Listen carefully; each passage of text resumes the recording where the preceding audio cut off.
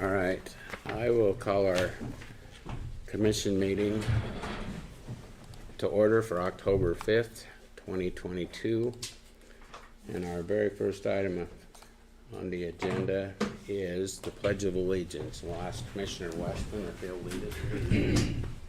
I pledge allegiance to the flag of the United States of America and to the republic for which it stands, one nation, under God, indivisible, with liberty and justice for all.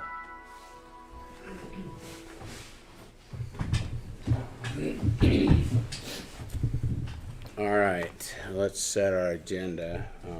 We do have one addition from our treasurer that she needs to present the circuit breakers. And she has them completed, but was not added to the agenda. But we need to act on those so that they become part of the tax roll. So, other than that, is there any other cancellations? Not that I'm aware of. Okay, thank you. Mr. Chairman, I make a motion we set the agenda for October 5th commission meeting with that addition of the circuit breakers discussion. Let's add her to around 2:30, and we'll just work her in after that other agenda item previous to her. I second that motion. Okay, I have a motion and a second. All in favor say aye. Aye.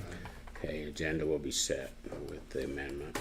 All right, looks like our 10 o'clock item is a plat amendment. To Summers, do you want to, who wants to present the plat amendment? I can do it.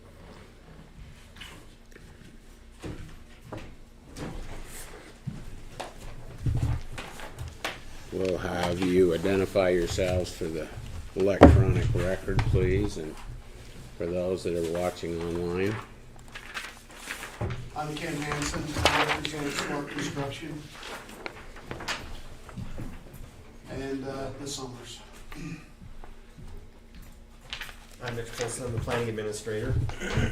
Okay, So each of you have in front of you the fairly close to the latest copy of the plat amendment that's been proposed and submitted by Mike Knapp with Smart Construction on behalf of Mary Ann Summers. The subdivisions, or the proposed plat amendment is located in the South Eden subdivision. And I would suspect we're going to be getting quite a number of these. The houses in there are ginormous. 1 acre just ain't going to cut the mustard for these guys. So as you'll recall, a couple of months ago, or over the last couple of months, we've been working on a plat amendment process so that people can combine lots adequately. We did this at the request of our local county recorder and the title companies and mortgage companies and stuff like that, because our building covenant just was not a robust enough process. So this is essentially like going through the subdivision process, except we're doing the opposite. We're combining lots using a subdivision process whereby a preliminary plat has to be submitted. We have to have a public hearing in front of the planning commission. They review it in conjunction with any agency comments, engineers review, things like that, and then we submit it to the county commissioners for their approval.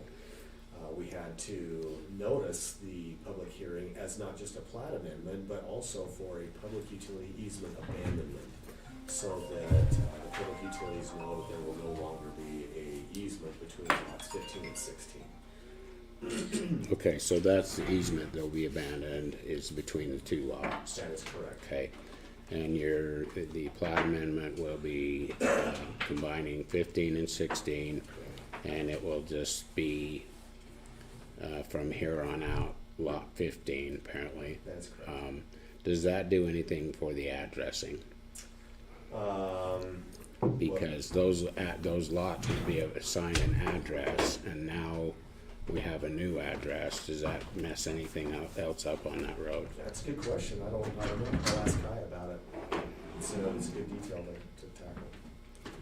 I mean, I imagine it's like everything else, we can make some kind of adjustment, right? So now there's not gonna be a lot 16, it'll only be lot 15. Right. So, And according to the plat, we have a new 48, 45 north, but I guess I'm wondering, On the old one, it has what the old, right, it falls between those two numbers, looks like. right, but does that mess up anything else we're doing? shouldn't, it'd be like lot 15 and 16, we just get rid of 16, we only abide by lot 15. So instead of having an address of 4548 and 4550, we'll just get rid of 4550 altogether, and it'll be known as 4548.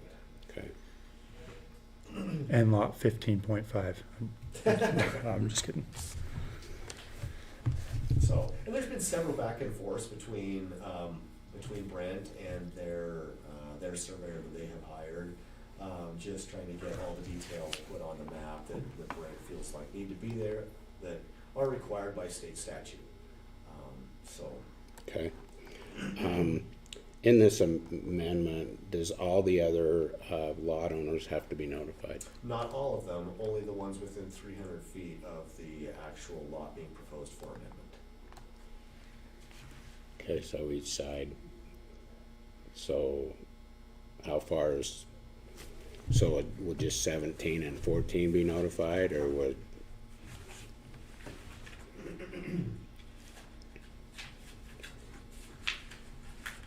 How wide are the lots? Mr. Hanson, how wide are those lots? I can't tell you how wide they are. Oh, I'd say 150 feet. Yeah, there could be. Looks like it's somewhere. 101.9 feet. Yeah, 100 feet And each. 97 on the other one. So you'd be like 3 lots on either side. On either side, and are those all sold, or is that all one lot owner, or? I just want to make sure that we did due diligence and making sure that they were notified.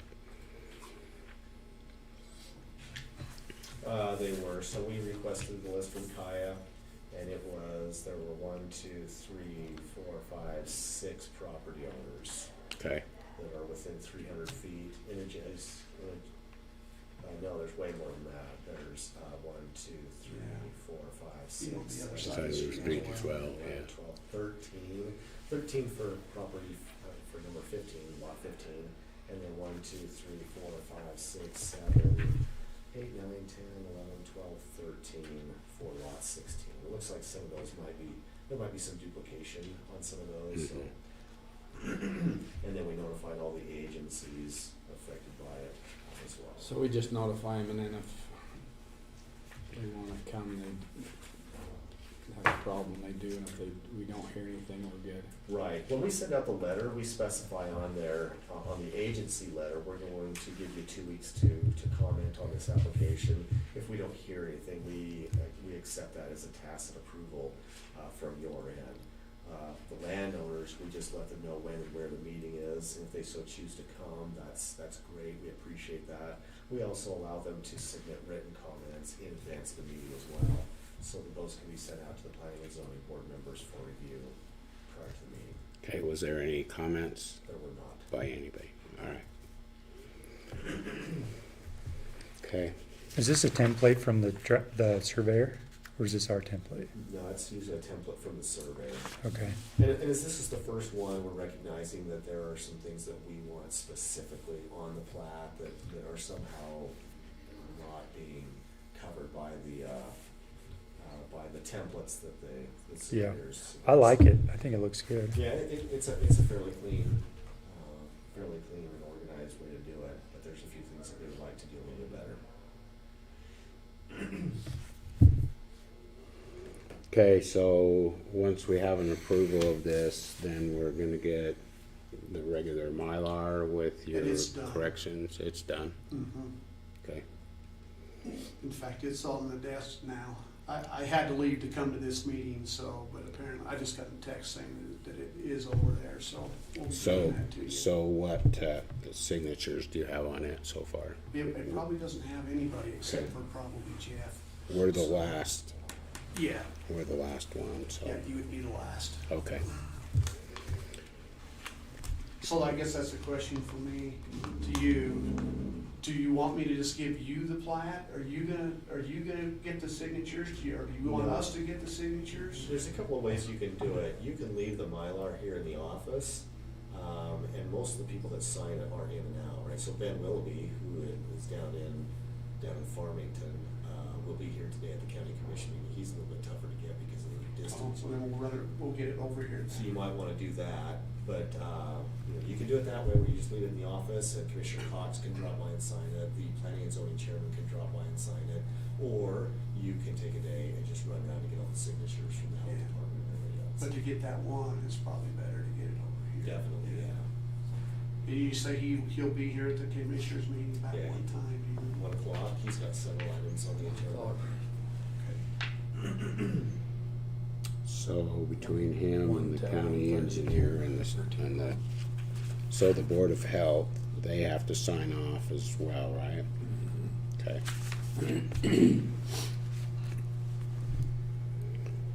All right, Plus the engineer, yeah.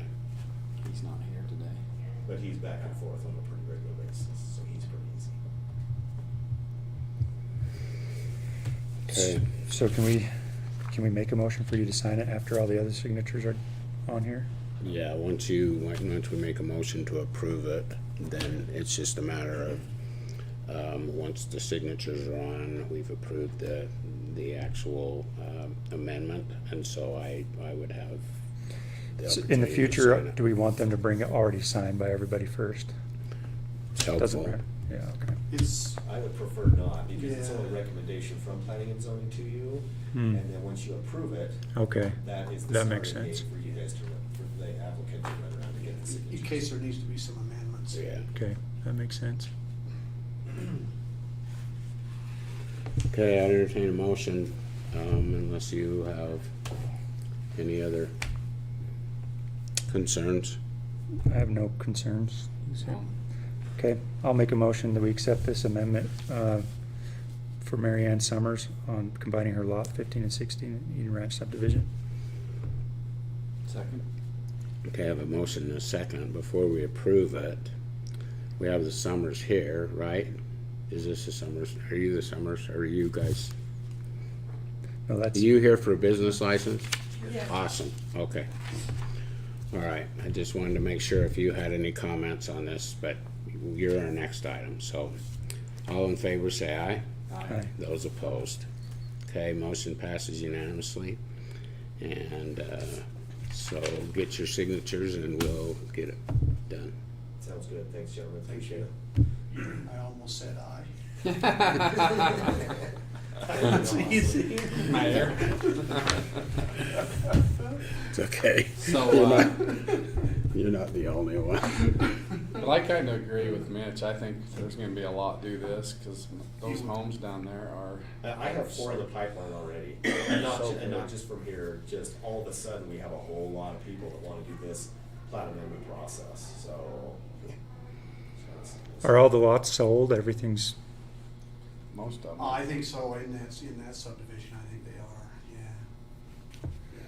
yeah. that's an expensive, Yeah, highly sought after, what were they going for, 8,000 a front foot on the lakefront properties? Probably 11, Was it 11? yeah. Interesting. wowzer. Okay. All right, unless you guys have anything else? Did you want me for anything else? I know there's some on the agenda for like 2-ish regarding short-term rental software.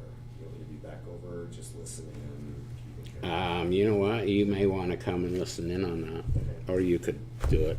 You okay if I just do it? Yeah, yeah, and we'll, if you have any comments, we'll try to Okay, text them and we'll talk about it. okay, sounds good.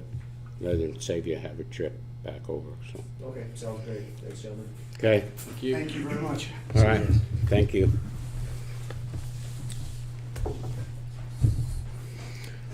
All right, Angela, come on up. Good morning. Good morning. I'm Commissioner Bill Cox, this is Commissioner Weston, Commissioner Lee. Nice to meet you. I'm Wesley Sugg. Great. I think I saw you at Cody's, yeah. Yep. Sam Weston.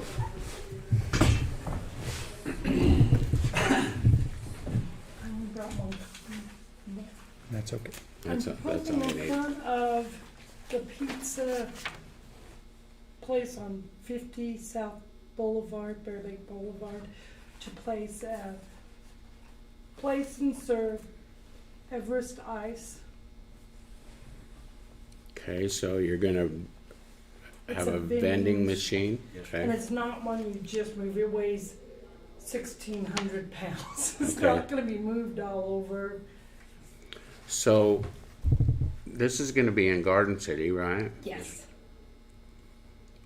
I'm not sure why, if you're not gonna do it out in the county, Garden City would be the one that would Okay, that's issue you, what I wasn't sure when I, issue you a business license, yeah. so And that's, if you were not, you know, if you were I gonna do wanna go see this. through the county and have one throughout the county, that would be a different story, but where you're just doing it in Garden City would be the one that would issue you the business license. Okay. I'm sorry, but, oh no, you're fine. I wasn't sure which way. yeah, But if you decide to And put it one just said- outside Garden City, you'd come back to like, us. okay, if I were to place one in Lake Town or just outside of Lake Town city limits, is that Lake Town I go to? well, if it was outside of the city limits, it would be the county. If it was inside the city limits, it would be Lake Town. Okay. Thank you, and thank you for your time. I'm sorry you made the trip over, but, Oh, it's fine. Just wanna make sure. I'd rather cover extra bases than not the right bases here. so tell us a I little, thought you were Oh, placing this- them around the county, Well, so the I, first one's just or I this would've one. known Later, I that. would like to purchase more. What it is from a machine. It makes the ice, disperses the ice. You go up to it. You use cash, credit card, Apple Pay, and it's either bagged ice or straight into your cooler. hmm? And the water that it makes is 5 times filtered, and it's from 1 gallon to 5 gallons. You bring your own container. It's got a door thing that seals. And once money's put in, or otherwise, credit card, then you choose which one, and then it opens the things up to do either way, to keep it more sanitary that way. Because here in Garden City and Lake Town, summer we run out of ice like no tomorrow. So it's Mhm. like, this is a neat thing. They have them like in the South and Florida and stuff.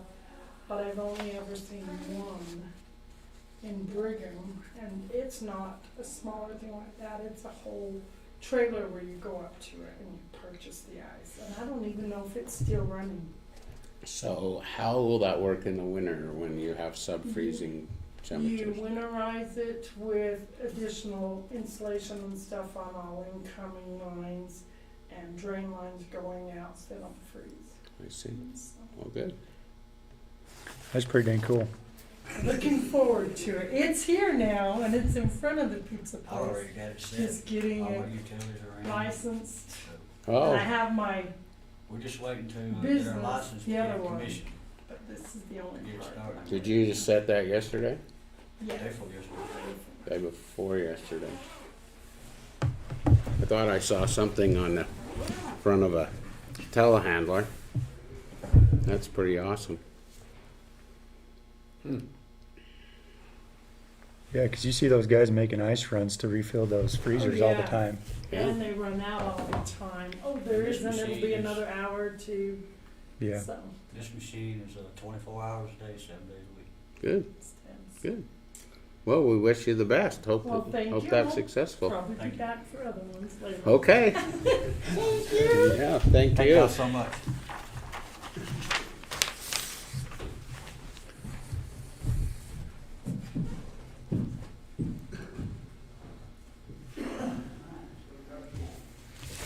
That's a good idea. yeah, Here before. Wintertime's gonna be hard on that machine. Yeah, and I thought, they think they're gonna insulate it? Yeah. That must be worth just picking it up about this time and Cause they don't use much ice in the winter. garaging it.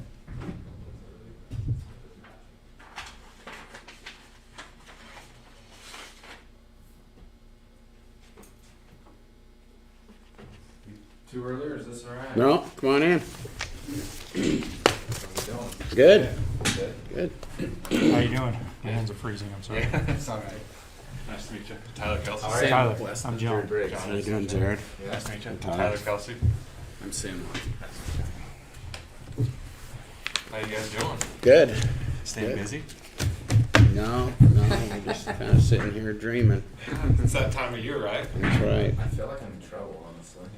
Yeah. Like I'm getting, Send the principal's office. yeah, getting interviewed or something. It's been a little while since I've been in this seat, you know. For our electronic record and our people online, would you introduce yourselves, who you represent? Yeah, so I'm Tyler Kelsey. I guess I don't need to point at myself because there's no video, right? But Yeah, there actually I guess there is, yeah. we're streaming. I'm with Intermountain Insurance Services. We're a health insurance brokerage. We've been around for 15 years. We're just stopping in to kind of talk to you guys about that and see if there's an opportunity there. So. And I'm Jared Briggs. I live here in Randolph, and I'm an independent insurance agent. My Life Financial LLC just changed my business name. I'm a health and Medicare and life insurance broker, and so I work a lot on the individual side and run into groups and opportunities, and so I've partnered with Tyler and their company to be able to offer that side too. So that's how that relationship works. So I do a lot more on the individual side is where I specialize. Okay. Yeah. So, You're related to Reagan. That's my wife. Yeah. Yeah. we was just discussing your house today, how things are moving along. Oh yeah, yeah. It's coming. I did not know there was that much into a house. Holy cow! Every day. I was down in Ogden yesterday, and Reagan's like, "Hey, can you pick up some shakes?" I'm like, "Yeah, I can grab them." I was just in my car, and I pull up and pay for them, and they come around with a forklift, and there are these boards, you know. I'm like, crap. So I got them though. Stuffed the trunk full, the front seat belted them in. So How's been your experience with our building inspector, just real quick? Have you, from out like in Ogden, Yeah. it's been just fine. I mean, of course, when gosh, I just blanked on his name now. Tyler. When he quit, the Geo? Oh, Geo. yeah, when Geo quit, we were like, oh shoot, because that was In the that was middle. right when we started to the point where we were gonna start needing inspections, and he's actually been really good to work with. Okay. We really focus on giving him 4 or 5 days notice when we're gonna be ready. So like we had our 4-way last Friday, and I think Reagan texted him like Monday or something, and so we really try to plan for, because he's not here every day. But other than that, it's been really good. okay, And then there's been a couple of things, just simple things that they just gotta make sure it was done right. And he's like, hey, will you just make a video or send me pictures, just to make sure, like the conduit. Like it's not a big deal, but you just gotta make sure the conduit's in the ground. So he's like, hey, just send me a detailed video, and if there's any question, I can come check it. But as long as it Yeah. looks good. But then the power company checked it, the electrician checked it, so there was plenty of inspection. Good. So no, it's been working really good. okay. We were worried about it, but no, it's been great. Good, okay. Well, Tyler, tell us what you got in mind. Okay, so I guess a couple questions first. Who are you guys with right now for your carrier, and who's your guys' broker right now? Select Health Okay. is our carrier. Delta Dental. We have Dental, is that right? Dental Select. Dental Select Okay. is for our dental insurance. And our broker is Hoffman Insurance out of Edmondson. Okay. Okay, awesome. I guess a little bit more background about myself. We work with multiple counties and cities throughout the state. And we just picked up another county as well. So, I mean, we're doing, I guess kind of my thing coming in is we're doing good things for counties, and we're retaining them. So it's not that we're just, hey, we don't know what we're doing, this is new to us. We work with Carbon and Emory County. We also work with Morgan County, City of Moab. City of Manila as well. We work with a lot of like government entities, and so we understand what's going on. And Select Health, great carrier, awesome carrier. One of the good things about Utah is the PEHP is an awesome insurance carrier. Have you guys ever quoted PHP or looked at PHP? Okay, what are your thoughts on that? So I'm just going to tell you right up front, as we've gone through this process over a period of time, PEHP has come through, and we've been at 2%, 3%. They've been at 10%. Increase in premium. Increase in premium. And family per family. And the reason I know this is because there's enough counties that use PHP, and we talk about this all the time in all our meetings of how much did your insurance go up? What's your family plan? What's your individual plan? What's your deductible? And those kind of things. And to be right honest with you, we're always half of what the percentage increases are, and our deductibles are usually half what everybody else's is. When everybody went to 2,000 and 3,000, we're still at 1,000, and we're still below on a family plan, anywhere from $200 to $250 a month less. So how long have you guys been with Select Health? A long time. A long time. Yep. Okay. When's the last time? I mean, how often does Dan? It's Dan, right? Dan. Right. How often does he look at it, like quote it out? Is it yearly? Is it Yearly, yeah. yearly quotes it out, and you guys see those quotes? Yep. Okay. I just bring that up because they just recently came out with what they call the rural cashback opportunity. I brought some flyers on it. So what it is if you go to, we like to call it like a facility of excellence for PHP. You can get double cash back. You have to get pre-approved, you have to call in the PHP and do it. But like for an example, it shares a couple examples on there, right? It says, hey, we're driving anyways from here, right? To go to get some care, right? You go and get, a hip replacement, you can get $4,000 cash back. And that can cover, your deductible, maybe even your out of pocket, depending on your plan. It can cover, gas to get there, room and board for a family member if you're getting your hip replaced. That's just an added benefit. I'm not saying PHP is our only carrier that we work with. We work with all the carriers. Yeah, we've got yours with Select Health and stuff. Yeah, and Select Health is a great carrier, and we really like them. Obviously here in the state of Utah, they seem to do a good job because of the relationship with IHC, right? Well, one of our issues though is we have enough people that either go to Idaho or they go to Evanston. Mm-hmm. So not all carriers will work with the Evanston post office, the Evanston hospital. They're going to the post office. You might need to talk to the employees. It's another life. So that's one of the things that's been very good for us is because when we talked to PHP about Evanston, they wouldn't network. See, and that's the kicker around here. So I do a lot of individual health insurance and Medicare. And Evanston, I'm like, what do you accept? And there's so many of the older people that go there. Yeah, they love to go there. That's the thing, And it's so hard to find. They don't hardly accept anything. Yeah. So that's the thing about Select Health is they've worked and they'll take our insurance, and either way. And we've got the same issue, not so much anymore, but we used to have a lot of our employees, I shouldn't say a lot, but probably 5 or 6, their doctors was down in Montpelier, and it was the same thing. They'd go down there and they wouldn't take our insurance. Yeah. But they'll take Select Health. Yeah. Good then. That's the game we play in these small towns, is network. It is. Whoever will be on the network is pretty much what we go with, right? And it's been good. We're always looking, and that's kind of interesting because I'm always listening to that discussion, thinking, is Select Health where we need to be? And there's quite a few, that are using PHP, and we've watched their increases. And we just had a big discussion about this with the Board of Health and also our Bureau of Association of Governments of what their increases are going to be. And I know Box Elder County was talking that their increases is going to be 13%. They already know because they're doing their budget, and PHP come through and said, just plan on a 13% increase in your premiums. We don't know exactly where we're at, but I don't think we're going to be pretty close. We actually had a reduction 2 years ago of 1%.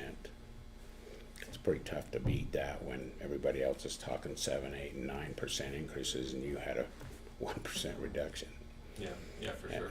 And we've tried really hard to have our medical insurance and our dental insurance to be a big benefit for our employees, because our wages are not, they're a lot lower than you can make in the Wasatch Front or other areas, and so we've tried to provide the best benefit we possibly could to help offset the lower wages by out-of-pocket costs for our employees. And we're a 90-10 county, so we're paying 90% of the premium, and the employees paying 10%. So we've tried to keep those deductibles down as low as we possibly can, as well as co-pays. So far it's worked pretty good for us. Are there multiple plan options? So you offer like a high, middle, and a low plan? Or? No, well, yes and no. They present that when we do a renewal every year, and we look at all those, and then we have to make a decision as to what option we're going to go. But when we make that option, it's not an individual. Everybody in the whole county, all employees have to take that same option. Okay, you're all on the same plan, yeah. I mean, it'd be really nice, but I know our clerk would not be very happy about having to try to manage different plans for different families, but we do that yearly. yeah. Maybe we ought to just, Becky administers it. Becky, tell us what your experience has been with that. Well, I think Hoffman's real good to work with. I've worked with him for years. Yeah. So they are familiar with our plan. They do our medical, dental, vision, life. And the rates have been staying pretty well. I hear the same thing that Commissioner Cox talked about when you go to your meetings, what big increases some of those places are. And I do know that Dan Hoffman has told us before, we're grandfathered in because we've been with him so many years, is one of the reasons we can get a good rate. But Yeah, for sure. I'm kind of, this makes me interested though, about the cashback issue, where it says a sample. Does that mean that any employee, those are all set at that rate? So no matter how old you are or whatever, whether you're on a family plan or you're on an individual plan, those all still apply. Yeah, and it's it's not like, hey, I go do it and then I call and say, hey, I did this, I want my cash back. It's, hey, I need to get pre-approved. But it's a pretty easy process. You go online, you make a call and they say, hey, this is the facility. If you go to this facility, you'll get, there's 150, 200 procedures, and this is just 5 examples of that, of common procedures that seem to happen fairly often, right?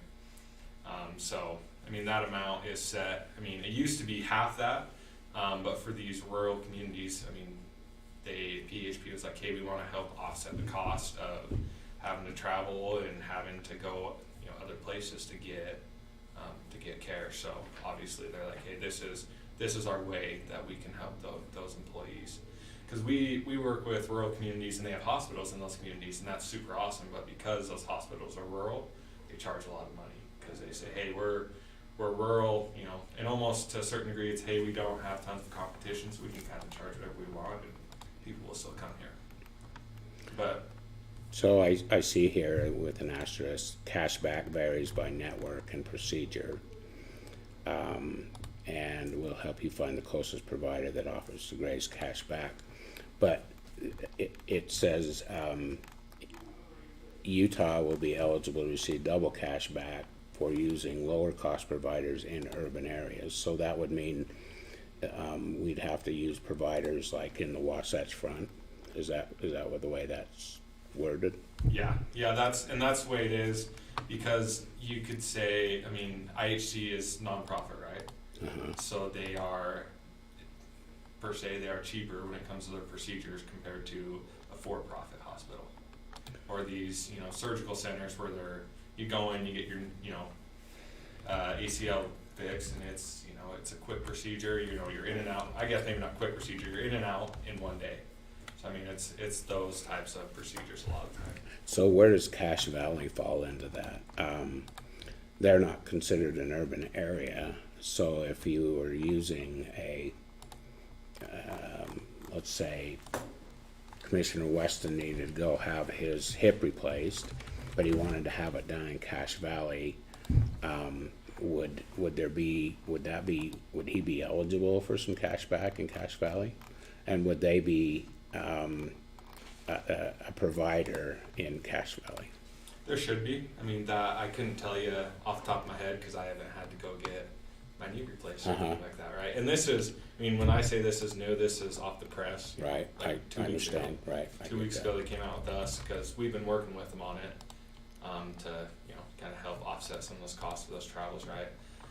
Per my understanding, Logan, you know, Cache Valley has a pretty wide network of facilities and everything like that. So high probability there would be some cash back that he could get if he had to go get some type of surgery.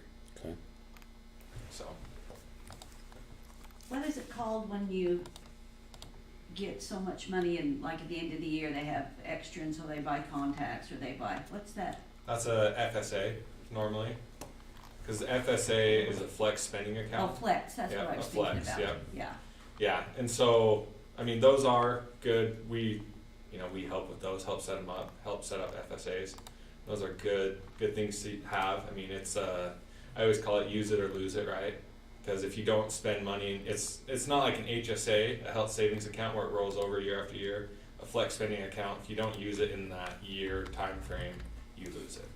I've So, I just mean, heard there's- different people talk about at the end of the year they need to, Yeah. it's really good, they get, like I said, you know, where Yeah. they, no, I don't know if glasses are on there, but That's my mom, she has an FSA, and at the end of the year, she's always like, alright, what do we need? Let's hurry and spend all the money before it's gone. Yeah. Before you lose it, right? Yeah. So, yeah, but I mean, we're just looking for an opportunity to see if we can save you guys some money and even help the members as well, and help the employees so that they have a little bit more incentive to say, hey, we go to these high performance facilities. And when we say high performance, it's not just lowest cost, it's best outcome, because facilities are graded on their outcomes on like A to F, like, hey, the probability of having to end up back in the hospital if you go here is a C. It's like, okay, well, we don't want to go there because obviously that's not going to save the plan money and save the member money. We want to go here that it's an A and it's more cost efficient, so it's high performance facilities. So it's not only the lowest cost, but high performance facilities as well. Another thing, do you guys do anything with telemedicine? No, not an awful lot, I don't think, that I'm aware of, for our medical services. We do a lot of telemedicine for our mental health services, but not for our medical services. Are you aware of anybody doing telehealth? no, but I'm almost thinking it's offered. Yeah, it is. I've done a few doctor's appointments over the phone.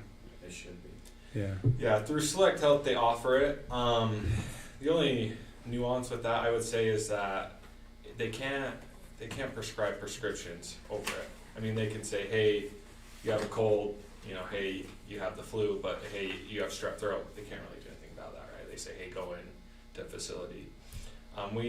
We have a product that's called Teledoc, and it's the way it works is it's a subscription service. So it's not, hey, I use it, I get charged. I believe it's $50 for Select Health. Does that sound right?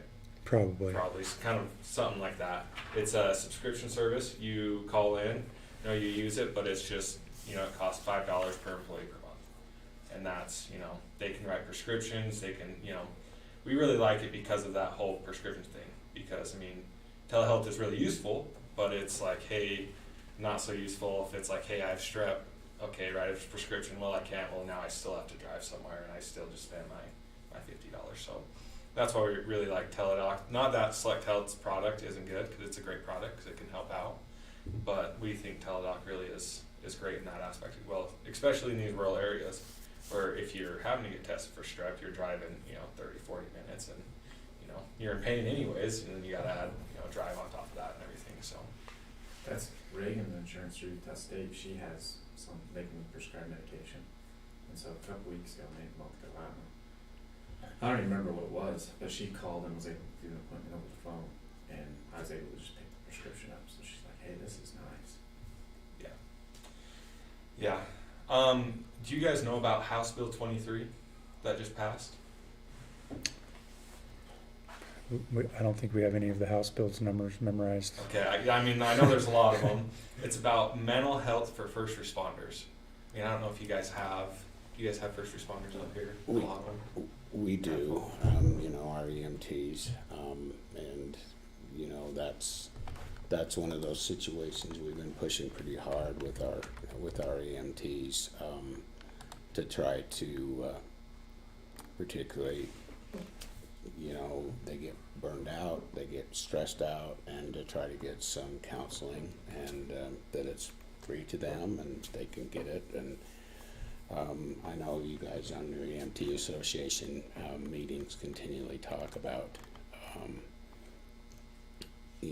getting in and talking to some people and decompressing about, particularly during the summer when they're just run after run after run, and some of them are not good, and it's very wearing. So we worked pretty hard on getting that particular thing done for the rural communities.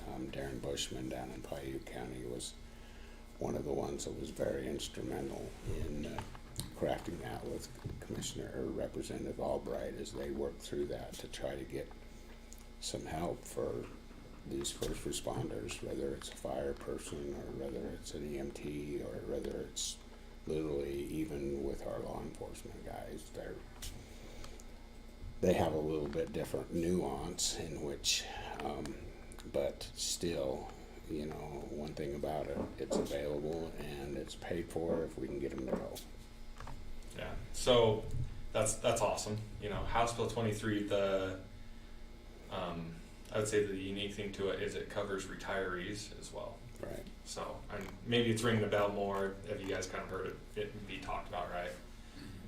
Because we have, obviously they passed the bill in July, right? And they're like, hey, by January you need to have something in place for that. And it includes, an annual, we call it's called a wellness check, but it's really a mental wellness check where they need to meet either over the phone or in person with, a physician or a registered or something like that. Are you guys looking into anything like that to get set up to get ready for that, or? Haven't really got anything in place. Okay. We've got to put our council together and push that a little harder. I think we're gonna have to get organized. So is that gonna be a required thing? Yeah. Yeah. Yeah. All these first responders have to do that? Yep. Oh, yeah, caramba. Yep. And we have a vendor, Bloomquist and Hell, that is a employee assistance program, vendor, that they are set up and have everything set up ready to go for a January 1 effective date, so that you guys are in compliance with that state law that passed that mandate, basically. They can also help. There's some money set aside to help fund that. So there's a form you can fill out to help kind of with that, but that is something that's new, and we want to make sure everyone's in compliance with that. So we have, we can always set up like a Zoom call or something like that, and have the CEO of the company kind of go over. You can ask him Riddle and Mathal's questions. So I know enough about it to know that, hey, we need to be in compliance. Here's what we need to be in compliance with. But there's always like, hey, what constitutes someone that's retired? How far back do we need to go? Those are. Because it's funny, they passed the law and it's like, hey, we didn't set exactly what it means. There's a lot of gray area still. So that's something that we offer as well, because we're staying on top of those things so that you guys can stay in compliance. And I guess that would be something that sets us apart, kind of from the competition, is we're staying on top of those bills so that you guys are in compliance and not having to find out a year later and you're paying some fine because you weren't in compliance. You know what I mean? So. Good to know. guess any other questions? I mean, I feel like I spoke a lot, do a lot of talking, and I'm not a talker per se. Well, you better get over that.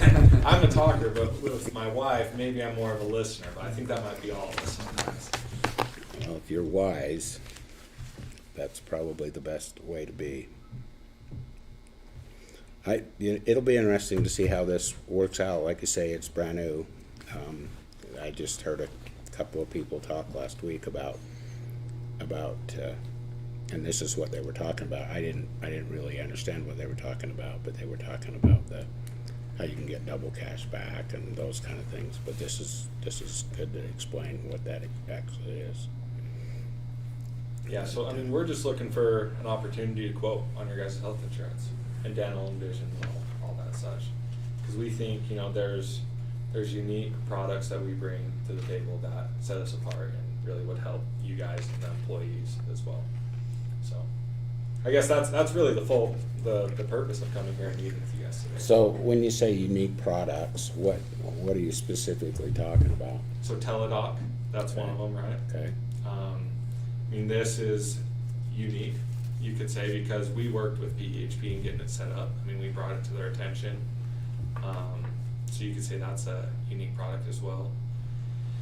I mean, we do a lot of, we'll go over claims data and reporting and stuff like that when it comes to time like that. We'll have strategy meetings for the future. So it's not just, hey, we meet once a year when we have the renewal in hand. It's, hey, what are we doing for, wellness?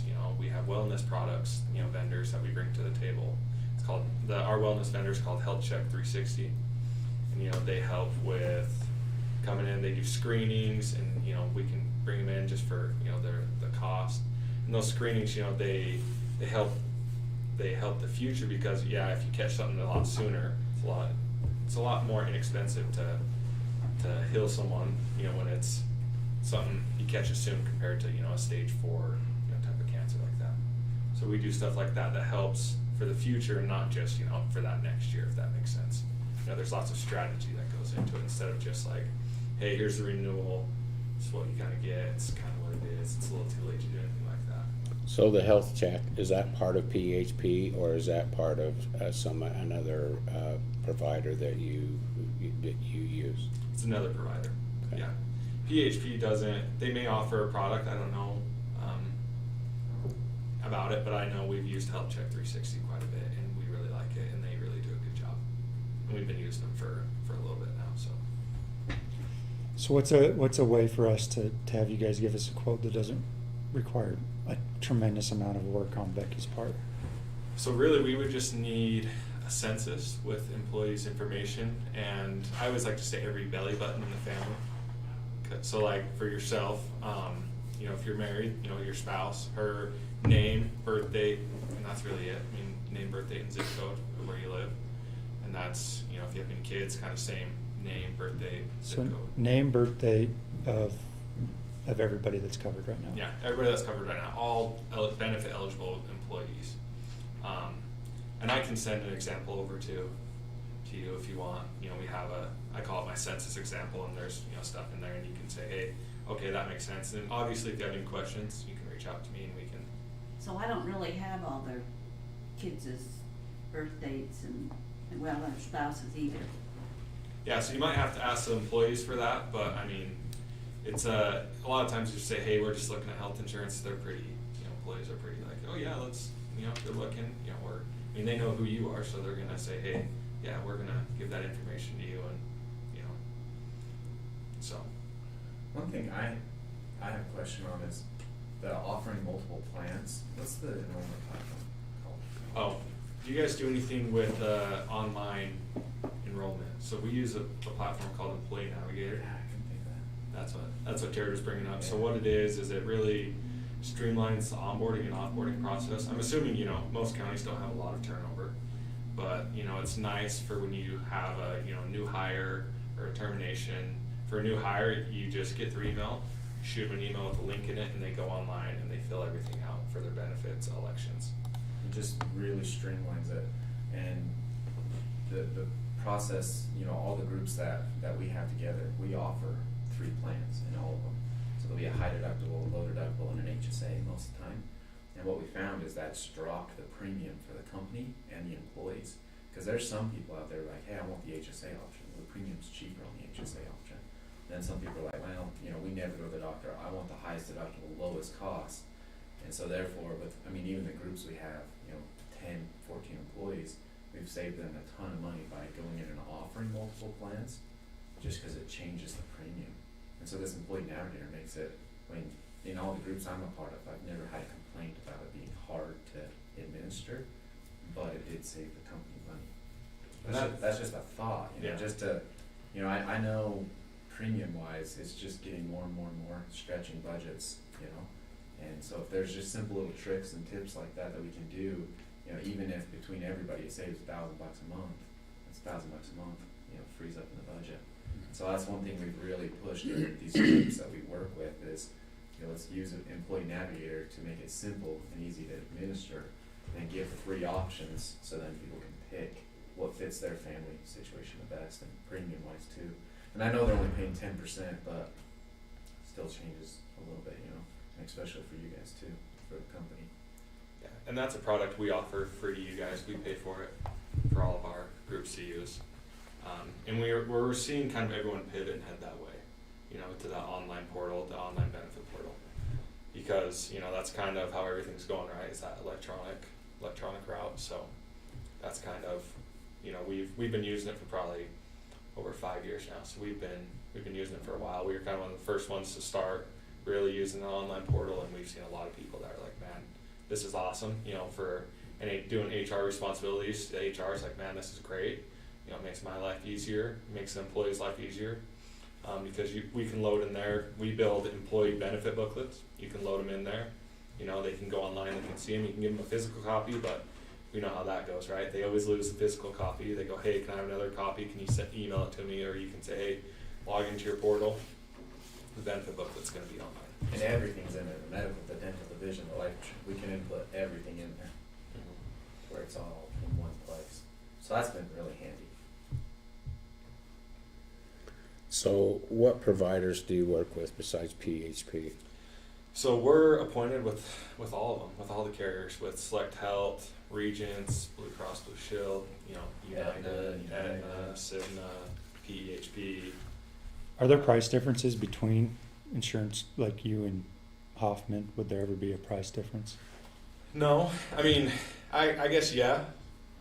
If he's built in on a grandfather plan as a broker, back then you could set when you were under, I'm assuming you guys are under 50 enrolled employees, correct? Yeah, we are. Yeah.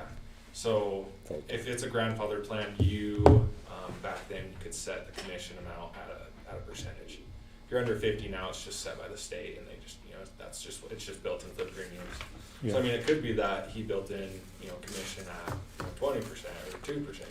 That's just something we just don't know, but that could be a price difference as well. We've seen that make a difference as well. Sometimes old brokers used to really build into that commission because they're just like, hey, I'm doing this, I want to get paid for it, and they, we're always like, hey, let's do what's fair and what's market, the market average. We're not going to overcharge for anything because, and that's just not right. It's not helping you guys, and we're here for you guys. We're not here, to represent the carriers, if that makes sense. But in the sense of the plans, if they quote Select Health, we quote Select Health. If they quote Aetna, we quote Aetna. It's same plans, just the commission structure can be different. Yeah. So there could be savings in that as well. Well, it's never a bad idea to have more people look at it.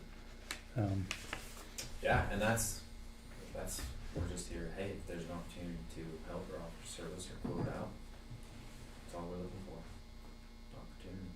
Yeah. And every year, Tyler and his team does this, but they quote out.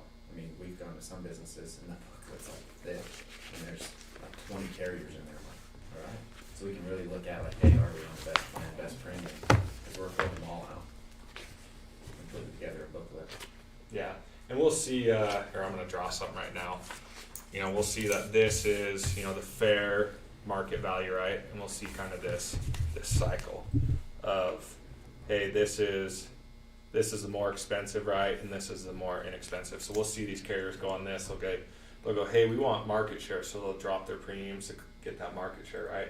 And then they go, hey, we got enough market share, so they're going to raise their premiums because they have the market share, and then so we'll see that kind of ebb and flow all the time. So that's why we quote out all the carriers every year, because we're like, hey, you know, for the last 5 years it's been Select Health. Okay, maybe for the next 5 years it could be Regions, or it could be United, or it could be Aetna, if that makes sense. So that's why we always quote it out to all the carriers and make sure that we're on the right plan. And you know, like I said, that also, you know, we're here for you guys. We're not here to represent Select Health. You know, Select Health is good, but if it's, hey, Select Health is more expensive than Regions, and we get basically, you know, similar network, you know, a little different providers, a little tweaking in that aspect, but you know, it's going to save the members some money, and it's going to save the county some money. You know, we're here for that.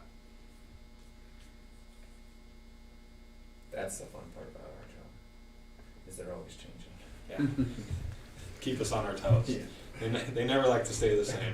Just when we think we've got it figured out, they raise their premiums, so we gotta go find somebody else. Yeah. So, do you guys renew January 1? Is that right? Yes. Yeah, General. Okay. That's- Have you guys seen your renewal yet, or? haven't. We won't It's probably. on the agenda next month. Okay. Okay.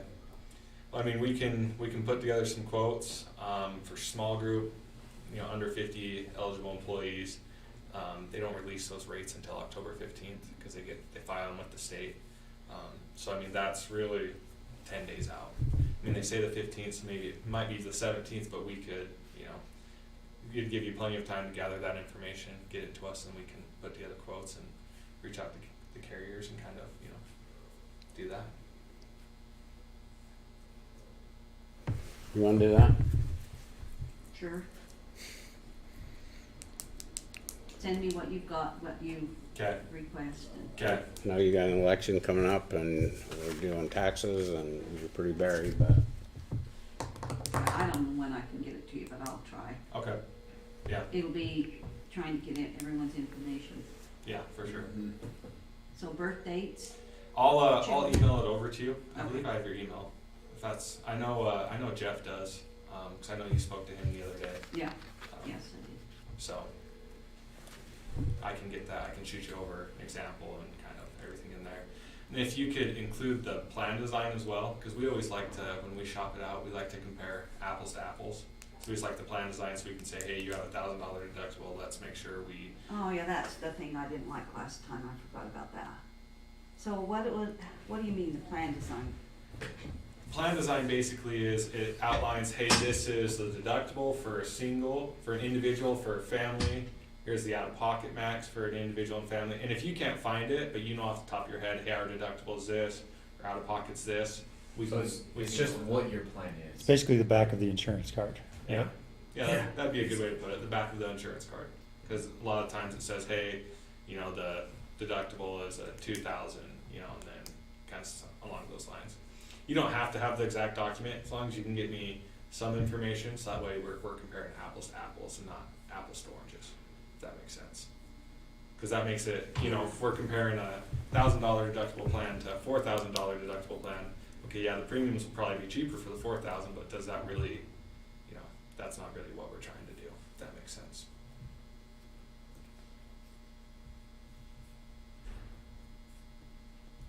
Any other questions? We'll even come fix fence for you. and ship Well, fence. now we're talking. Oh, Now we're talking. Those are the words we should have started with. Right. Hey, no bribery in here, okay? Yeah. And I'm gonna leave a card with you guys, just. If I went to help somebody else, Dwight would be like, whoa, whoa, whoa, I got plenty. Thank you. That's I'll my need card. one. He don't have Yeah, as many I'll- shed horns and stuff in that as we do though. As what? Shed horns and stuff around, pick up while you're fencing. Yeah. I have I a picked up picture one. of your card. that We Jeff were- emailed over Oh. to me, So that's. I think we were pushing cows up Oh, up that okay. peak Yeah, so I'll just place, shoot it. and I found it, but I was on a horse, like, I don't want to So set do you this all think day. just the So I back of set the it card's in gonna the be road, okay? yeah, and I knew we were gonna come And out that- that way. Last But time we it ended was up just changing, so so I was much like, to oh, we'll be dig up up. for next weekend. Yeah. It was gone. Oh, The yeah. back of the card's Somebody gonna be driving fine. up there and it It's was like, gone.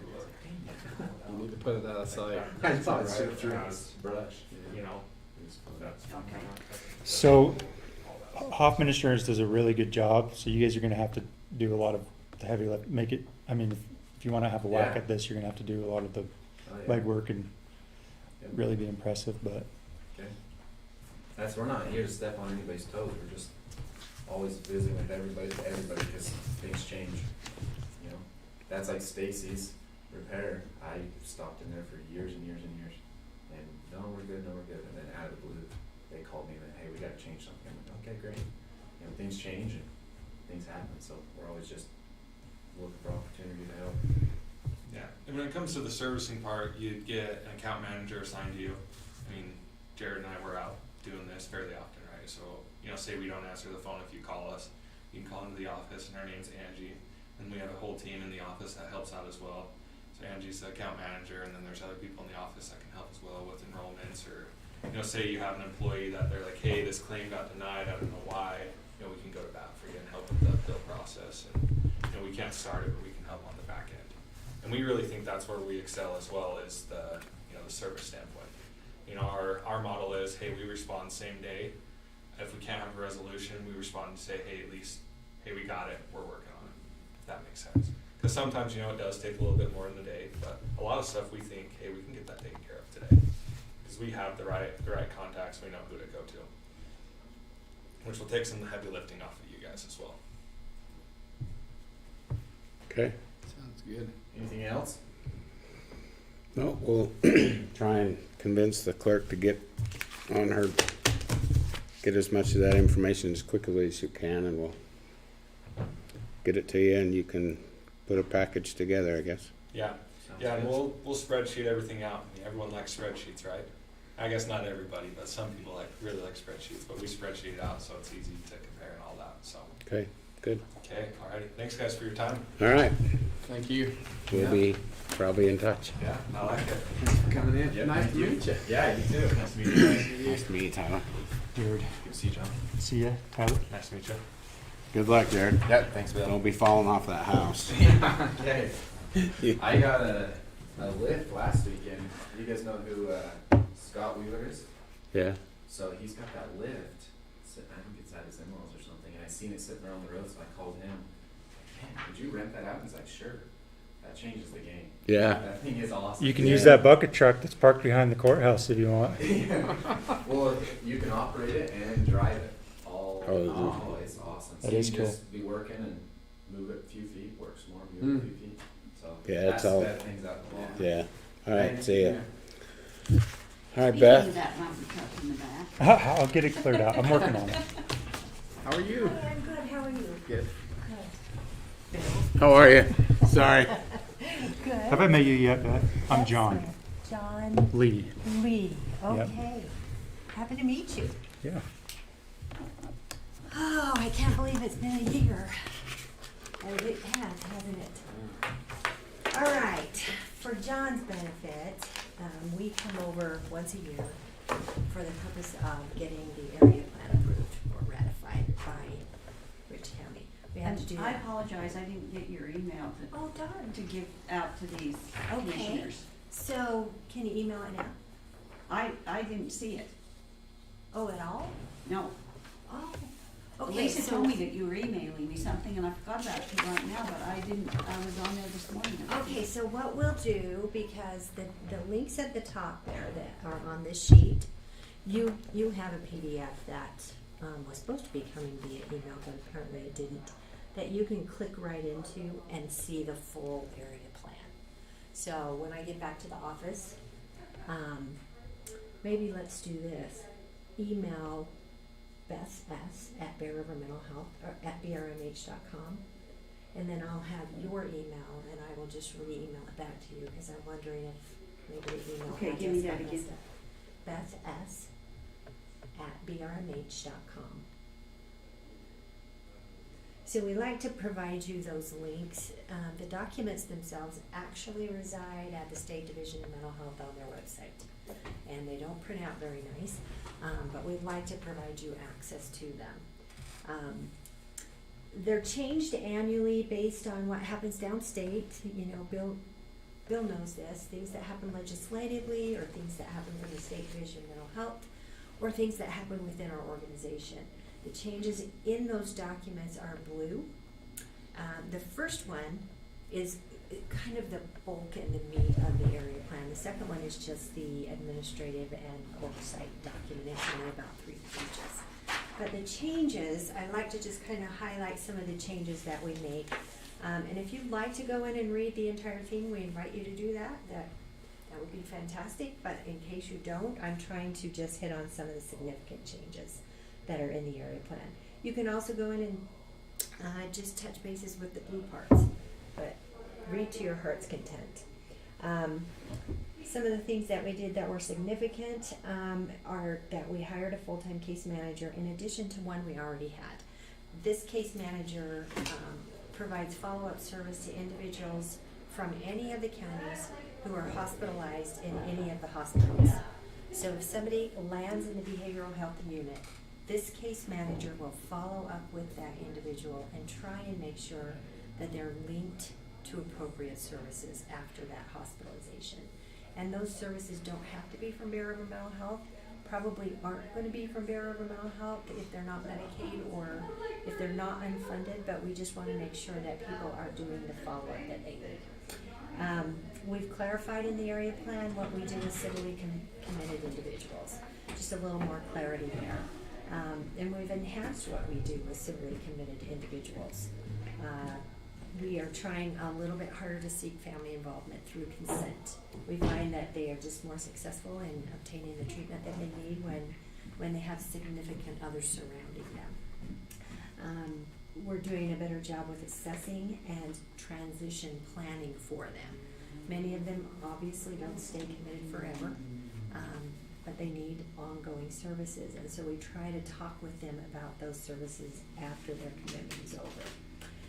We try and make sure they're assigned the full wraparound services, which include case management, medication management services, and we track them much better in our electronic health record system.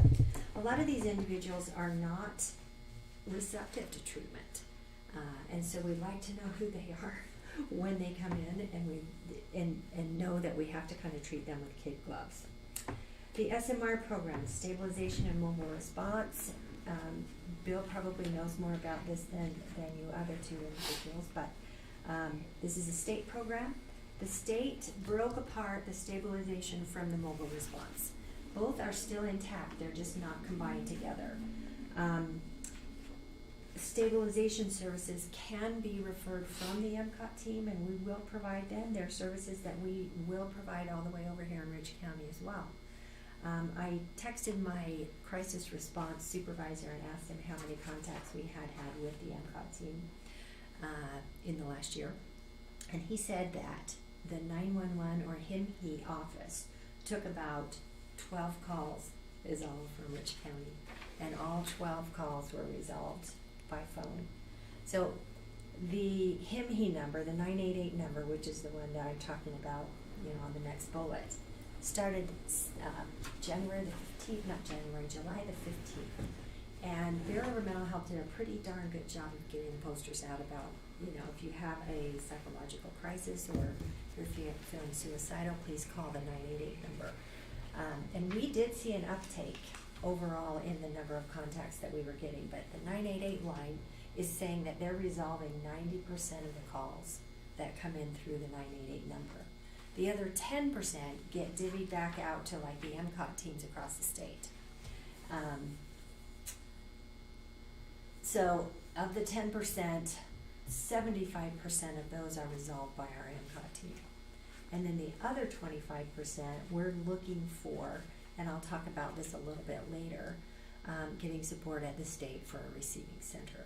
I don't know if you've each heard of that, but we'll talk about that a little bit later. What does MCOT stand for again? Mobile Crisis Outreach Team. Okay. So if somebody here in Rich County, ends up in crisis and they call that 988 number and it's not resolvable over the phone, they will call Bureau of Mental Health and we will deploy a team to wherever the crisis is, whether it's in the middle of the night or during the day. Yeah, because we're seeing a lot more. I'm sure Bill has told you a lot more people, but they're calling into the sheriff's department. They're having a hard time resolving it. Right. So Adam, when I texted him on my way over today, he said that he and the therapist that we have assigned to Rich County are meeting again. They have had meetings with your sheriff's office relative to the services that we can offer. But they're meeting again with the sheriff's office and the schools, specifically around the MCOT and what the MCOT can offer. Is there like a meeting set, do you know? Yes, I think so. Let me see if he put it in his text. I was reading that just before we came. So the therapist comes over every Thursday, Okay, year round, to the school? to do the schools, and then we have a clinic over in Garden City. Okay, So after about 3 o'clock, she's open to just adults or anybody who needs her help. So Adam said, we are arranging another meeting with dispatch and jail from Ridge County to discuss MCOT and 988 again. Carrie and I updated the schools as well. So he didn't tell me that there was a meeting. Let me just ask him, is it set yet? Okay. Now, Thank you. MCOT, we have an adult team and we have a youth team, but what we do is we kind of let them overlap with each other. If the adult team is out and another adult call comes in, then we deal with it with the individuals who are on the youth team. And a deployment requires a master's level therapist. So we do have people who are pretty darn competent taking care of the crises that happen out there. We've identified how we've spelled out a little bit better in the area plan how we identify people for peer support services. And if you remember, peer support services are services by an individual who has lived experience with mental illness or who has a family member who has lived with mental illness.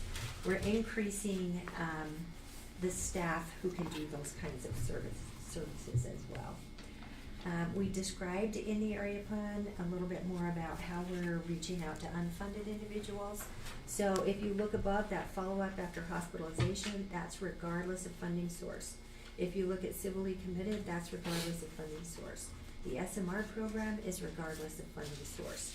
The 988 crisis line is regardless of funding source. We also wrote a specific grant because we saw such a need for justice-involved individuals. We do get a very small JRI grant, but this grant allowed us to hire a full-time therapist who covers jail services in the jail, and then individuals who we think might be at risk for going to jail or who have had a history with the legal system can get right into this therapist, no matter the county. He's been very, very busy and very, very successful. We're happy with that funding, and that is regardless of funding source. And then we have just a teeny bit of money from IHC who, when we can't find a funding source for an individual who's called in, if they don't fit any of the other funding sources, then we might be able to stick them on this little grant for just a little while.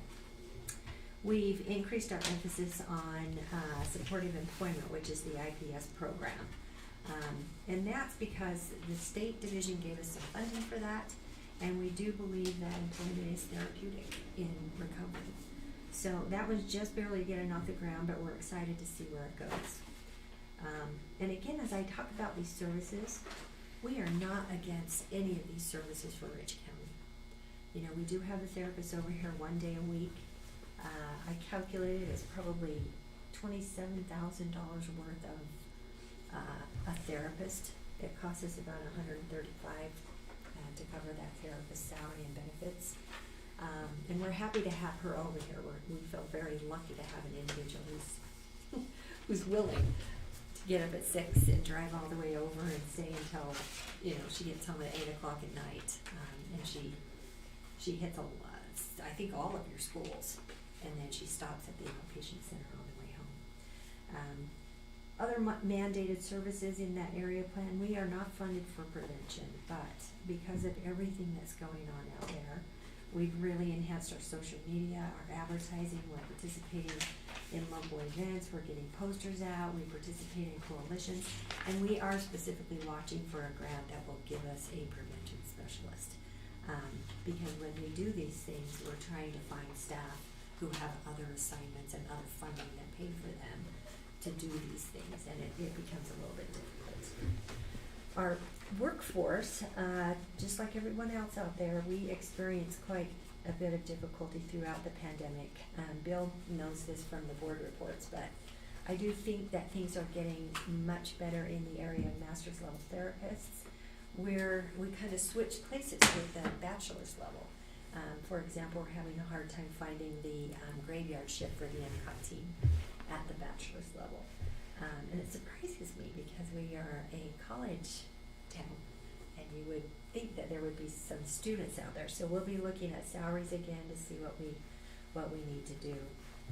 We also increase pay. We use the ARPA funds to pay retention bonuses, and we're still doing that. Been very grateful for the ARPA funds. Feel like it has made a big difference. We've also modified our benefits package. We're finding more and more of the staff that we hire care more about the bottom line than they do about the benefits. And so we've shifted some of those over into the bottom line. We'll see how that goes. It just barely happened at the 1st of July. So when you say you've shifted those over, Yeah. explain that. So like, for are example, we providing less benefits? well, not really. So for an example, one thing that we did, we had $1,000 per employee for staff development, which means most of the professionals have licensing requirements where Right. they have to go to training for so many hours. We were providing double the number of hours that they needed, and $1,000, and we just shifted that over to personal leave, not a straight switch, but we added more personal leave and put the $1,000 into the base pay, Mhm. if that makes sense. Okay. And now they're kind of on their own to go do their trainings. Do their own training. then, Yeah, huh? so Tim's gone on Friday and he said I'm going to a conference. But they get, at the max, they get 3 days off per month. So that's an example of one of the things we did.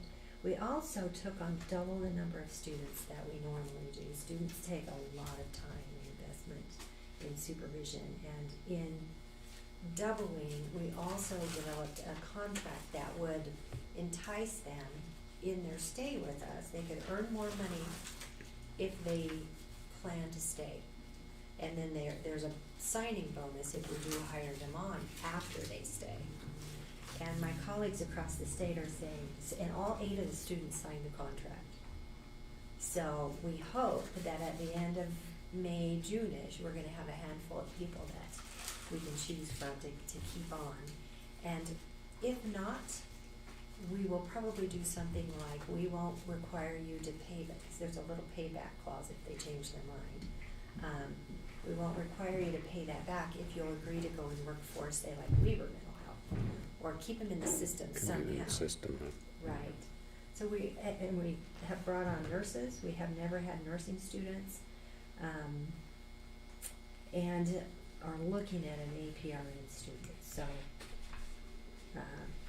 that's another thing we've done. We've also really focused on diversity and implicit bias training. It's kind of hot topic out there. It's something that the division did require of us, and we brought in their employee and have done 2 hours per month for the last 5 months.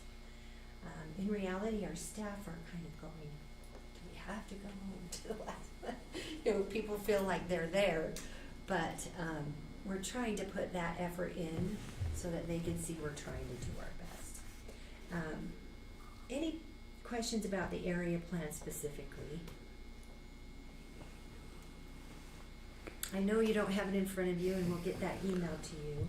Actually, we may have it. Okay. Beth just texted me, Beth. Call her Beth. Sorry. So Janelle just texted me and said that Trevor just sent it to my email. So Oh, awesome.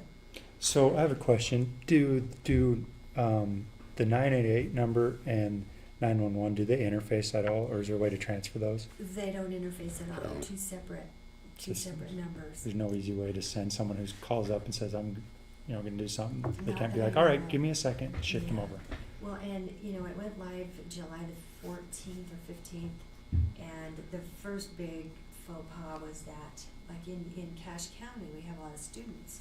Here in Rich County, you probably have people with different area codes who are tourists who come in from other areas, and geo matches to the area code, and so the call, if they can't resolve it, gets sent, doesn't come to us. To wherever they came from. Right, and I don't know what they're doing to try and resolve that, but it's something they probably do need to resolve, because if the next step is a mobile crisis team on site, a call to California. Yeah, it sounds like them and Yuka who do the dispatch need to talk Right. about how they do that. Right. Now, the 988 number is not the only way we get calls to MCOT, which is why Adam, talking to your dispatch or to your police is very important, because they can bypass the 988. If they feel like they're out on a call and they're with an individual who they know they need us, they can just call that MCOT number themselves Okay. directly into us, Yeah. and we will dispatch. So, and there is time for them to do that. This is a service that is ramping up. And I would like to see some of those good calls out there in the rural areas happen, Yeah. because that's where we really, really need the help. Any other questions about the area plan? Did you get it? Hasn't come through. So on the ARPA funds, what's been our focus that we've used most of those for? Completely for retention bonuses. Okay. And that includes paying subcontractors. It's kind of guided by Medicaid. We have more subcontractors than we've ever had before. Rob's, he's the best business manager in the entire state, and he believes that it maximizes our Medicaid dollars not to subcontract out. Because we lose a bit of the, administrative portion of that. Medicaid has been unhappy that people don't have more choice. And so we're trying to balance allowing more subcontracting with that, okay, where do we draw the line in terms of when we might start losing money? I think we went from something like 20,000 up to 150,000 in subcontracted funds. I look at it as it does open up our, when we're having a difficult time hiring staff, it opens up our ability to serve clients as we subcontract with people who are not necessarily on staff. But we have to use those ARPA funds for a 5%, I guess you could call it a bonus, to the subcontractors as well. Okay. So, 100% for retention bonuses. Are they gonna run out anytime soon? So I know that we'll probably go through January of 23 and maybe into the spring of 23. So, but they're not 100%. I just lost my supervisor. I lost Adam Bowman. So, looks like we've served, between 20 and 21, we've served 500 more people. Yeah, and the trend on that is still going. It's Yeah. still going up. I ran the numbers for Rich County. I want to say we're close to 60 clients, which is pretty good for a 1 day a week So, therapist. on the 60, do you have a breakdown of youth versus adults? I'm gonna go on a limb and say they're primarily maybe like, I would say 40, probably 45 would be youth, because she spends the majority of her time in schools, and then the others would be adults. Some of them are tied as family members to the children who are in the schools, and some of them are just straight up referrals as adults.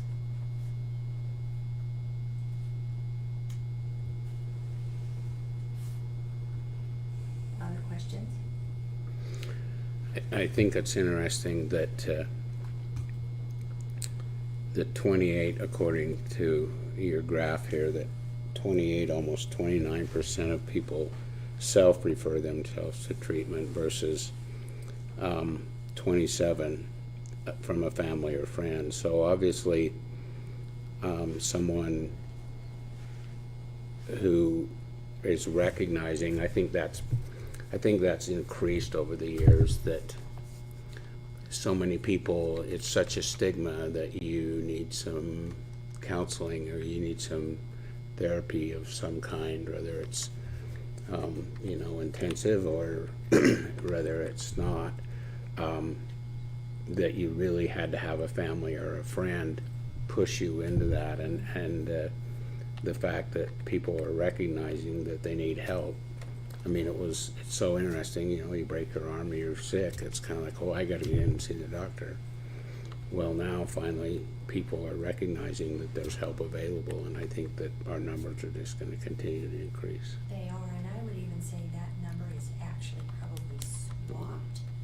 And the dilemma with it is, we get a lot of calls from family members who say, I'm so worried about someone, you know, but if it's an adult, they have to consent Right. to treatment, and so by the time they come in, they probably report that they referred themselves more than it was really their family member. Okay. You know, so I do think that the family referral is probably the higher referral. But there's no way to pull that out once they come in and Yeah. self-disclose. Okay. So a lot through the education system. I love what we're seeing in the justice system area. Primarily because we have funding to help serve those, and we're throwing a lot at that. So you're saying a trend in 2022 is still upwards? Oh yeah, probably at least that much. So that's about 13% over the previous year. Yeah. And the difficult thing is my staff numbers aren't increasing by that much. My staff, Bill has heard me say this before, I have staff who are working really hard, doing really hard work. Yeah, but you're up 26% possibly with the same amount of Right. staff. A few more staff, but not 13%. And we require 60% billable service out of our therapists, and, you know, that doesn't sound, you know, well, what are they doing with the other 40%? But our system has the most required documentation of any system out there. And it's one of the frustrations that we have with, for example, the division giving funding to schools for therapists who have no required documentation or no requirement for submitting data to the division, or, you know. Yeah. So it's difficult. It's a hard job that they do. I did want to say that we are looking, Bill, I don't think you were at the last meeting, but the board did approve us to, we have some property in Logan where we have housing, and we're looking to expand housing there. At least as many units as we have, hopefully more. We're getting a little bit of a runaround on the zoning there. Yeah. You know, we could build right downtown across from the hotel and put up 70 units, according to the zoning.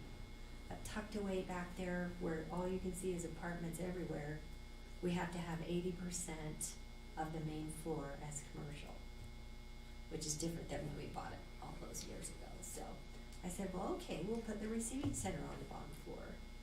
And now they're saying, but you can still only do 6 units.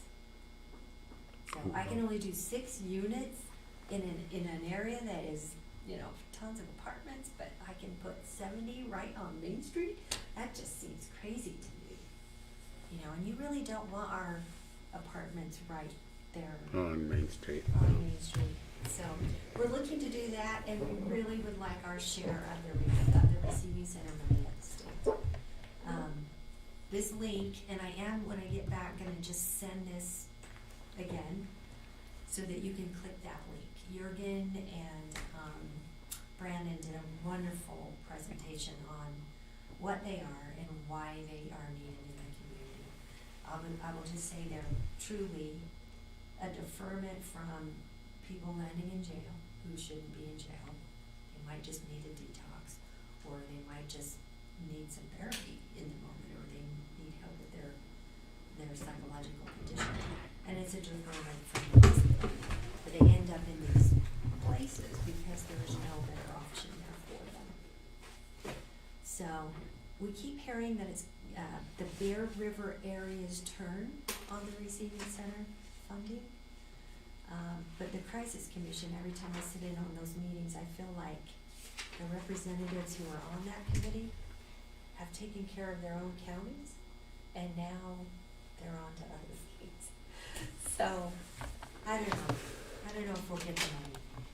my concern about that is, once we get one up and running, that we don't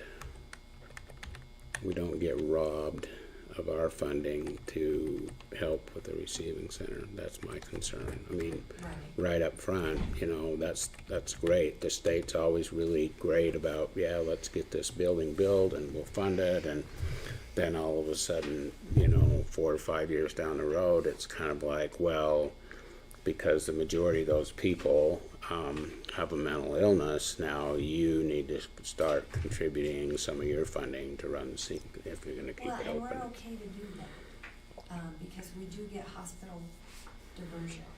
So it's what, $1,000 a day to put somebody in the hospital? Right. This isn't gonna cost us $1,000 if we have the numbers in there. And the state did agree to give us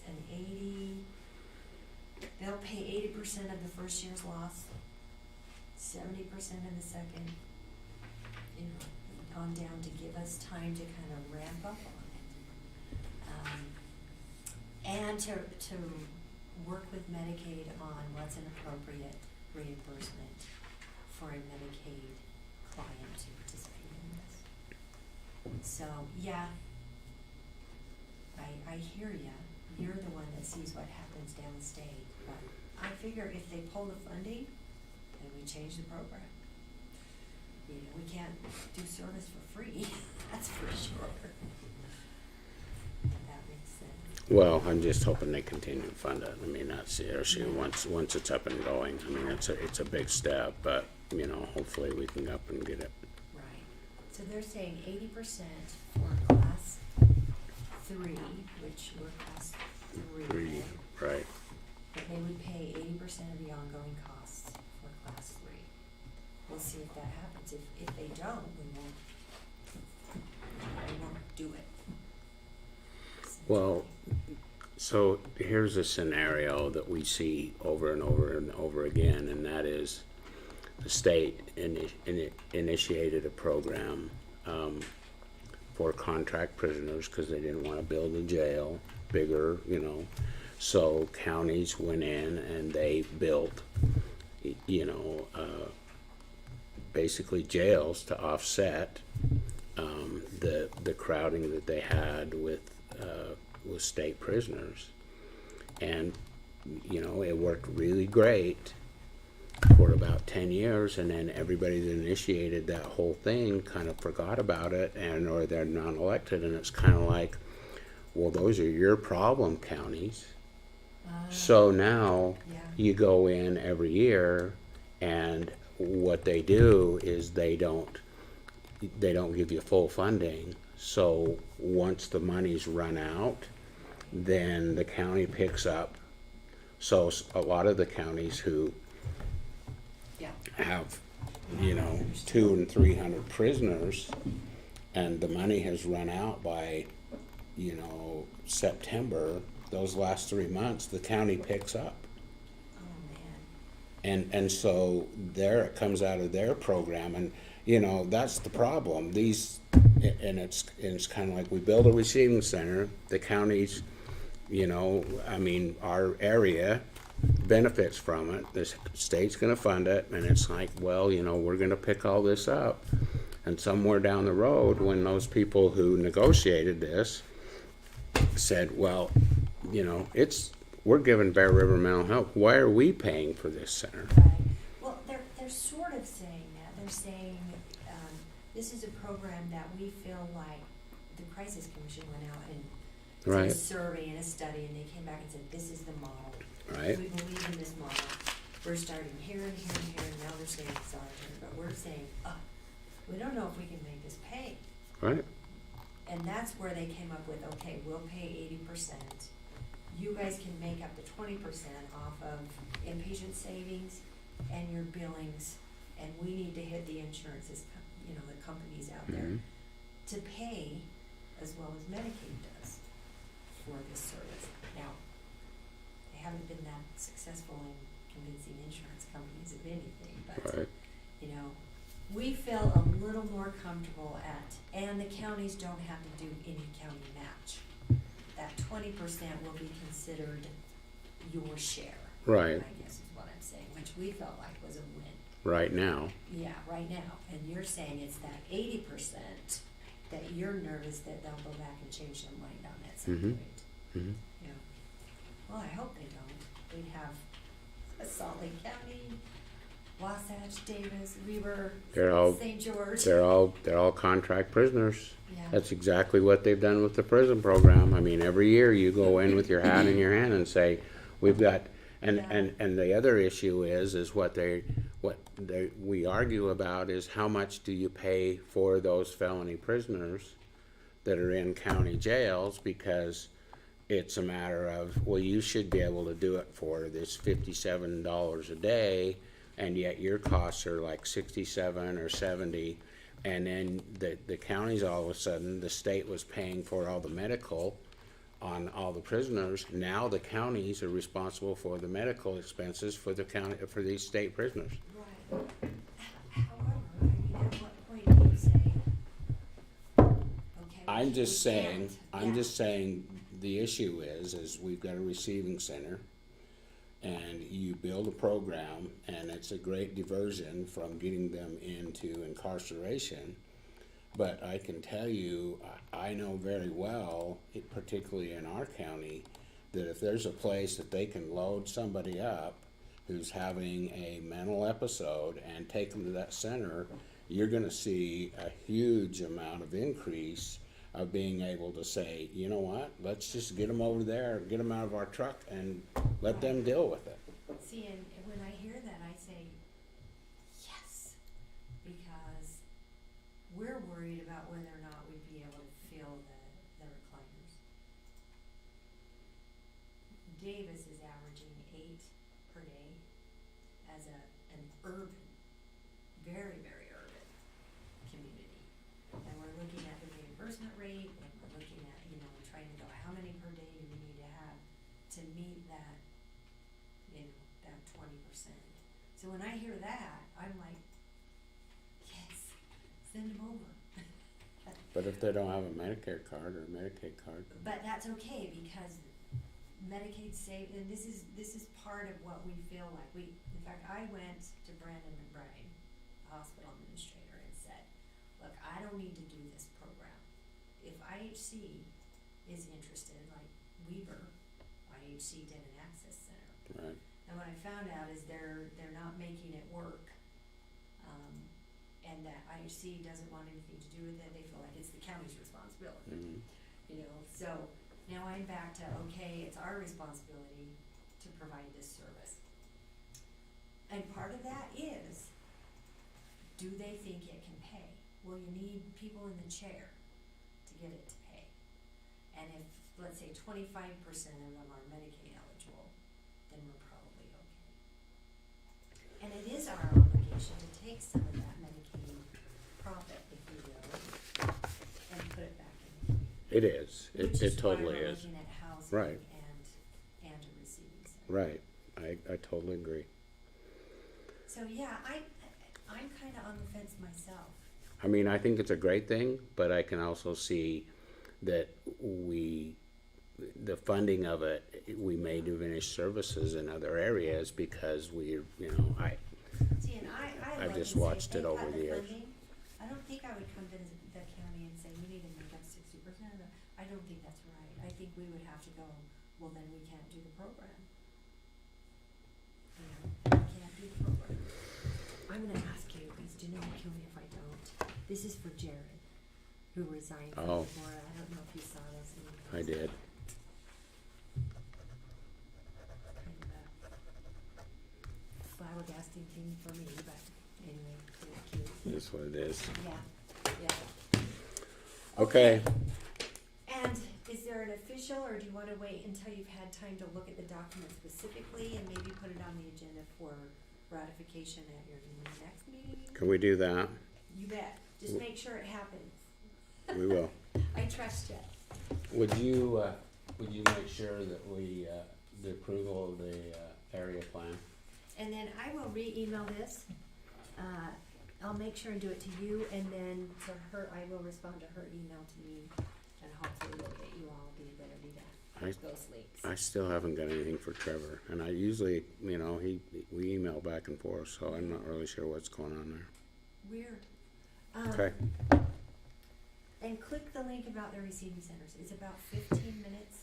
It's the legislative subcommittee, and a really good job was done by the division and Brandon and Jurgen in kind of the numbers and what Yeah. they're seeing and the benefits that they see. So I talked to Jurgen about it, you know, I think it's a great deal. I mean, it's a Yeah. great situation, and it's great service. Anytime you partner with the state, yeah, decisions that are made by a legislative, yeah, that are legislatively That made changes. today, that Yep, as, yep. as legislators change, it's kind of like, I didn't make that deal. right, That's not my problem. right. That's your problem. Okay, before I walk out, I just want to tell the other two that Bill does a fantastic job on my board. Well, I don't know, you said he wasn't at the last meeting, my ears poked up when I heard that. Well, it's a rare occasion that he's not there, and even when he's not there, he's still working for us. I just hope he stays as long as me, which is a little less than 2 years. I'm probably good for that. Okay, we're set. All right. Anyway, I thank him and thank you. Thank you, See thanks for ya. coming over. And then next meeting, okay. See ya. See ya. We'll make sure we get it on the agenda and take care of it. Thanks. Come on up, Richard.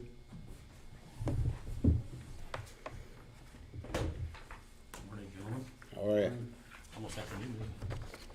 Almost. We need a copy of it and look at it.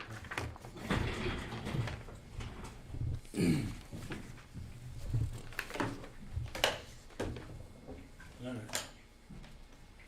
Yeah, just came to give twice a year. Okay, would you introduce yourself? Richard Droesbeke, Park Thank- Manager for Utah's Maryland State Park. Thank you. Just to give you an idea of how things have gone as we've seen things go. On top of that list there is visitation for the park. Of course, I still don't know how they figure that out, but all I know is it's based upon revenues, and our revenues were down a little bit. But visitation for the last fiscal year, which would have gone July 1 through June 30th, 576,000. We're probably in that ballpark. But like I said, many years ago when I first came here, we used to have traffic counters, and a little before that, I with traffic counters, and then they did away with that and said it's all revenue based.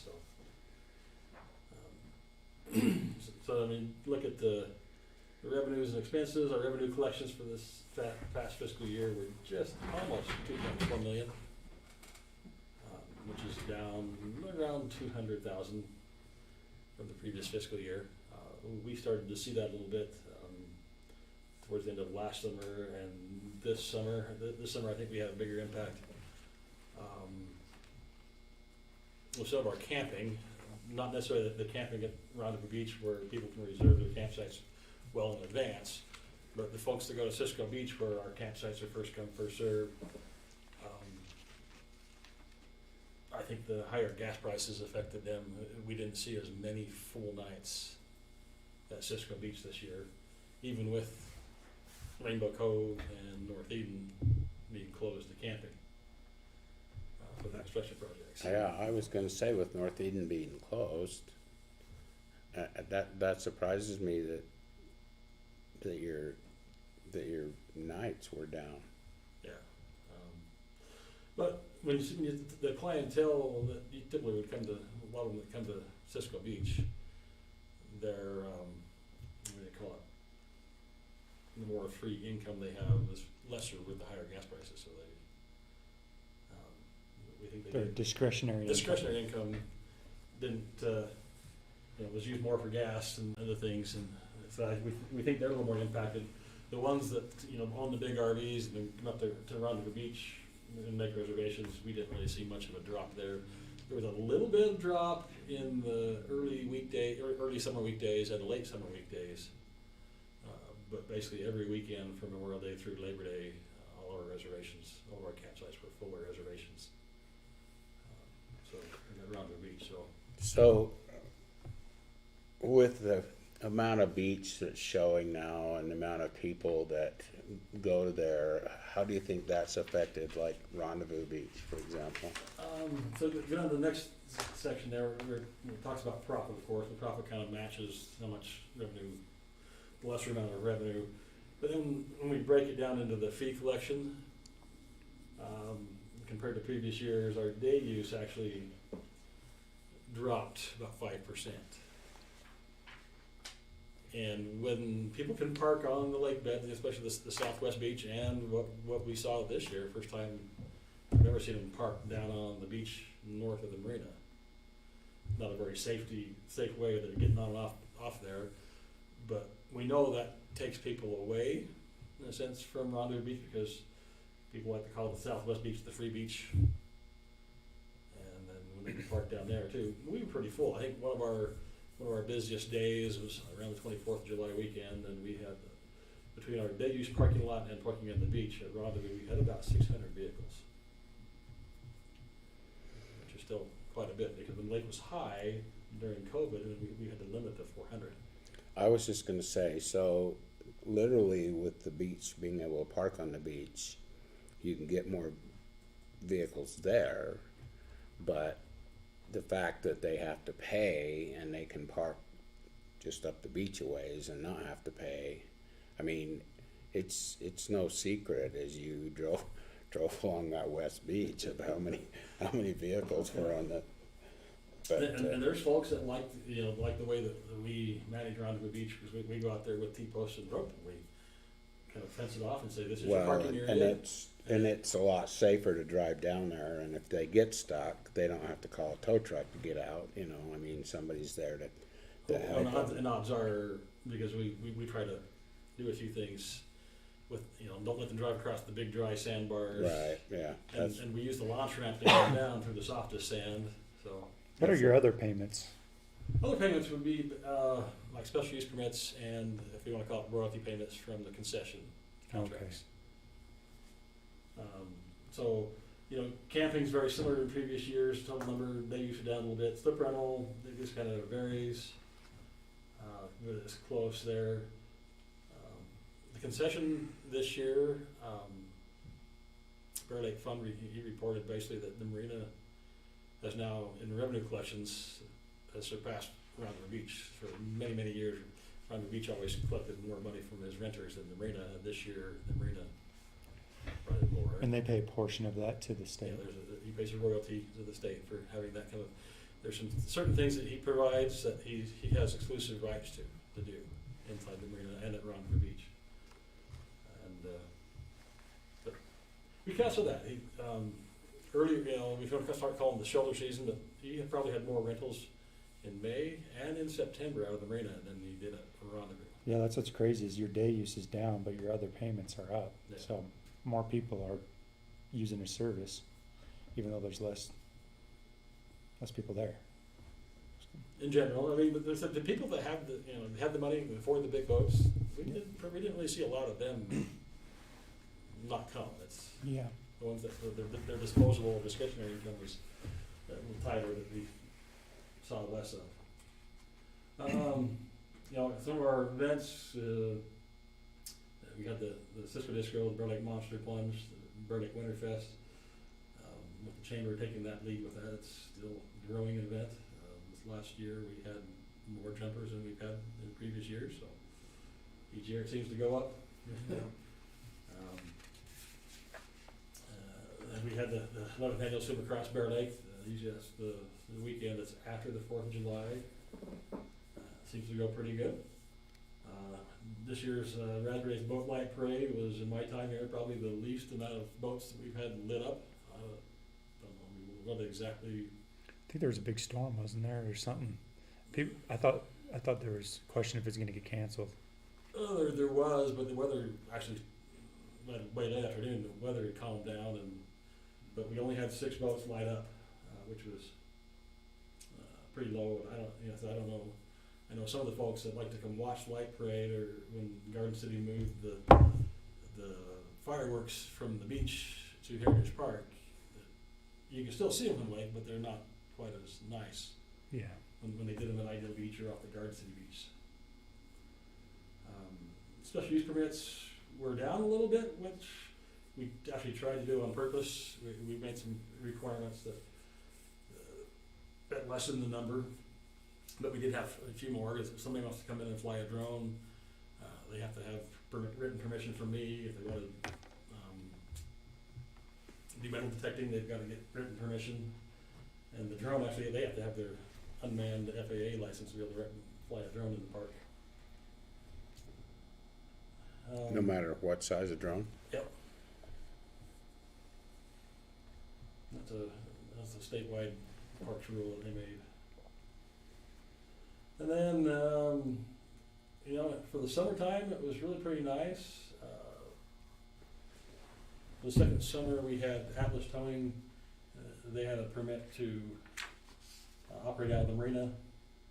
And if there was a vessel assist that wasn't an emergency, we turn over to them and let them handle it. It keeps our time a little bit there, lesser doing those type of things. And we didn't have any major search and rescues on the water. We did have the one fatality that was not boating related. Not sure if you heard about that, but we were able to, we recovered a diver that apparently drowned. Oh, the Monday yeah. before Memorial Day weekend. Yeah. Probably drowned Sunday afternoon and evening because there was a windstorm that came in. And why he was diving in the First Point area By himself. south of the launch ramp by himself doesn't make sense. But, Okay.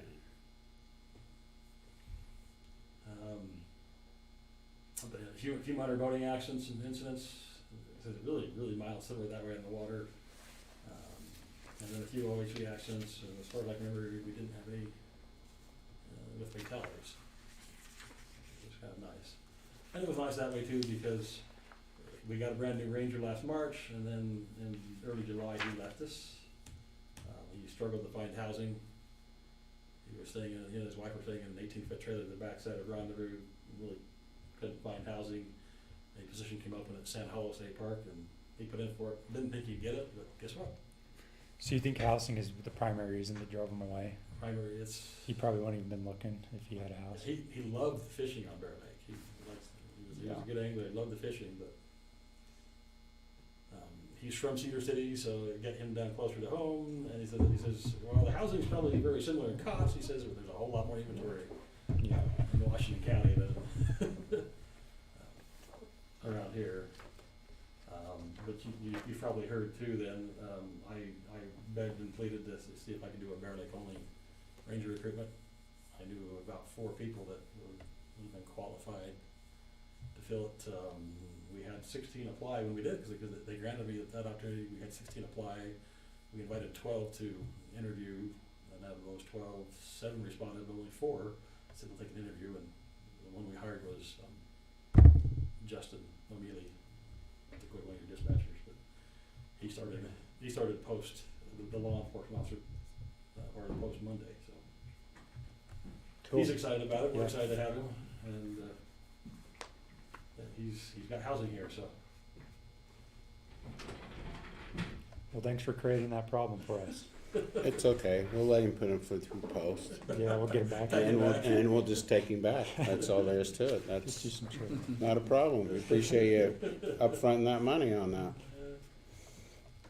it pays better with us. Our agency went through something, and the starting pay for new rangers actually took a good bump this past year. So. Do you know what it is by chance? 20 because we're going through statewide recruitment too, but $24.43 our starting pay for. It's pretty dang good. Yeah. Compared to just 2 years ago, it was very 20. So some projects going on. Rendezvous Beach, we wrapped up an asphalt work that we had some asphalt in a couple areas, and we did some repairs. And we can talk about the marina expansion project. I forgot to bring in the cards, but November 16th in Garden City will be the first public open house for that project. So if you want to learn more, you want to put that on the calendar to come. So what's going to happen at the open house? They'll explain the process they've gone through now and what they're looking at. The biggest part right now is they're dealing with the Corps of Engineers permitting. which requires some public input, public process. And even though the resource management plan that was done in 2006 identified the area just to the south of the current marina as the preferred site, the Corps requires that they looked at alternate sites in the process. And some of our discussions, just like, you gotta realize that a lot of the money that was done here has some political ties behind it. If you put it somewhere else besides around the current marina, there's issues that way. But so the preferred alternative site is the south of the marina. They has an alternate site looking at the north side of the marina. Yeah. Which might do it just depending on the water depth of the bathymetrics to find out where that roll off, how that turns in, how much fill would be needed for, if you want to call it the new northeast corner of the marina as you build to the north. Yeah. They've toyed with one looking at between the rest area and Rendezvous Beach, which I think is going to turn out too shallow for one of the primary purposes of the marina was to get a water depth deeper, about 5 feet deeper than the current marina. And then the one at Rainbow Cove is another location that they're trying to show the Corps that we're looking at these, and then they have to deal with the wetlands issues and stuff like that. So I don't think any of us can come to that open house because it's our Association of Counties meeting in St. George, but if you have any more, definitely let us know. There should be more going along. I was gonna say you're gonna have one in the Wasatch Front, they usually do. I'm not sure what they're gonna do yet. This one's gonna be the first thing to get the engineering company that was chosen was Kimley Horn, very large company nationwide. And then they teamed up with Bowens and Collins to do the primary permitting with the Corps. And they're very good. They work well for Utah State Parks. They've done well for the park. They got us our permit for what we did at North Eden, and then they also got our beach maintenance permit that includes North Eden, the north end of Rainbow Cove, and Rendezvous Beach. And then they were the ones that got the permit for the UDOT when they did the 2 entrance lanes.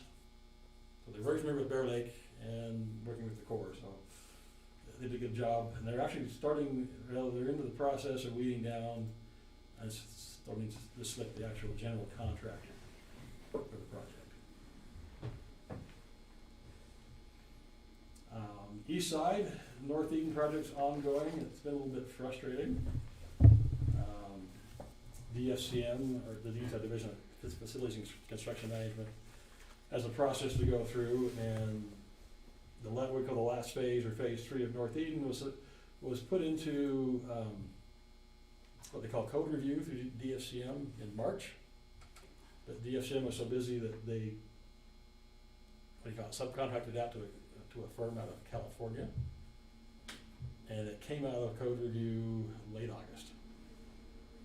We were begging and pleading, and what's going on, because the 2 things they were holding up on were like the shade shelters that we're going to put at each campsite. We put them on the beach in the prior project. We had them on the beach. They'd already been approved, and this company was holding them back. And then also the vault restrooms, the CXTs were put in with the prior project, and we're putting them into the campground. Anyway, so we finally got through that. Monday, we had a pre-bid meeting for the contractors, and hopefully by mid-November we'll have a contractor just looking to finish that out. Rainbow Cove, you've seen a lot of good earth moving work going on. The company there did a really great job. We hope they got more bang for our buck. But that one probably, we're looking at having the contractor chosen for it probably December to early January. And we did deal with a project to get power to North Eden, where the Black Bear Lane is at North Eden. We had to work with Rocky Mountain Power, basically pay them some money, and then get the contractor to dig the conduit. So you got that all done? The conduit's in. Now we got to get Rocky Mountain Power to run the wires, and we've been. If you've been down there recently, we're drilling the 2 wells right now. One for North Eden, one for Rainbow Cove. Rainbow Cove one should be done this week, and then they'll go back up and they drilled the test hole at North Eden, to see what the water flow was, and then they went down to Rainbow Cove, drilled the test well, and then they drilled the regular well, so they should wrapping that up, and then they'll go back and rig the regular well for North Eden, so that'll be a good get, we have done. That's the major projects, and then some of our issues that we're looking at, again, of course, is as the park expands, we'd like to get our office manager position full-time, the second full-time maintenance, because we're gonna increase nearly 100 campsites with that, plus the marina expansion would be another, basically double the size of our current operation there.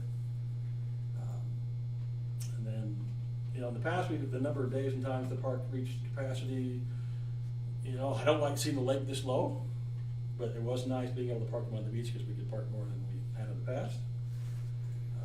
We had only about 6 nights that we hit capacity at Cisco Beach this summer, compared to like 15 or more in previous summers for camping. And then trying to find affordable housing for full-time and seasonal employees. Part of our Rainbow Cove project, if we're able to get more funds to finish it, we do have in the plan 2 housing units. But we're not guaranteed that because we need about another $5 million to finish Rainbow Cove property as we've got drawn out.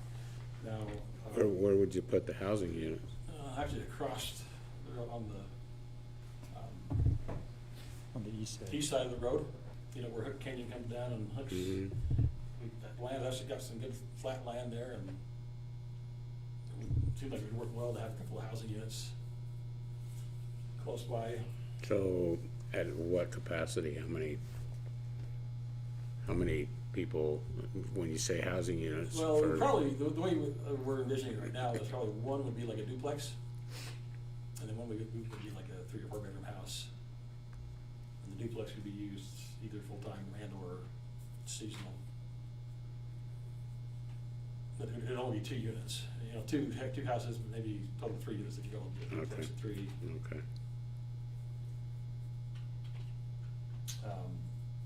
Mitch Polson's talked to me a little bit.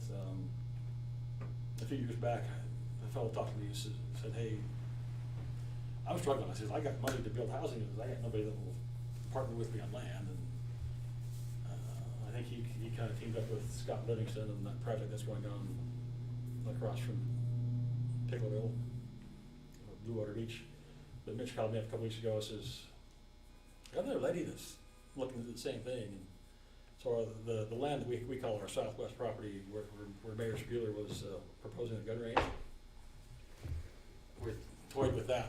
When I first came up here, my region manager at the time was talking about making that into some long-term camp housing, kind of like what Garden City's trying to do with the Sun Resort, so the Sun Outdoors.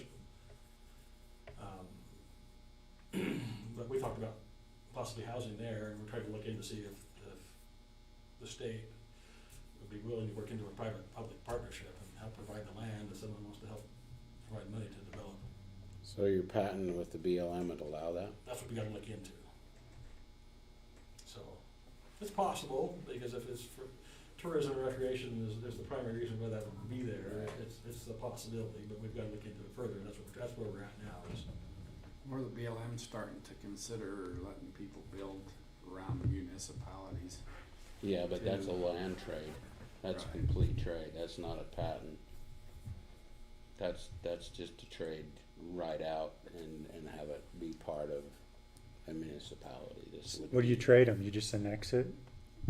What's that? What do you have to trade for that type of land, or what were they considering? Well, it would all depend. If you had a project that was for a moderate and income type situation, what they basically would do would actually give it to the municipality, and the municipality would have control over within the guidelines of is it high would just have to density stay. housing? Yeah. Okay. Yeah.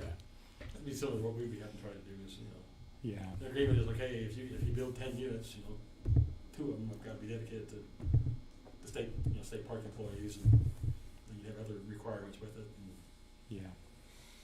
But it's just, it's something we're looking into, and when I asked the question a couple of years ago, they said, yeah, that's something it's a possibility. But now, if somebody's really serious about it, we've got to really dot the i's and cross the t's and make sure it is. If you still have that woman's contact, maybe you could connect her and Scott and see if maybe they could just partner up on. Well, I'm pretty sure, wouldn't Mitch be familiar with what Scott Livingston's doing? And is that Scott right? and Spencer Bailey. I Yeah. think Spencer's done it when they had the money, but he needs to find somebody had the land. But now we got another lady that says she's got money to do it. I was on that phone call with you. But I would think that Mitch would have been in tune with that project. So, Yeah. because I mentioned it too, I think on the phone call that is this in addition to that? Yeah. He said yeah. So, all right. So arena, the one thing that really showed this summer was our launch ramp is our bottleneck. It's our choke point. While we hit capacity parking wise, probably the Saturday of Labor Day weekend was the busiest day continually that I've seen since I've been here. So about 7 o'clock in the morning until after 10:30 at night, there was some type of line. I talked to one fellow as he was made it to the top of the launch ramp to pull out. He said he spent an hour and a half in line in the morning to launch and almost 2 hours and 40 minutes in the evening to retrieve. Sounds like Disneyland. So what do you contribute that to?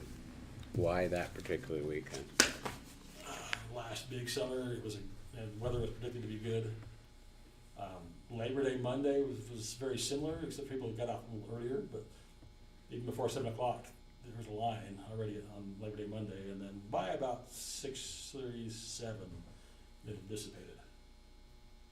But it was a great weekend for weather. It was a warm weekend. And warm. The water held its temperature a little bit better this summer too than previous.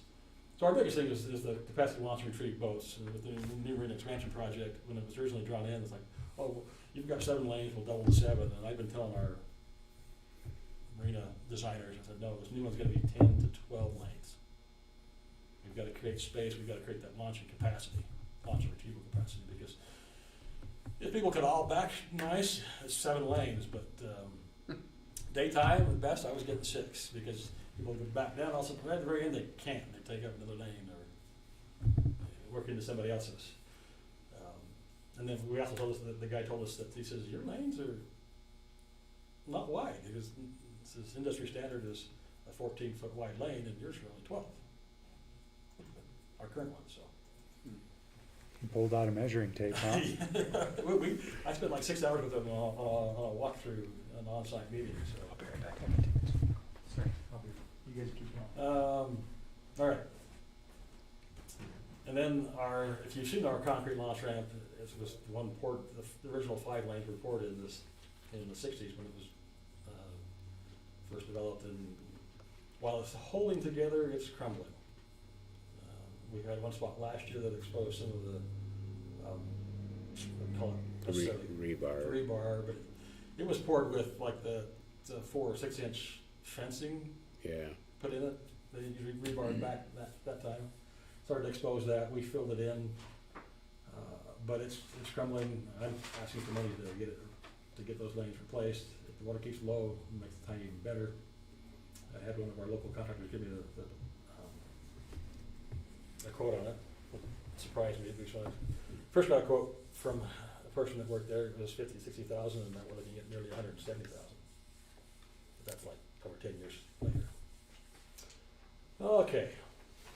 And hopefully with the marina expansion, we might get another marina near the launch ramp, restaurant near the launch ramp.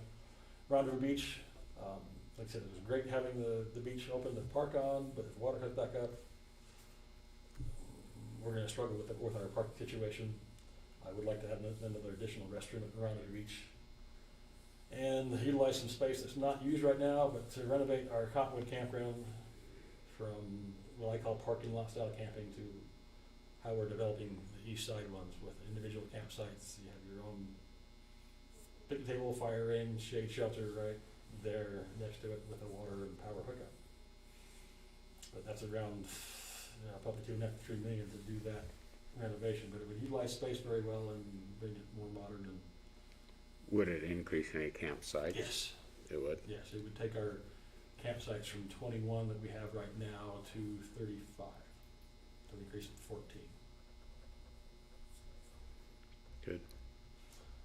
One thing we're finding out is our water system there that we have with the infrastructure is aging. We're at the point right now that last fall we had some bad water samples. We worked through it. The drinking water required us to get tank divers in, look at the condition of the lid of the tank, and then we had to put in a backflow preventer from our main water line to the sewer dump station. Mm-hmm. Those are things that they required. We're still trying to get our lid sealed before we get into the main part of winter this year. But once again, this fall, we had another bad water reading. We went in, got another reading. But with the water tank lid not being sealed properly, the second reading was taken right after the rainstorms we had a couple weeks ago. You think that's what the deal was? And I'm pretty sure, we're pretty confident that's where our came in. Drinking water, we're looking at requiring us to put in a chlorinator, which we don't have, but I think we were able to take care of things. We did fix 2 leaks other places and got good water samples coming back. Took out the boil order, but we are being required to put in a high flow pump. The drinking water is like, you've got fire hydrants, you've got to be able to maintain a fire flow. Mm-hmm. At least 20 psi for an hour. The tank is big enough to handle it, but the pumps, the 2 variable speed pumps, are not. So we're trying to combine the sealing of the tank lid and putting in a high flow pump, and hopefully do a little bit of replumbing, because right now the pumps sit about midway in the tank. If the tank runs dry and the pumps lose their prime, the water tank's got to fill over half full before they can repressurize. Oh.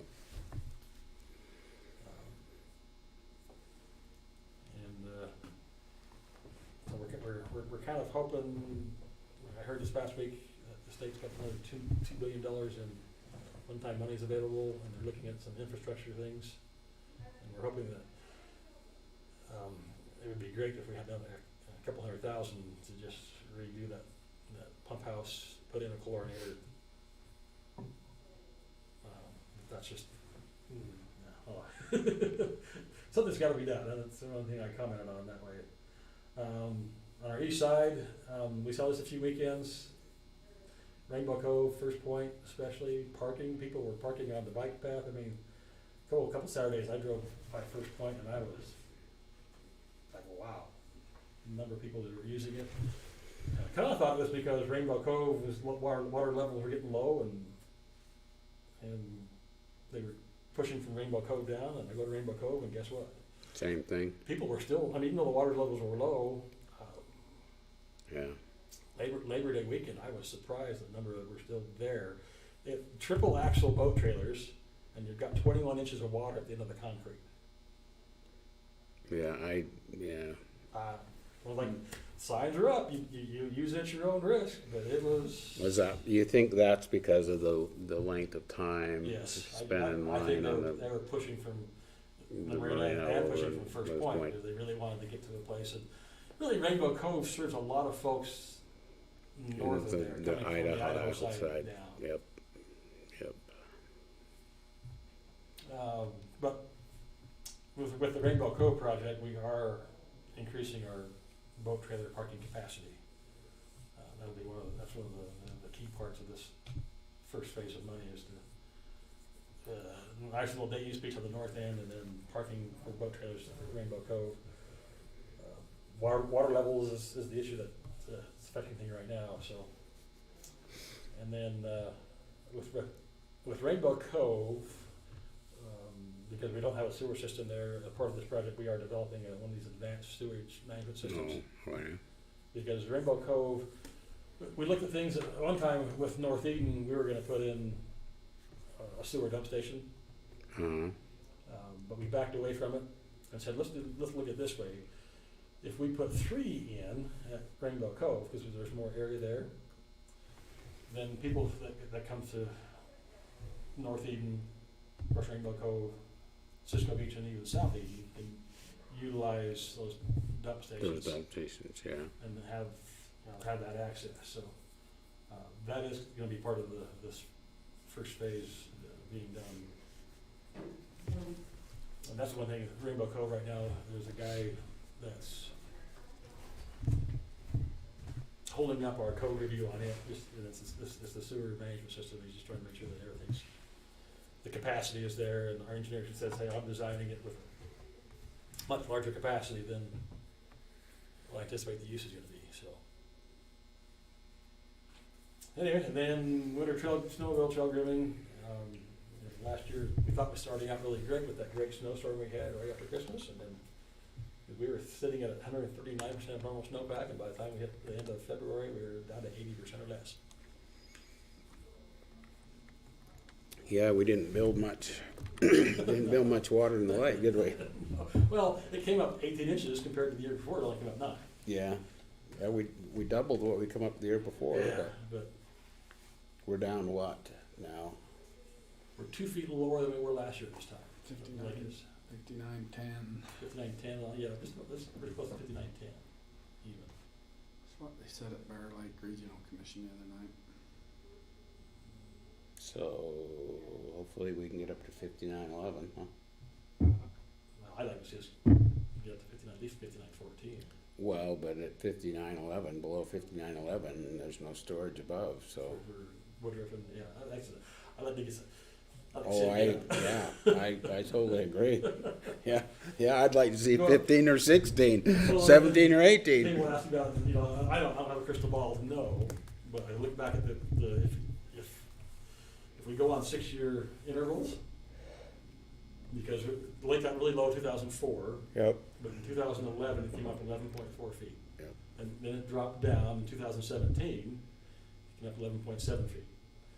Now we're in the spring of 2023, I'm hoping we have another good winter, 6-year. For 11 feet, yeah. I wouldn't mind 11 feet. Yeah.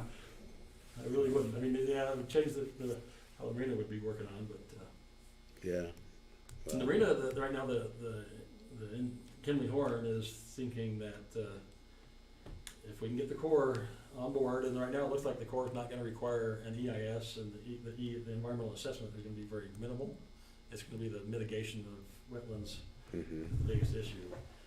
They're still thinking that we can start moving earth as early as next fall and have the project done spring or May of 2025. 25, yeah.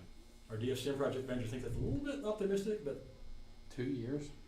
So what do you do for both? You still operate when you're... yeah, the idea behind the one is to keep the current one operational with minimal impacts from the construction, and then basically if you're building another marina, whether you flip it either direction, One way or the other. all you're gonna do is widen, whichever dike becomes the middle dike gets impacted and widened, but the marina and launch ramp still gets used, because back in late 1990s, last time they expanded the marina, because they moved that current south dike further south, everything was shut down. Launch ramp wasn't even usable.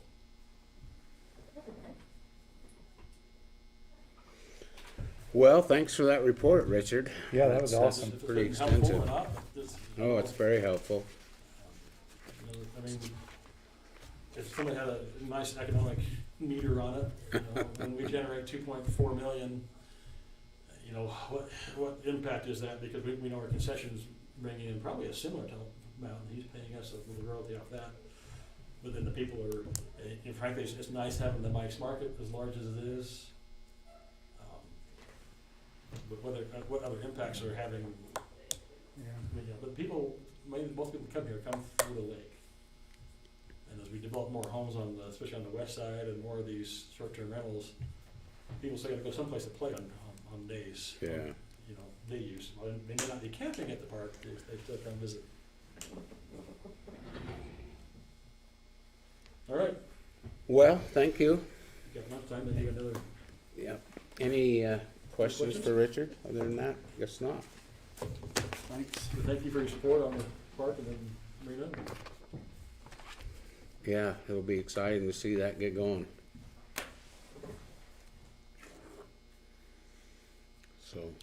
All right. Well, thank you. Yep. We'll adjourn for lunch.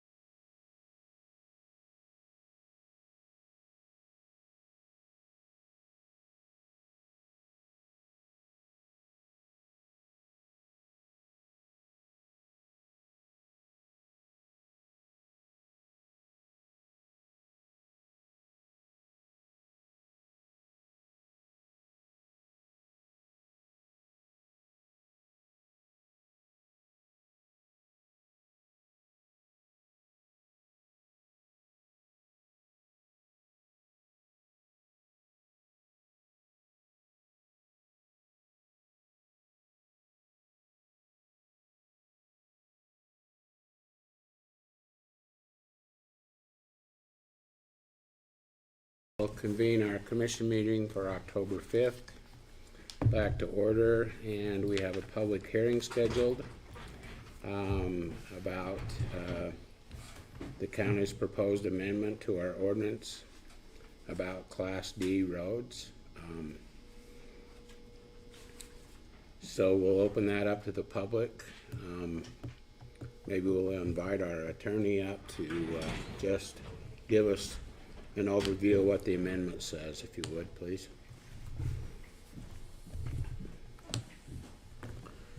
Sure. Rich County Attorney Ben Willoughby. So,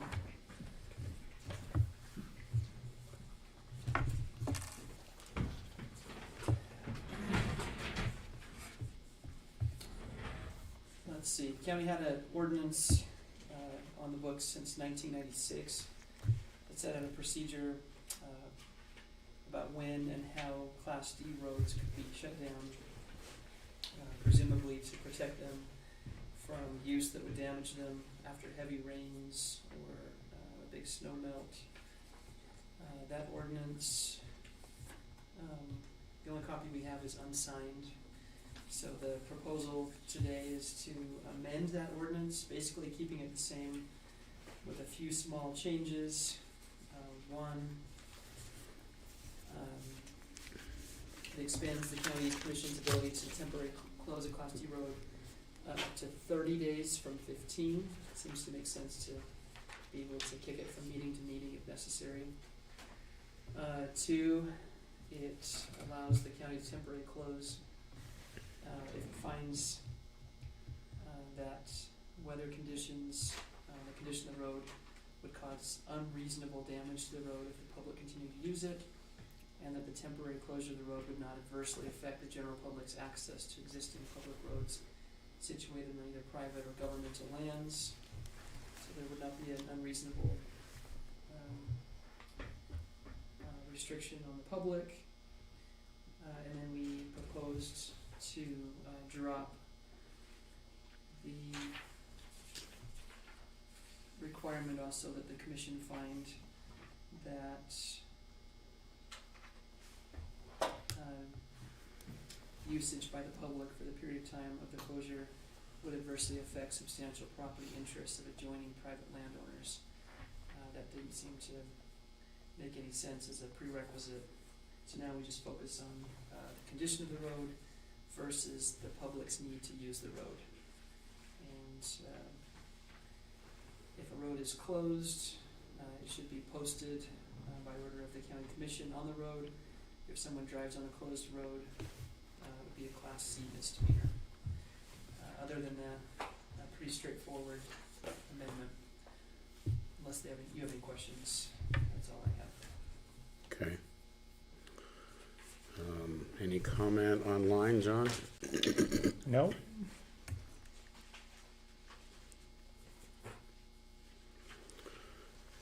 Any of you got any questions about the amendment? It seems like a reasonable thing to go from the 30-day thing, like you say, go from meeting to meeting rather than have to dealing with it between. So, That is a good idea. Okay. If no more public comment from anyone, I'll close the public hearing and consider a motion to approve the proposed amendment. I'd make a motion, Mr. Chairman, that we accept our attorney, Mr. Willoughby's proposed amendment to the ordinance of how we temporarily close our Class D roads. Would be Second, 22-6. second that motion. should be 2-6. Okay. All in favor of the motion to approve the amendment? All in favor say aye. Aye. Those opposed? Motion passes unanimously, so we will move that amendment on.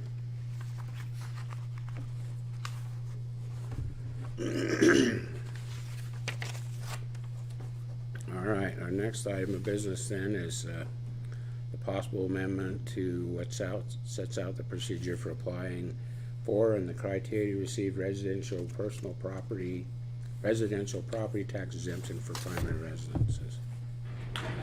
So are we in a public hearing again back or? This is just a normal agenda item. Oh, okay.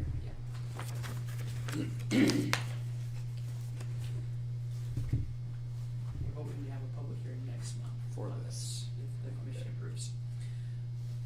Okay, are you ready for this? Yep. Okay, so this is the same project. I'm trying to keep bringing 3 new ones per month to the commission. I think we're still on track to be finished with this in December. I'm hoping. So this is one, the county has an ordinance on the books, setting out, it requires you to apply in certain situations to get a residential property tax exemption. So let me back way up here. How familiar are you 3 with this? I wasn't very familiar until I researched it. Okay, then let me back way up. Okay, so county, basically, we have a property tax, which is a tax rate against the assessed value of a building. For a primary residence, or if you are a landlord, if your tenant considers it a primary residence, then the Utah State Constitution and a state statute reduce the taxed value down by 45%, which is why the tax burden on a primary residence is about half of what it is for a non-residence. So the county, the state has Title 59 of the Utah State Code, which sets out the procedures governing how primary residents are taxed, who gets them, what the criteria are, and all of that. This is a long state code. I mean, it's just pages after pages after pages. It's very thorough. Some of the highlights for this, there's issues about who is a primary residence, how many days you have to be there. Basically, it's 183 days, so it's 1 day more than 50% of the days. But there are just 2 instances in Title 59 where they kick a decision to the county. So one decision is, it states that a county legislative body may adopt an ordinance that requires an owner to file an application with the county before a residential exemption may be applied to the value of the residential property if. So the county commission can choose to require an application to get this in 3 instances. The first instance where we can require it is the residential property was ineligible for the residential exemption during the year before, which means there's a change. So, like, John, you probably lived in your house for years and years, and you're not applying for this year. And we can't require you to apply because there has to be a change. But if you didn't get it last year, and now you're claiming it this year, before there can be a change, the county can require an application. The second is that ownership in the residential property changes. So if you sell your house that's been residential for years, the new buyer can be required to apply to certify that they are also going to be primary residents there. And the third is if the county determines that there's some reason to believe that the residential property no longer qualifies. For instance, if we see somebody claiming a residential exemption, but we also are seeing them renting it out as an Airbnb, those 2 things raise a reason to doubt, and we can require an application in that situation. The determination is made by the county assessor and by the Board of Equalization, which I think meets once a year in October. Board of Equalization, or are you talking to the board? You're talking about when we go through. The Board of Equalization. Right.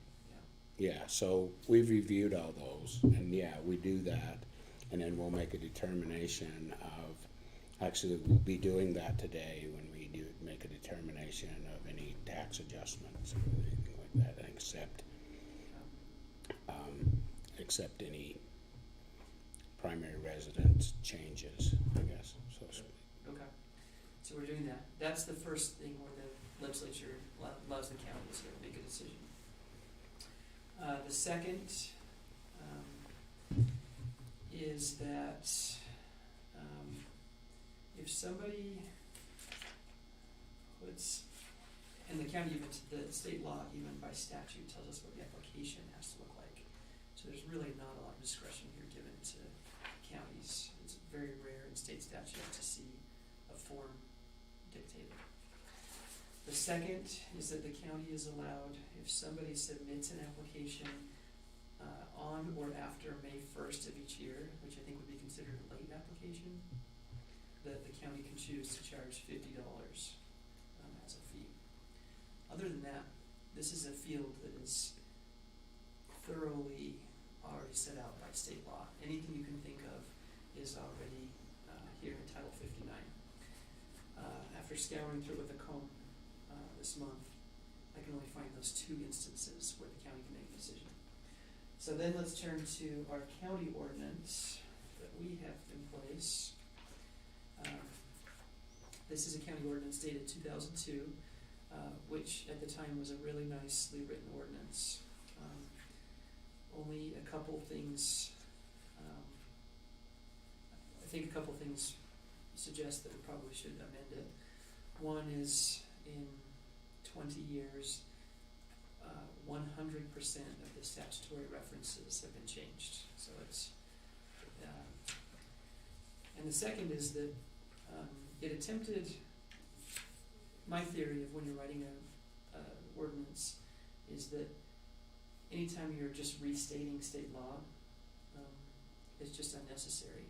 And what it does is it makes it a lot more likely that your ordinance is going to get displaced fast, because state law is always changing. And there's no reason to try to summarize state law. It exists whether we have an ordinance or not. So this ordinance here, I think, attempted to summarize state law on this topic. And I mean, you can see it, it defines domicile and other, and it kind of just goes through, and it was an attempt, in 2002, they did it accurately, but it was an attempt just to summarize the existing state law. And that makes you very vulnerable to having ordinances outdated. So I think that this is one, but other than, there wouldn't be any change on the ground on what's happening, except our 2002 ordinance did not elect to charge $50 for late applications. We And still I'm not don't. sure, We don't? you don't, okay. So that's the question is, does the county want to change that, or do you want to leave it as is? So that's just some discussion today. Other than that, the ordinance I'm proposing puts this in a more standard format. It supplies some necessary definitions. It references that Title 59 exists, and then it just makes those 2 elections. So the first election is, do we want to still require application? And 2, do we want to charge a $50 application fee for late applications that come in after May 1st? So here is a copy of the proposed ordinance.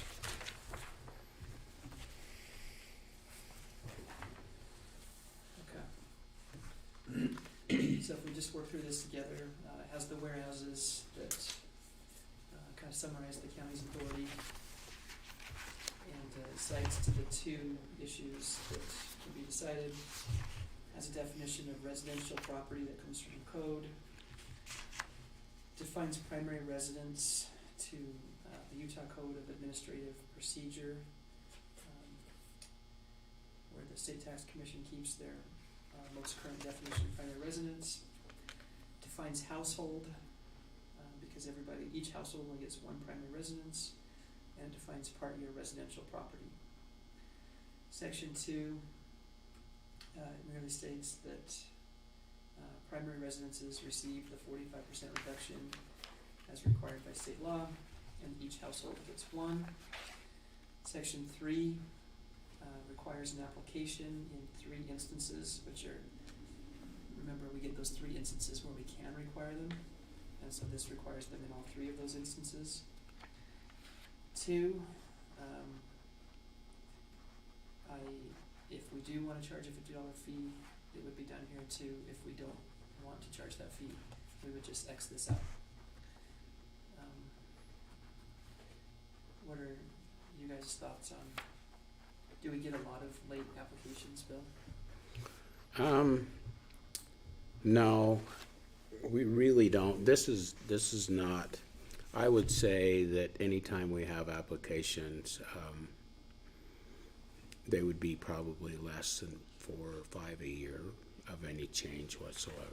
And are they causing much of an issue, No. inconvenience for the county? No. or- Usually what we're finding is applications, they're put on, most properties are put on as a secondary residence and are charged, and then, it's basically up to the taxpayer to come in and change that from a secondary residence to a primary residence. So, I guess there's just a decision, do you want me to, how does the commission feel? Anytime you charge a fee, there's good and bads. It sounds like we'd have $200 a year of income stream. So what I'd like to do, let me just, where you say the applicant shall include a $50 application fee, Yeah. can we just change the shall to may, and then we can decide if it's a big problem, we can just have them pay? Or have we gotta have a yes or a no? That's a good question, what do we think about that? What, does Kim need to have input on this or not? So I've had her look at this and give me her feedback. Okay, So she's looked at it this week. okay. Did you talk to her about the $50? No. I mean, she looked at this and That's just one more thing that she's gotta deal with. it's more bookkeeping, If they don't, it's if they put the applications. application fee in and they don't pay the $50, then what's our recourse? We don't change the application? You don't accept the application, I guess. But if you're saying if you're going from a secondary to a primary. Right. My feeling is kind of like I felt about the bee thing. It's a $15 thing, but you don't want to discourage the beekeepers from putting in, this is $50 maybe 4 times a year, but we want people to have this be as streamlined as possible.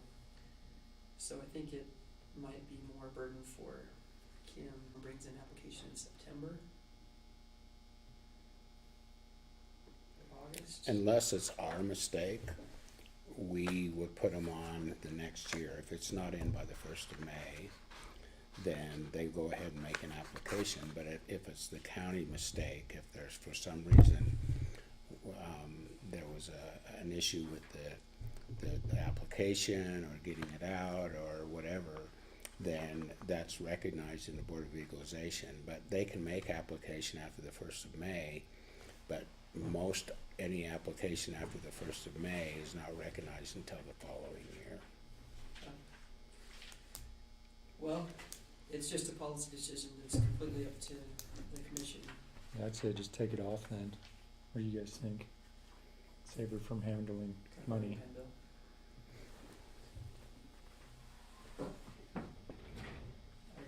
I'd like to just charge jerks $50, but that's not how it works, yeah. We've gone 20 years without collecting it. Yeah. Well, I was just gonna say, we haven't really ever done it, so I don't know that we need to. We can always go back and amend it if it becomes an issue, but at this point in time, let's just remove the fee out of there. That sounds great. We just want people in compliance more than anything. Subsection 3 requires a written declaration. Subsection 3 is for people who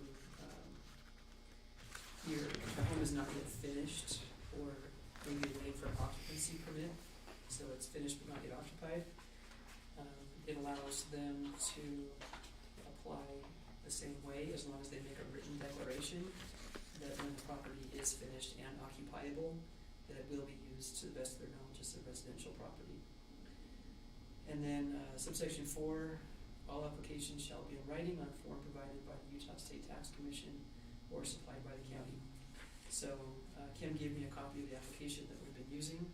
It looks just great. I think she probably got it off the State Tax Commission website. Yeah. And so you can find it there on the State Tax Commission website. When we get our ordinances up, I have a folder of forms, and I would propose that we put this form up there on our website too. Good idea. And subsection 4, we just incorporate for the reader, referring them to the state property tax code so they can follow that. And then it repeals and replaces what we had in 2002. Other than that, this is kind of a just a minor updating of the ordinance that's been working for 20 years. Okay. You don't have any questions about that? No, I do have a question. So this has kind of that, under penalty perjury to the best of the owner's knowledge, upon completion of construction or occupancy, the residential property will be used for residential purposes. But there's never a time where it falls back to second home. If they sell that primary residence, do you know, Bill, does it revert back to second home? So Well- the change of ownership would trigger a new application. Yeah. So they have to file a new application? Yeah. Okay. So So the new. So we're not having people lost? No, the new resident would have to file an application to get the primary residence. Okay. And Kim tells me that the way we're tracking that is anytime that we see a sale come in and we're changing the tax ID numbers, so there'll be a new owner for property taxes. When that's happening, That was her It is. stack she brought in, right? Well, because she brought in a bazillion. did she? Well, but none of them were, no. They didn't want to be on the Board of Equalization, or challenge it, that was just, They were appealing their values. Oh. That wasn't their, she'll have 4 or 5 today that have said that, they filled up the application, they verified it, that they're not getting a primary exemption anywhere else in the state. And so they would be validated and we can approve those. okay. So Kim, when there's a sale that we're aware of, she will mail a form to the new owner that has an application, required to put an application. That makes sense. So there's a pretty good mechanism, and then if anything comes to the county's attention where we think we want to see what's going on there, we can require a new application. That's exactly the same with Greenbelt. Taxation in Greenbelt. When you buy something, you have to prove that you're putting it in Greenbelt. Right, you fill out an affidavit Just that the same as- verifies that it's you the same. you get the Greenbelt exemption. And if they fib on that, there's penalty. Yeah, it'd be like lying on any government document. Yeah. It'd be a third-degree Yeah. felony. So this one, 20 years just kind of required it to be updated, and then rather than just change every statutory reference, I thought we might as well put it in a uniform kind of format with all of our ordinances, so it looks the same. Yeah, that looks good. So, but that's probably the easiest one that we've had in quite a while. Any questions about it? Okay. So I'll strike the $50, and then are you all okay if we notice this up for a public hearing Yes. next time I can come up, which I think is next month, and we can get this one moving too. Okay. Okay. Don't forget to go back over Monte Cristo, cause you know, your days are numbered there. Those gates are gonna be closed here in another 45 days. I'll do it today. If he's got enough battery left. If I Are you plugged if I in? call you 2/3 the way up. Are you plugged in out there? No. I'll take a can of water with me. Wasn't that what we rented that time? Wasn't that a Prius? In Alaska, yeah. Yeah. You should have seen him trying to get in it, poor guy. It's only this high off the ground. I told you, one of the first years I worked here, I was driving a Prius here in the winter, and I was coming between Bear River and Woodruff. right around where the church has that gate to Deseret. Yeah. There's no human around anywhere, and I'm driving up and down the hills, and I get to one, and there's a 40-foot river coming across the highway. I'm just sitting there in my Prius, waiting for some other traffic to come, because Priuses don't venture into rivers. Yeah. And anyway, nobody came for like 15 minutes, so I just backed up and just gunned it. But that was the closest I ever came to dying on this job. Other than when you came, it was 40 below. Yeah, that was another, so I'm trying to get my work done by December, you can tell. Okay, Okay, you we'll ready put for the that next one on, one? yep. All right, the next one is Protection of water. water, okay. So, the county has an ordinance in place, let me show it to you. In 1969, the chairman was Sim Weston, is that My uncle. is your uncle? Clerk was Karen Jessup. Anyway, 1969, the county put an ordinance in place, So you at Jessup? Yep. which is Sim Weston, Stuart Hopkin, Dad-in-law too. and Russell Don't know. Satterwhite, is that Oh, person? Yeah. Right. Satterthwaite, yeah. Satterwhite, okay. So you can see it's a pretty short ordinance, and it's 2 pages of text. And it did just a couple things. Number one is it defined pollution very broadly. 2, it prohibited any person to cause pollution of any waters within Rich County, or to place any sewage or waste in a location where it could cause pollution of the waters. So if you have, some solid waste and in a rain, it could get into the river. So it gave the Board of Health authority to enter into properties whenever there's a suggestion that may be happening, and to close occupancy until the property can be put into a sanitary condition to prevent pollution of water. And it made it a Class C misdemeanor to do any of those 2 things. So Class C to pollute waters, or Class C to put pollution where it could get into the waters. And that's all the ordinance did. So in the 60 intervening years, we have the Utah State Water Quality Act, which is, you can see how big it is. It just gives you a feel for what you're dealing with. To drop it and hear the sound that it makes. Apparently you've demonstrated that yourself before. Good lawyers, you never wade into an act until you hear how much time you're going to need with it. So this is a big act. So is that something you learned in law school about how much, No, what this the is sound makes? It's kind of like, You pick up by years of experience.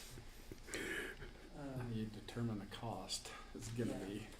So this is a big act, and it does a lot of things. But remember that only the 3 things our ordinance did. So the first thing it does, so this is 19-5-107, and it prohibits placing or causing to be placed any waste in a location where it could cause pollution of waters. So right there, boom.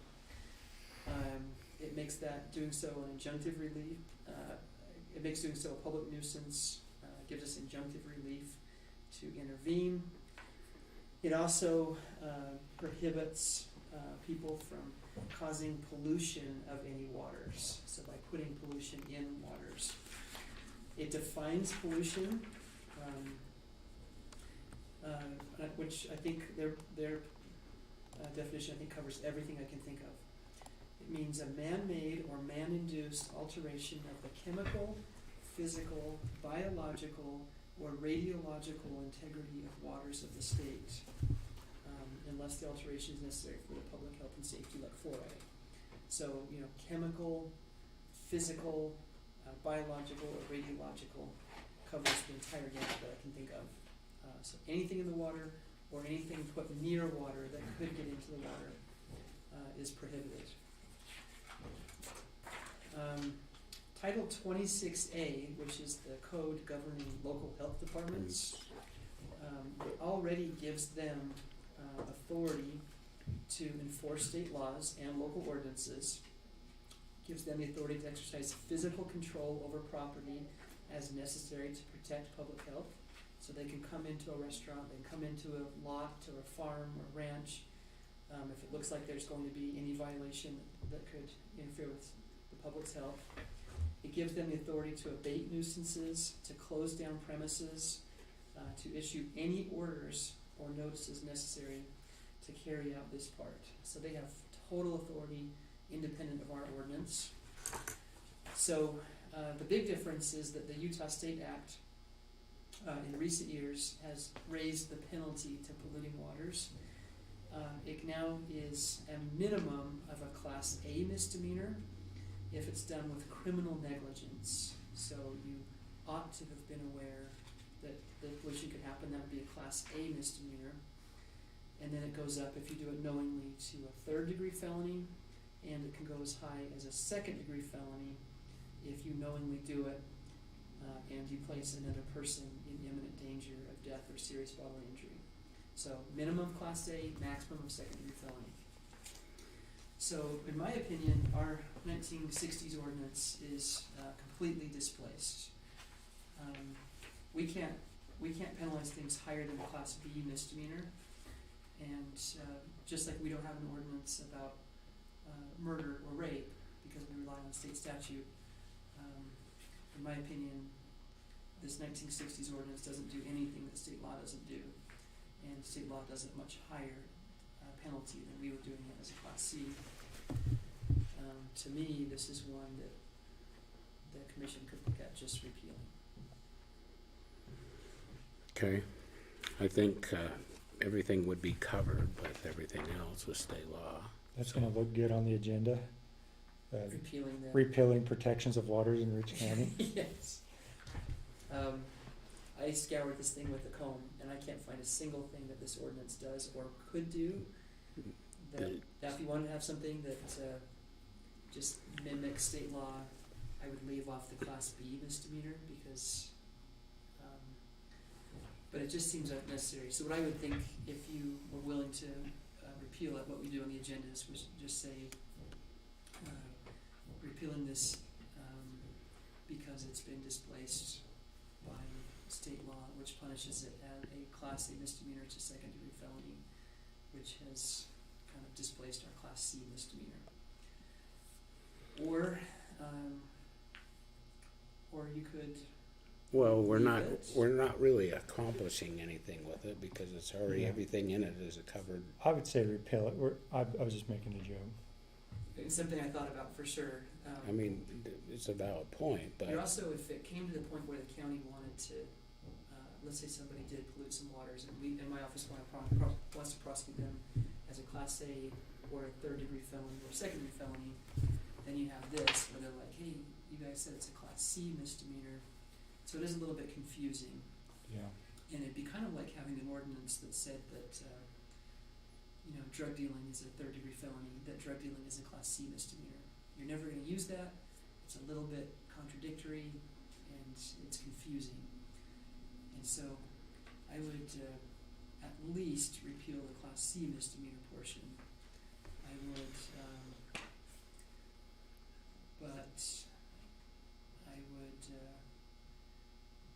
it just kind of seems like an ordinance that the state has fully taken the field on this one. Well, that's the thing. So many of these things, we started with ordinances and then the state has stepped in and actually created state law. State code has been growing. Yeah. I mean, they rarely repeal, they always add, and it's growing. That's because the legislature knows a lot more than counties do about how to regulate things.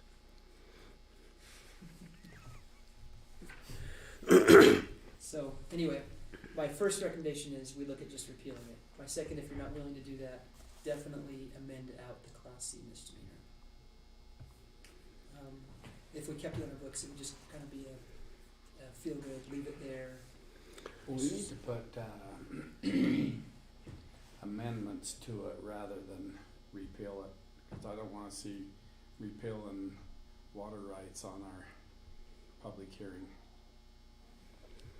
You know what I'm saying? Well, we're not repealing. We're not repealing water rights. We're repealing protections. Water protection. protections. Water protection. That's what I meant. Water protection.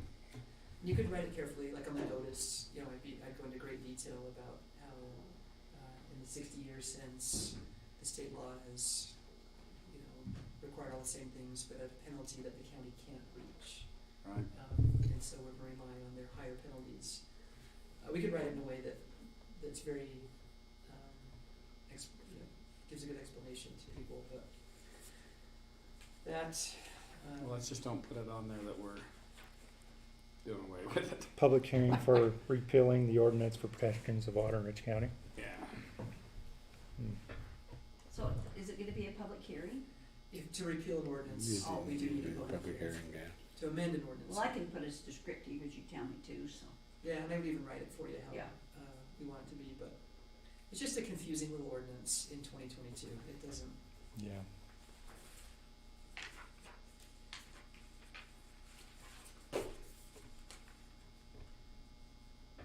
it's not a terrible thing to have an ordinance that, I mean, we could, if you wanna leave it on the books, you definitely take out the Class C misdemeanor, and then it could stay in place. Okay, why don't you do that? You wanna leave it in place? Yeah, Okay. for right now. Alright, so what I'll do here is, I'll clean it up just a little bit, Yeah. and I will, put it in a format that's more consistent with our current ordinances. I'll strike the Class C, and This will just be one summarizing exactly what you said. exactly what we hate to do. I'll do Yeah. that for you guys. And, Sim, you were doing it for Sim. We Did gotta you do- hear him drop that paper on the table? We can't do away with my uncle and my dad-in-law's original deal. okay, we'll keep it for We gotta them. keep it for them. So I'd like to put this on the same public hearing next time. Okay, Nothing substantive is gonna change. I'll just reformat it. And I think when it comes to the code, I'll say is punishable according to the state, Okay. Water Quality Act, something like that. yeah, refer it to that. So, Good idea. okay, so we'll Okay. put that on the next agenda. And, Now it gets to be an amendment to the ordinance protecting Rich County waters. to increase the penalty. Yeah. It'll look really good. To increase the penalty. Okay, I'm not big in giving people more authority to come onto my place and look around for manure next to the creek. They've already got it. It's not like we're giving them anything. yeah. That's the problem. And we already have a water source protection ordinance. which Do you have goes- some manure next to your creek? I do. My cows drink at the creek all Do they have a hotline? Alright, moving right along. All right, let's talk Next about the one. noxious weeds. So we talked last month, remember our conversation about the noxious weed ordinance. And, so this one, last time was just a conversation. I wasn't even aware that we had a noxious weed committee, and we do, and we have a noxious weed supervisor. And so, the commission asked me to take a stab then at reworking this ordinance, which, also this was a 1979 ordinance written by Morrow Weston. Morel. Morel Weston. It's an Relative. uncle. Their uncle. Anyway, so just to bring it in compliance with current statutes. So, let's just review it together, and then we'll make any changes that you three ask for, and then we'll hopefully go to public hearing on this next month. Okay, so, this one underlines or additions, and the ones that are stricken out are deletions. So one addition is we add the whereases in, which the old one left out. Defines noxious weed to be any weed that the Department of Agriculture keeps on their Utah noxious weed list, or any that the County Board of Commissioners adds to it, which I don't believe we currently have any. 2, it creates the County Weed Control Board. You see, these are all additions. Our old ordinance referenced the County Weed Control Board, but didn't create the County Weed Control Board. So this is going to create it. Consists of between 3 and 5, which is required by statute. I think we currently have, did you say 4, Bill? No, there's 5 on it. 5's okay. One of the commissioners and 4 other people. Okay. So between 3 and 5, it gives them all the powers and duties that the Utah Noxious Weed Act gives them. Specifically, their duties are to other things, are to formulate and implement a county-wide coordinated noxious weed control program designed to prevent, control noxious weeds within the county. They direct the efforts of the county weed control supervisor. 3, they cooperate with neighboring county weed control boards to prevent and control the spread of noxious weeds from county to county. And then statute requires them every year before May 1st to publish a notice listing some of the primary noxious weeds in the county. Section 3 creates the position of the county weed control supervisor. It sets out his duties,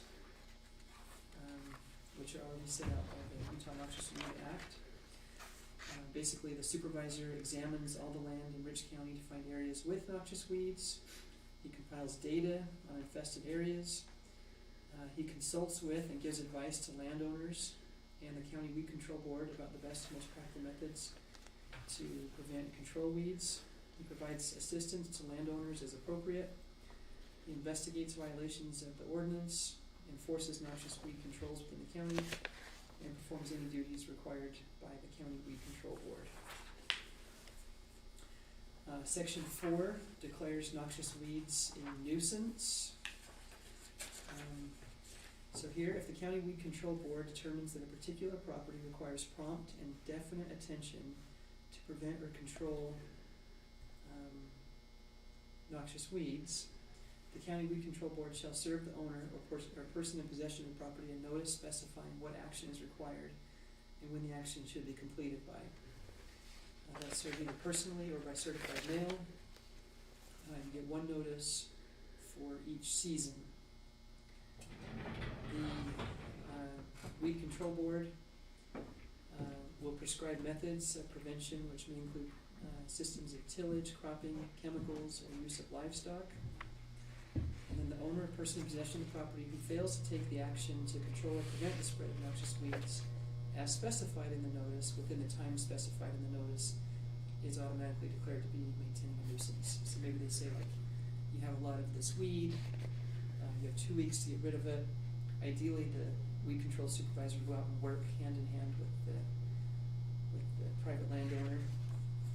If, however, the nuisance notice is not followed, then it just becomes a nuisance.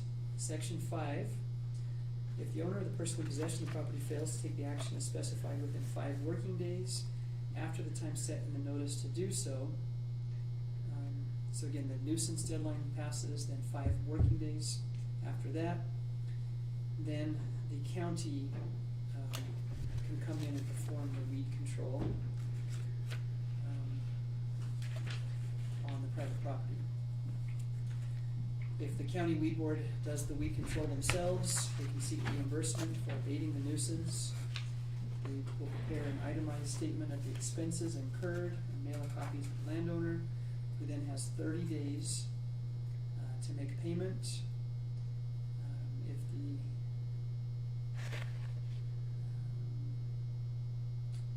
subsection C, property owner of record or person in possession of property shall reimburse the county within 90 days after receipt of the demand for payment. If they don't pay within 90 days, it becomes a lien against the property and is collectible by the county treasurer at the time of the general property taxes are collected. Section 6 is appeals.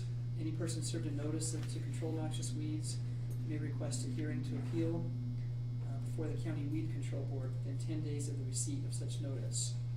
They can also appeal the decision of the county weed board to the county board of commissioners. And then they can appeal all the way up to a district court. That's set out by statute. And then Section 7, access to property and setbacks. Each purchaser, occupier, or owner of the premises, or those possessing easement or right of way across the property, shall provide access for treatment of noxious weeds along irrigation canals. Let's see. Penalty. The old statute said a fine not to exceed $299 and 6 months in jail. This new one makes clear that it's just a Class B misdemeanor. If you willfully fail to comply with a notice issued under Section 4, then that would be a Class B misdemeanor to ignore that notice. The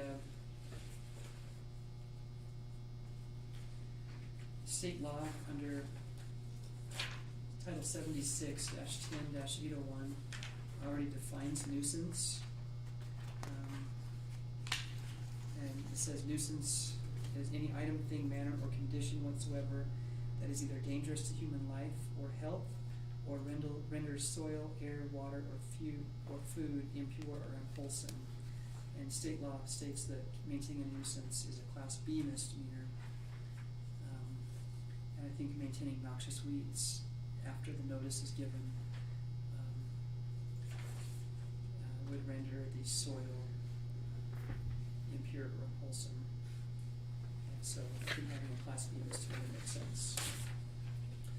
Any questions about that new proposed ordinance?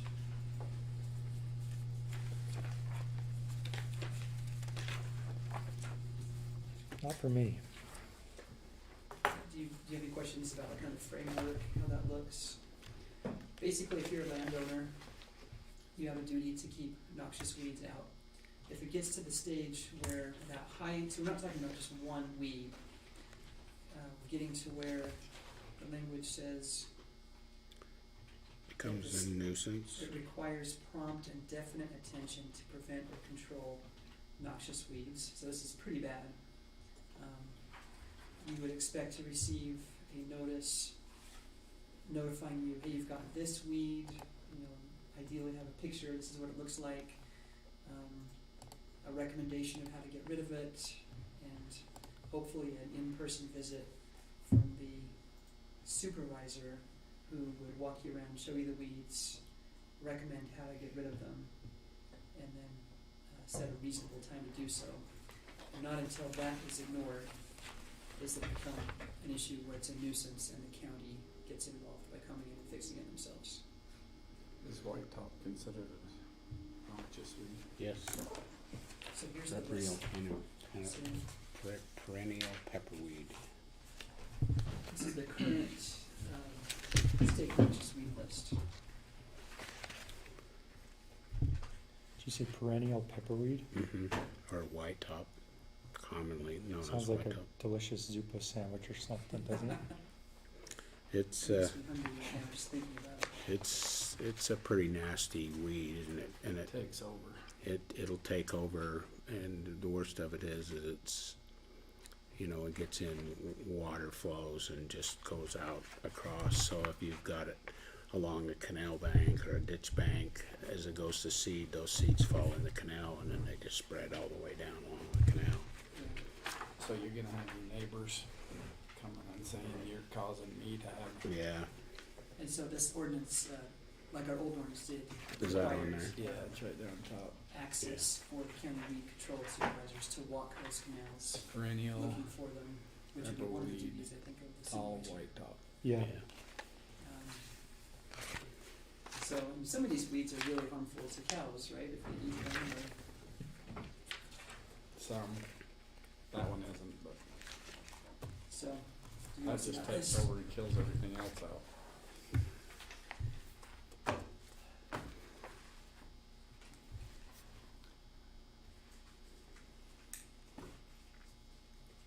I was just gonna show you a qualifying stand of a noxious weed here, if I can find it.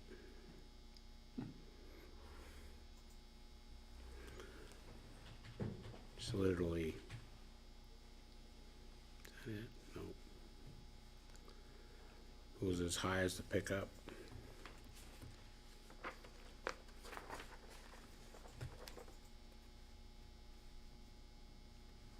It's Canadian thistle. Oh, jeez. That's really nasty stuff. It is. Yeah. So what land is this on? It's on some private land. But that's an easement owned by the city. So what the county weed board would do is send them a notice, give them X number of days to fix it. And then if it's not fixed, wait 5 working days, and then go do it. The problem with that is it's already been, I mean, it's going to seed now, and so Where's that at? up west of Garden City on one of the city water lines that they put in, and they never went back, and they didn't do any vegetation whatsoever. They just, you know, and so we had bare ground, and weeds, you know, are terrible for coming back in unless you rehab wherever it's at. So could you have it sprayed this year and then also? It's already gone to seed. It's not going to do any good to spray it. So what'll have to happen is next spring, you know, when it starts to grow and gets, you know, 4 to 5 inches high, if it'll be sprayed then it will knock it down. But it'll be a year after year after year. But the problem with this particular patch is this has gone on for 4 or 5 years now, and now it's not only on the right of way, it's down on both sides, you know. I mean, it just gets wider and wider. Yeah. Well, I think this ordinance makes it really clear what the procedure is, which is, you know, not knowing what your procedure is, it's hard to be, you know, boldly take care of problems. Yeah. This will clearly tell the board and the supervisor what powers they have and what the next step is to fix that quickly, and at no expense to the county, because it's the landowner's responsibility to get that done. Yeah. Is that going up to that pump house? Mm-hmm. Yeah. That's probably my least favorite plant. We have some of that in Farmington too. Anyway, any questions or proposed changes? Well, let's put it on for public hearing, I'd like to and get it next month for a hearing. well, Okay. we may have some people come in and have some public comment on it. So. Sounds good. Okay. Okay. Some good work. Thank you.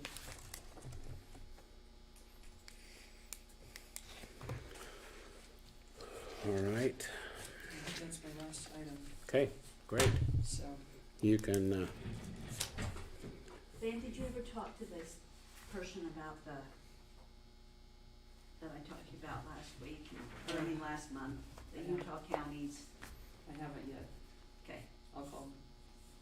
It's on my list. okay, yeah, I know you've got a long list, you've had Yeah. quite a few things come up. Yeah. I did see that bike path is completed, and I had Mitch go out and cut all those bushes off. Check that one out. That's as tall as my horse trailer. Yeah.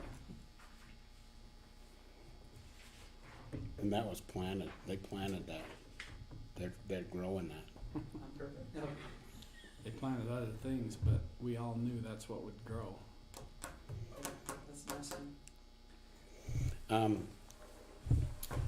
Where are we at with our right-of-way for our easement for Rocky Mountain Power to put in a power line? The one that we were talking about. Mm-hmm. So the last I talked was that day, Mm-hmm. and the Rocky Mountain folks were out there with her, Mm-hmm. and they had a proposal to, I forget the details, but it was a workable proposal for everybody. And I said, go ahead and do that. And I haven't heard back from them, so I assume it's done. A proposal with the landowner that says that they own the right-of-way? Or For just how to Rocky get Mountain? her Okay. utilities in. Okay, so it was a proposal between Rocky Mountain Power and her. Okay. So I think it was done that day. Okay. So moving on, what do we do? So I had Crystal walk me through the chain of documents. I don't find anywhere where that easement was given to anybody except the gentleman who, 100 and something years ago, he seems to be the holder of the easement. So it's possible. So what looks like what happened is he held the easement, he held the land. We keep using the word easement, but as I go through the deeds, it looks like he never owned this strip of land, because because it wasn't deeded to him, they would deed A and B parcels, which I think were called 7 and 8, and in between 7 and 8 was this road. So it's not technically an easement situation, it's you had A and you had B, but you didn't have this. But since we can't find that middle section was ever given to the county or deeded to any person, it might have resolved just through adverse possession. So, if the county really cares about it, we want to bring a quiet title action, but if we don't really care about it, now that our utilities are in, how much do we want to invest on that? Okay, have some discussion. It's not just that one. So, There's 2 other situations, same place, same thing. yeah, let's chat about that. Okay. Okay. All right, anything else? I think that'll do it for us. Okay. Thank you for working on those. That's just great. That.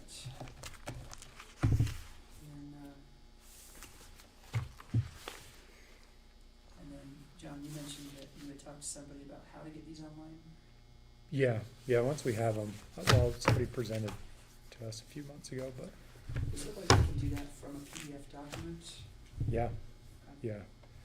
I mean, it's not gonna, you can have the PDF hosted online, so they can click to it. Okay. The way they do it is more of like a database on, the sidebar. Because all of our, we've just been reserving these as PDFs Yeah. and actual documents, so Nowadays, you can convert PDF to almost anything. that would be best for us to do. Okay. All right, we'll chat about that probably in December. All right. Well, see you guys next month. Okay, thanks. Oh, well, that's completes our agenda, so I guess we can adjourn. Quite the comedian, as All right. You already know that about him? They're just so funny. They're lucky to. Come on up. Are you ready for me? Yeah? Yeah. Yeah. How are you? So this is called GovOS, right? It is. How are you? I'm good. I'm good. How are you, Commissioner Cox? I'm very good. Good. Thank good. you. And I have not met you, John Lee. Commissioner Lee. Yep. Nice to meet you. You know, I had a PowerPoint So- prepared. Introduce yourself for the record and for those who are viewing. No, it's ours. No, those are our public record. So, my name is Leta Milera. I am actually from GovOS. We are a short-term rental platform, digital platform, that helps counties and cities bring their short-term rentals into compliance through various stages within our platform. And that's actually what I wanted to talk to you all about today. We've chatted a little bit here and there, but we haven't really gotten into the weeds. And I don't want to really get into the weeds because I know it's been a long day for you all, so we'll just make this a discussion. We just kind of got done with weeds. I know. And you know, it's interesting because I was reading your ordinance that was in 2017. Is that the most recent one? Which one? That you passed in 2017? About for what? short-term rentals. Oh, probably, yes. Is that? Yeah. Okay. Yeah. So, just to open up the conversation, you are currently using Granicus. Is that correct? Correct, yes. And that is a really old system. Is it still supported? You have one of the original Granicus systems that's still in play. I haven't seen this one in play for a long time. We're still paying for support, so I Okay. assume it is. Okay. That's interesting because our county assessor said yesterday the same thing, Really? that she wasn't able to use it because it's outdated. So I don't know. I haven't logged in In a while. a few months at least. Okay. So I actually logged on and went through some of the process, and it is a very antiquated system. So I'm wondering if you're able to pay your application fees. I didn't see anywhere in there that you have an integrated that done now? Is that all done manually? Help me understand the process of how it's. So when you say pay, what do you? Your application fees, because it's required to So, submit a yeah, permit, they'll let you do the application, but you actually have to come in right, and pay a fee. yeah, come in and pay here. So it's still quite a manual process in regards to So that. they can go online with our treasurer, or they can send a check to our planning and zoning. Okay, so it's a different system, it's not all done in one system. Correct. That's what I thought. Okay.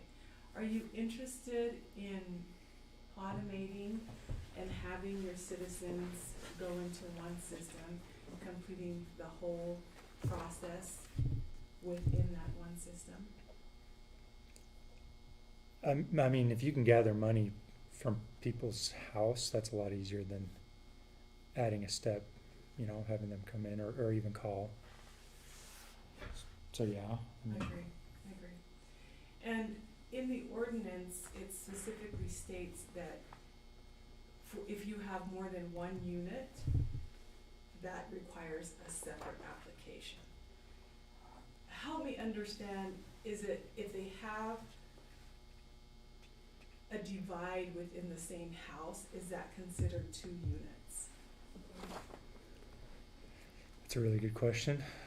But I think if it's just per parcel, isn't it? Yeah, Per parcel? I believe Yeah. so, yeah. So if it's a Okay. big house, it'd just be one application. It would be one application, so Yeah. they're not having to pay the 150 application fee for if it's divided. Per, like, listing on, yeah, no.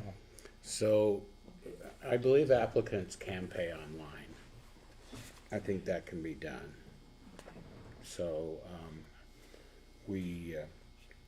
our planning and zoning administrator who kind of oversees this, I'm pretty sure it can be paid online through his office. Is he there? Okay, I'm not sure if he's watching. Is he texting you? Yeah, He may be watching. okay. So should I have met with him instead? no, No. Okay, okay.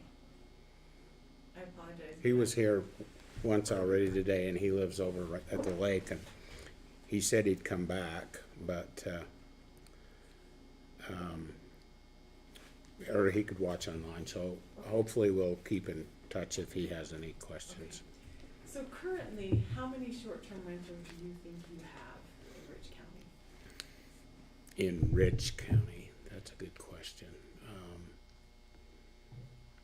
I don't know how many applications we would have on file. Maybe he'll tell us here.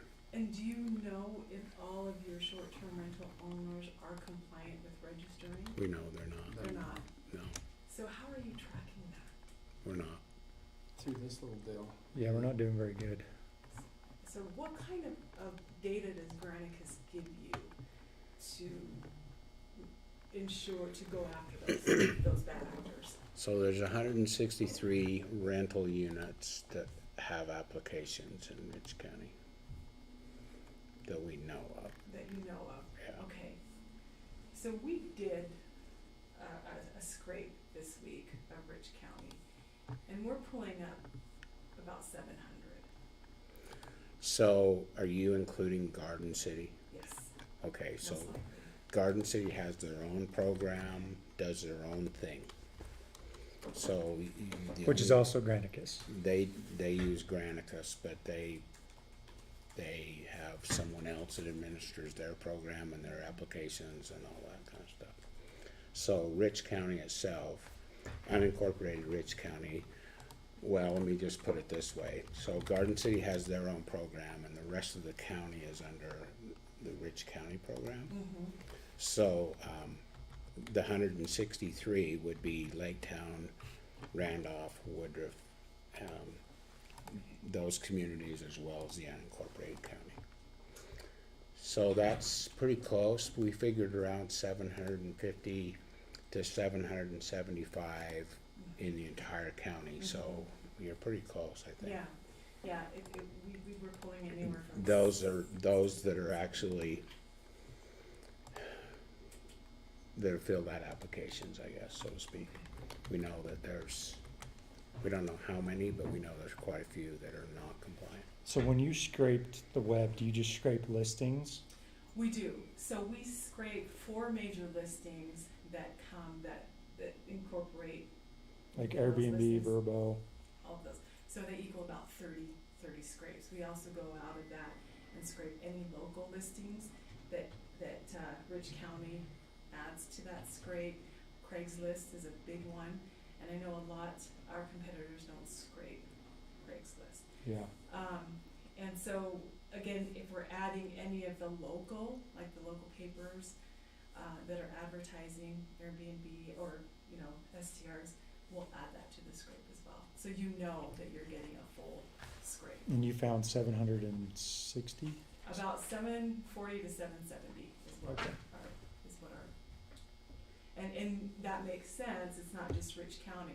So if we get the parcel data that you're currently furnishing to Granicus, that would give us a better idea of Rich County itself instead of incorporating the county as a whole. So what our system also does is we have the ability to set up automated notifications. So these bad actors that are not in compliant, instead of having code enforcement go out there or having you mail out those notices by hand or however it's done now, we actually have the ability to do that. And you time those. And so when they go in and register, the system automatically updates that and shows that they're in compliance. How are you dealing with that? Is your code enforcement handing those out? Do we know? Well, the same guy, they'll send out a notice and say, we know you're renting your residence or whatever it is, so you're required to fill out an application and do those kind of things. So right now, I think it's pretty much just with a letter going out, we found where you're advertising, and you're not currently in compliant with your application. Yeah. So that's as far as we go. So when we attended the last conference, John from Park City spoke about they weren't really in it for the money. It's Park City. They were really in it for the health and for the safety of their citizens. How are you dealing with the complaints? Well, our ordinance says that someone has to, a property manager or the owner has to be, able to respond to any complaint within 30 minutes. Mm-hmm. And when we get complaints that nobody showed up or things continue to happen, then when they renew their application, then that's when they're approached about saying, we had this many violations, or if it's so serious, then they're contacted immediately and say, hey, we're gonna pull your application unless you remedy this problem of, your people are parking up and down the street, or they're parking in the neighbor's parking lot, or it's too noisy, whatever that is. But our ordinance says that you have to have someone, whether it's your property manager or an owner representative, to be able to respond within 30 minutes of the complaint. But that's not what was done. No. Is that correct? Okay. So, what John uses the system for in Park City is they get a lot of complaints, but John's not the only one. This is kind of a national problem with short-term owners, and the complaints that come in is our hotline. And what our hotline is designed to do is escalate calls. If it is not handled in 30 minutes, there's an escalation tree. And the county comes up with those scripts and that process with our team so that we're not, that citizens aren't consistently calling the police department or consistently calling the fire department. With those short-term owners being registered and there's emergency contact information, we go straight to the source. That's how, but again, you're setting up those scripts so that those calls can be escalated as they come in. It's a pretty neat thing to have as far as the support goes for your citizens, because it kind of bridges that gap so they feel like they have a voice. We've received that feedback quite a bit. Would that be something that would benefit the county? I don't know how many complaints, as far as what's in the unincorporated county, I don't know, maybe he can, tell us, Mitch, if you're on, tell us how many complaints that we've had. There's been 2 or 3 different locations where we continually had complaints, and, most of those were about parking, and so, you know, there was some dialogue about that, and I'm not sure whether that's been completely solved or not, but I know we're not getting as many complaints. He says the hotline seems like a clean way of doing things. Yeah. So, you know, he obviously can see the value of it. He's the one Yeah, that's, I'm gonna put you on speaker, okay? Alright, he can speak for himself. Wonderful.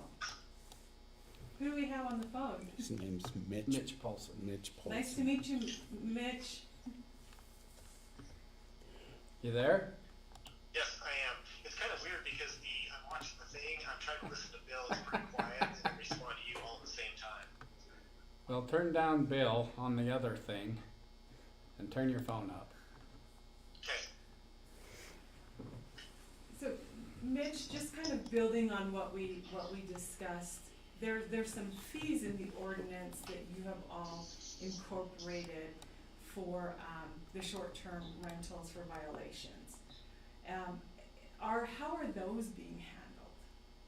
Well, so far we haven't had really significant problems with enforcement, and I don't know if that's because the enforcement, or if because there aren't violators out there, or we're just not hearing about it. Because when I hear about it, we make a note in the file. If it's not something that can be rectified by the 24-hour contact person, and then it gets taken to planning and zoning as a 3 strikes kind of thing.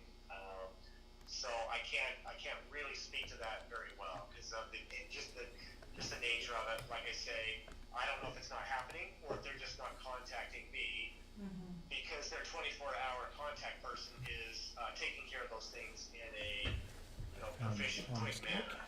That makes sense. Thanks for clarifying that. Oh, yeah. So just to go back to the number of short-term rentals within your county itself, you're saying there's about 200, is that right, Commissioner Carl? About 163 is what Granicus says Okay. we have. Okay. And are you collecting the taxes on those properties through the Granicus portal? Or is that separate? Separate. It's separate. Okay.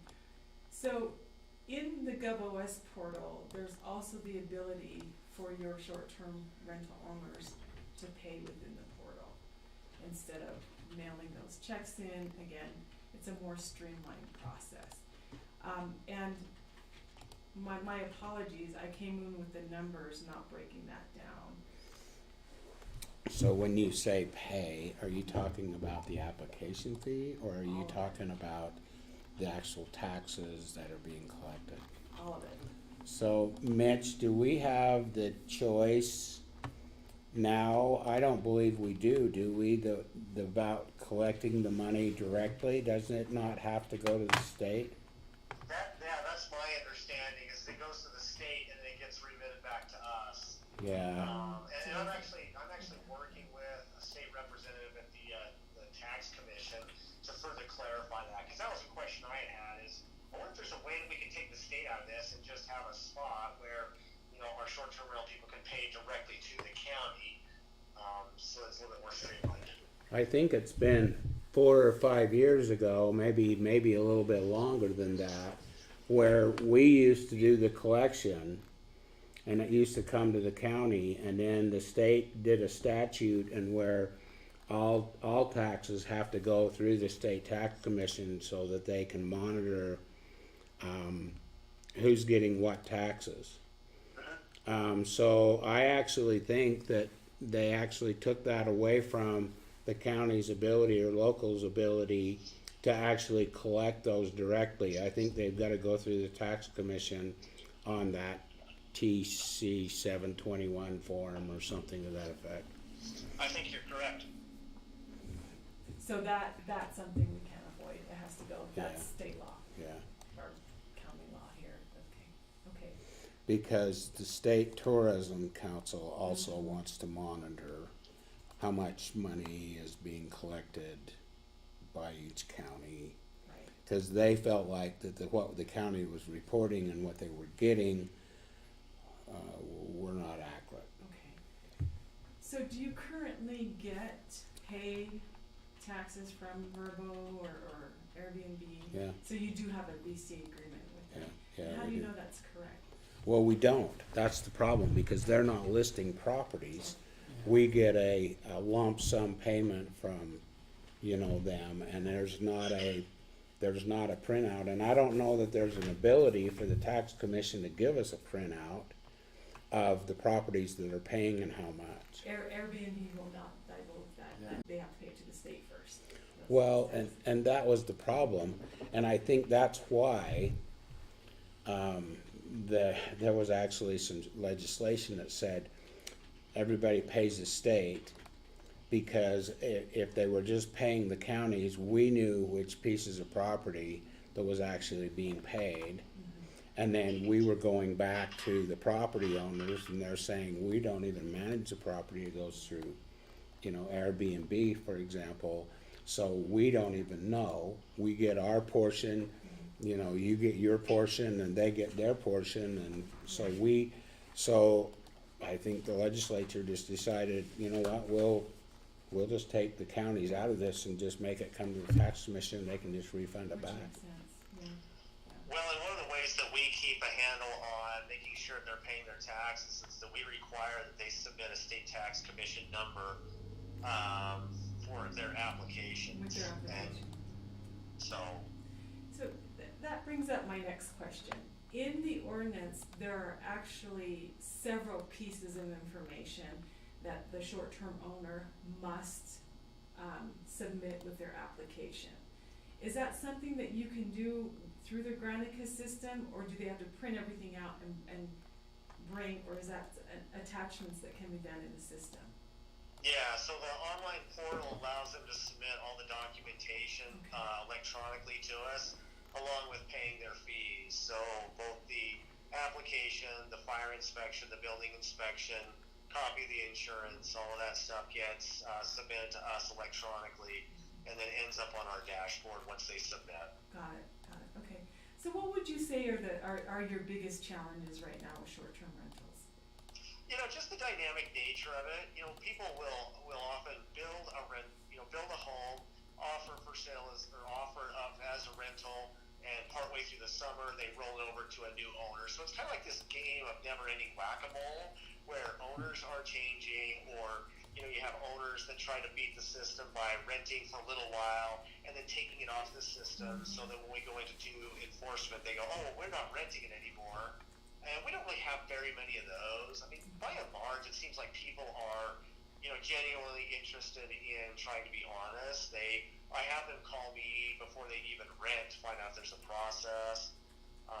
So I don't know if there's any, just the general dynamic nature of it, I think, is one of the biggest challenges that we face. So the evidence capture of putting up ads and taking down ads aren't really a big problem. Is that what I'm hearing? Because there's just a few. Yeah, there's not very many that try to do that. Okay. Is your county interested in looking and exploring the option of a new short-term rental system? I'm not a decision maker, but I'm always interested in competition. I wondered what Like it is. if you can provide a good product that's less expensive than Granicus, I'd take the bait and take a look at it. Commissioner Scott. What is your current investment in Granicus, if I might ask? He doesn't even know. I'm sure you're getting the friends and family plan. Totally. We're Yeah. we're grandfathered in You're because blonde, yeah. the original creators of the program, From you Grove know, City. yeah, Yeah. there. So, you know, I mean, yeah, they're just, it's great. So the answer is no? No, I don't think the answer is no. I think the answer is put us a proposal together and let's, Okay. you show us what's the cost gonna be. I guess I'm sitting here looking at, you know, basically 163. Is that even worth doing for you? Yeah, it definitely, that would be what we call a mid-market, where you're just right on the threshold. We absolutely service counties with that size of short-term rentals. And it really just depends on your need for it. It sounds, I mean, I'll be honest, it sounds like things are working right now with what you have, but as the ordinance change, there's changes to that, or your citizens start making more noise about short-term rentals. You know, how would the county look at streamlining things when it comes to a new system, if that is the need? You know, and I mean, obviously, our 163 is minuscule compared to Garden City's, you know, 500. But we're both using the same system. I mean, it would probably be very beneficial to sit down with them, and it would be a situation of where, you know, because I know of 2 or 3 different situations where they have a nightly rental in the city and then they have one in the county. And so they kind of play this game back and forth of, you know, because the city has extra taxes on theirs, and it's kind of like, well, this unit rented in the county because it was less. So, you know, to pick those up, you know, they may be, I have no idea how content they are with Granicus. Maybe Mitch, maybe you know, but I can really see for the scale of things, I mean, it's all one rental pool, basically. And so, you know, sitting down and putting something together with them as well, and having, you know, we'd have to have obviously 2 different programs, or 2 different. You can have one system. but One you have system, 2 different, yeah, right. Absolutely. And so that might be beneficial for both of us, you know. Yeah, I agree. Cause they're continuing to grow over there. I mean, it won't be 2 years and they'll be probably bouncing up around 750 to 800 just by themselves. Yeah, the University of Utah does projections every 3 years on short-term rentals, and that's actually the projection for Curve City is they'll be around 750 to 800 in the next couple years. Depends on what the economy does, Yeah. you know, I mean, there's a lot on the ground that hasn't been built yet that are, you know, I mean, they're being looked at and developed, and so much so that there's nothing for anybody, no place for anybody else that wants to live long-term to live, you know, and afford it. Absolutely. So who at Garden City would I approach? You know, I think I would start with the mayor. Okay. His name's Mike Lenhart. I think that's where I would start, tell him that you've talked to us, and that we're interested, and you're gonna kind of put a proposal together for us, but, you know, lay out what you laid out to us and how you could help and Yeah, I think streamline. with Mike, I'll present doing a demo with all of you, you know, whether Okay. it's here on site or virtual. That way you can get a better feel of the landscape of the product, and then go from there. And you have to see it, right? Yeah, That'd be cool, I'd love that. yeah, that'd be Great. good. Great, Mitch, I think you'll be impressed. You guys have been grandfathered into Granicus for a long time. So I think you'll be impressed very easily. I'm just saying. Well, we're easily impressed, you know. Okay, well, this is very helpful. I think of the approach with the mayor there in City Hall. We'll hit it. I mean, we try to be, we try to communicate an awful lot about, what the county's doing, what the city's doing, and previously we've used, we're still using the same building inspector contract, and we use the same building inspector, and we look at a lot of different things to see how we can help each other out. And so for them, I mean, they're obviously the biggest, the biggest game player in this, and so the biggest collection comes from them. But they also know that they have a lot of out of compliances too. Absolutely. So I know he would be at least willing to sit and talk to you and see what your proposal is. I don't know how dedicated they are to Granicus, but them like us. Didn't he design this? No, that was the previous mayor. Okay, that was the previous mayor. Yeah, Okay. John Spieler was part of that, and one of those, I don't know, at one time he was kind of the city manager, I guess, or whatever you wanted to call Bob Peterson. But between the two of them, they got it developed. And it was kind of one of those situations of where, we've just grown every year. It's just been one of those things that, unfortunately and fortunately, it's grown from a nice little quiet community to now a vacation destination with big emphasis on tourism and fun, Yeah. which we're all about. But Okay. I hope that wasn't too painful, gentlemen. well, I hope it was worth your trip. I feel Well, like it's we always worth a kind of trip. popped your balloon when I said, "Oh, we're only 163, and No, they're not the at all. 500." We see this a lot.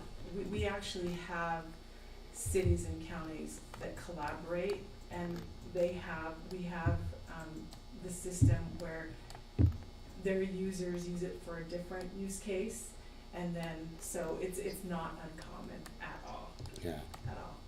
And Mitch has kind of been the one that's been bird dogging that with us, with Granicus, and he's got anything we can get off of his plate is a real benefit to free up more time for other things. So. Yeah. Well, Mitch, I think this is what my approach will be. How about we set up a demo with you? Let's set up a demo with you. You can see how the look, the feel, the use, that user, and then I'm going to take your guidance in, the pitch to the mayor. Does that sound okay, guys? Yeah, that sounds good. And I could go down to visit with their short-term rental person and see how they like it. Because I've never actually asked. Yeah. They never complained, but I don't know one way or the other. Okay, perfect. What is your email, Mitch? M is in Mitch, Poulsen, Poulsen, @cut.net. CUT? Correct. Okay, perfect. I'll send you out an email, get your availability. Let's just set up a quick demo. Let's get that out of the way, and let me get your impression of the site. I'll invite both of you, if you have time, from the ranch, if you want to sit in on it as well. John's interested in it as well, so Yeah. I'm the right Yeah. guy. Oh, we love IT guys. Yeah. You'll be able to shoot holes, and if you've played with Granicus, you'll be able to see where the Yeah, I need a lot. I differences mean, I are. just logged into it now, so I'd love to see what you guys have. Yeah, absolutely. I know Granicus offers different services as well. I'll send over some information on our other online civic services. I mean, you never know, something might jump out and be of interest, but short-term rentals is really what I was here to discuss. Okay, great. Any questions? Yeah, there was something I was going to ask you, but I don't remember what it was. Maybe I'll remember here pretty quick. But your program will hunt for the ones that aren't in Absolutely. compliance. Absolutely. And we also capture those ads that go up and down That's what our clients use for evidence in court. Lots of bad actors try and evade the system that way by taking their ads up in So town. you ask what we do when we find one out of compliance. What does your program do? So we'll send a notification. What the system is sent is to send a notification that you're out of compliance. Because a lot of short-term owners don't know they're out of compliance, right? They have no idea. And it's interesting because within 6 months to 8 months, we see a 90% compliance rate. Some higher, some a little lower, but that's because the system will automatically generate those, so those bad actors can come into compliance. Now, if that continues, then we set up what the next step is with all of you, whether it be notifying your code enforcement to go through and knock on the door. California does that. If there's a third strike, the code enforcement officer is automatically notified, and they'll send someone out to knock on the door and bring them back into compliance. And what's interesting, though, is keep in mind that a lot of these short-term owners don't live in the area. That's the problem. Yeah, right? correct. So there is emergency contact information that is required for these applicant registrations. So when those calls come in on the hotline, there's that escalation where it specifically says you reach out to the owner, because the owner is not always notified or accessible. So that emergency contact information. So Sedona, Arizona uses us specifically for that, because their ordinance, they're going through some changes, but it specifically uses GovOS for the emergency contact information, which is interesting, right? And then again, Park City just uses for the hotline and to send out letters. What I like about your software is that you guys crawl Craigslist and local internet listings, and just kind of like the 4 or 5 primary ones, you know, the booking, the Airbnb, and some of those. Whereas I know Granicus crawls 75 to 100 various short-term rental advertising sites, and I don't know that we necessarily need that. I think people use those primary 5, and that's the end of it. Yep. Agreed. You know, we work with a small county in California, and more than half of what we scrape are the internet sites that they gave us. Because Moab is another one that most of their listings go up on Facebook. They use Facebook quite a bit. They don't use. Do you scrape Facebook as well? We don't. That's probably hard to do. It is very difficult to Yeah. do. That's come up several times. But Facebook is a whole different animal. Yeah. I mean, you know that. Yeah, their marketplace is always changing too. It changes more times than in a minute. You know, the algorithm, it's just, it's too challenging. Maybe we'll get there one day, but not anytime soon. All Okay. right. I think my time's up, gentlemen. I don't know, but any other questions?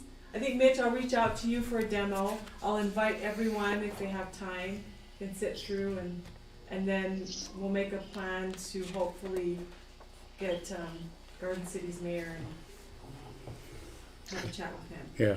Sounds great, Leta. Your name is Leta, right? Leta. Leta, sorry. That's okay. Look forward to it. Thank you. I appreciate the time. Okay, thank you. Thanks, Mitch. Thanks, Bill. Yep. Okay. Well, that was a lot easier than texting back and forth.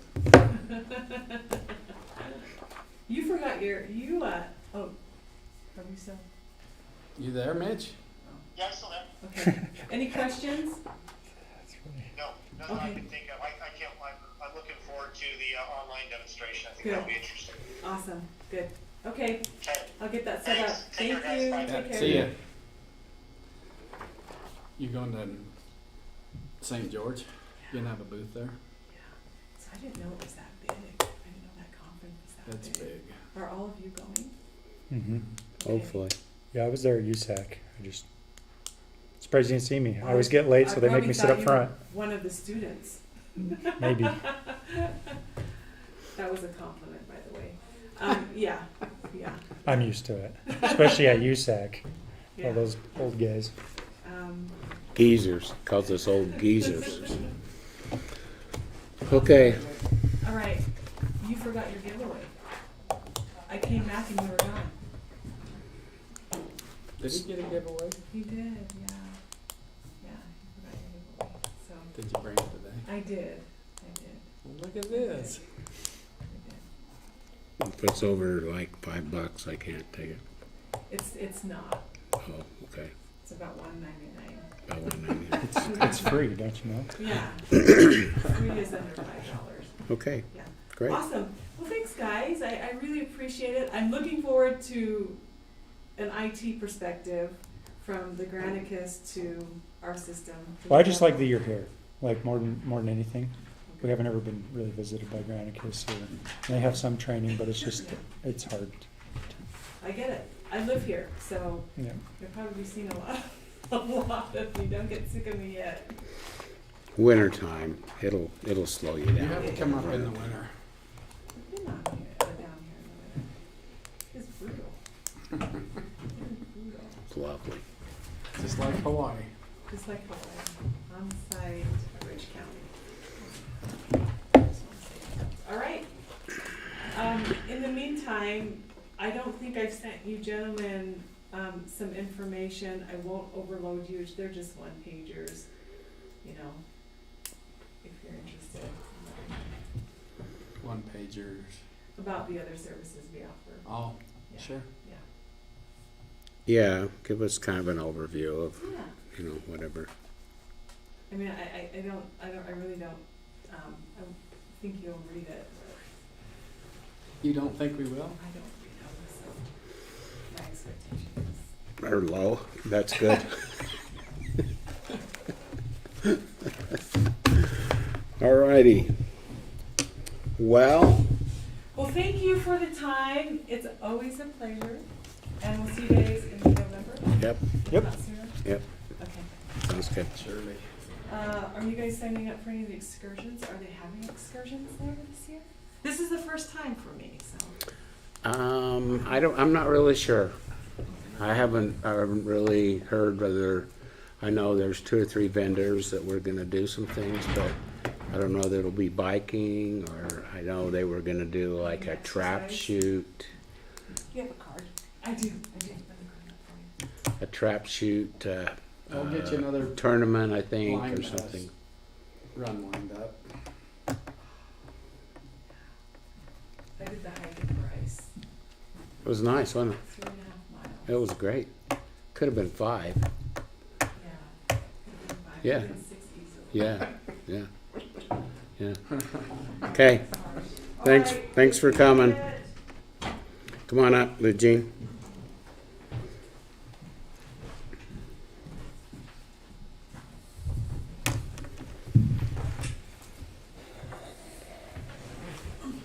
Eugene Argyle, Rich County Treasurer.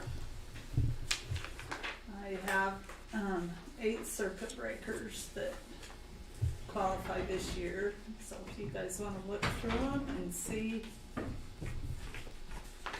look and pass them down. If you have any questions on them. They've all turned their documentation in and everything's good on them, right? There's one,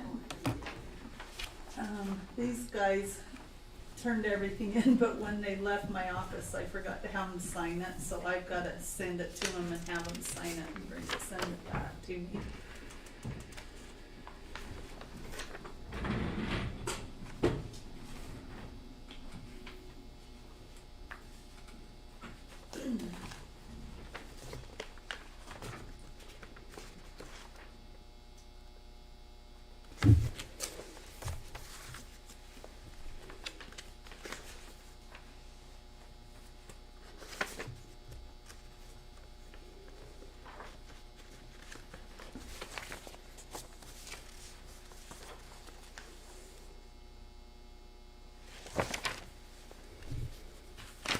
So is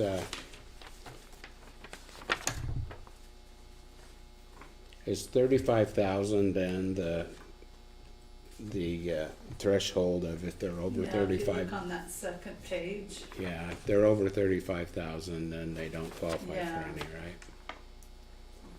I've had a few ask about, and I said, as it goes, it tears up about every 4,000, it cuts what you get. And it makes no difference how many's in the house.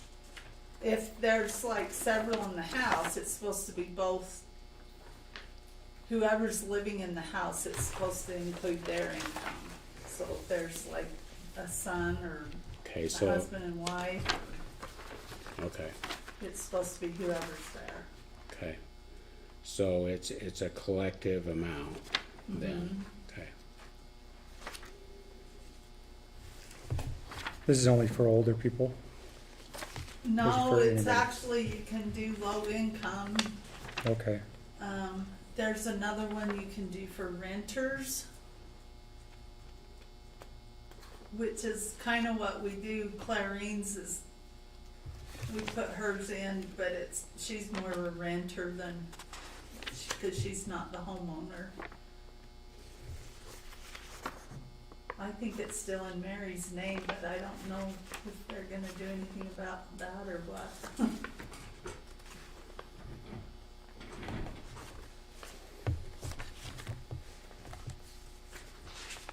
I've got somebody next year that will possibly be on there as another renter that's,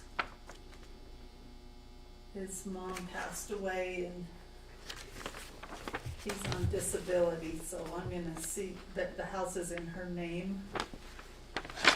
For now. So I'm gonna see about doing his as a renter, because to go through court would be very expensive for him.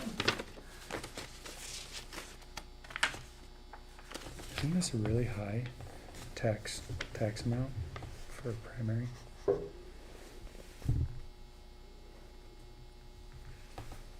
Is that the Spencer one? Yeah. It's a pretty nice house.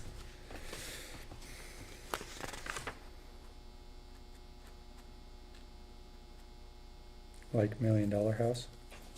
I think I can't remember. that'd probably Let's be see. about the valuation you'd need. It is, for the primary, it's 445,000 value. So she's probably not even getting the exemption. She gets a little bit, she gets not quite, well, she doesn't get half, she gets about maybe a third off her taxes. Well, no, she gets about half of it off. It just seems like she's paying the 100% rate instead of the primary home rate. Did I write it wrong? No, I'm just saying maybe she doesn't Her realize it. taxes are 2372.18. Which seems pretty high is that high for 450,000? Less than 55%? Probably not, because a lot of them that are over the, and I can't remember if hers is beachfront. Okay. I'll have to go look at it one more time. That's just the only one that's Yeah. astronomically Yeah. higher than everyone else. I'll go look at hers again real quick, just to make sure. Yeah, and then we I can put just the tell her right that value on it. if we find that she's been paying the second home, we can at least tell her to fill out an application to swap it for the primary rate.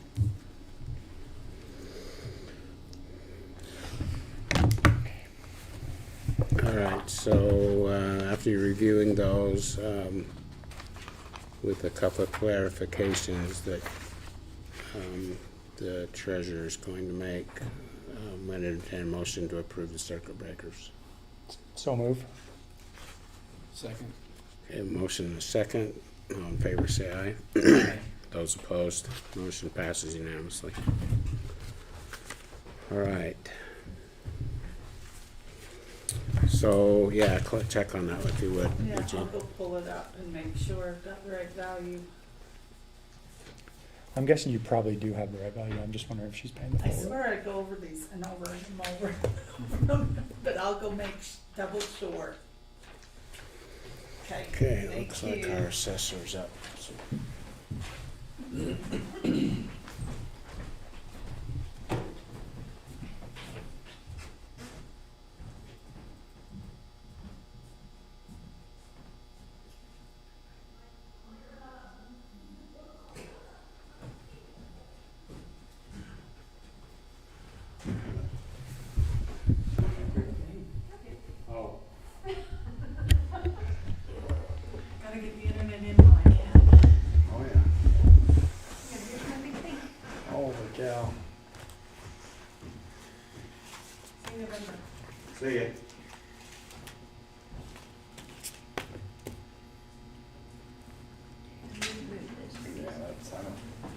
Do you just have like boxes and boxes of storage everywhere?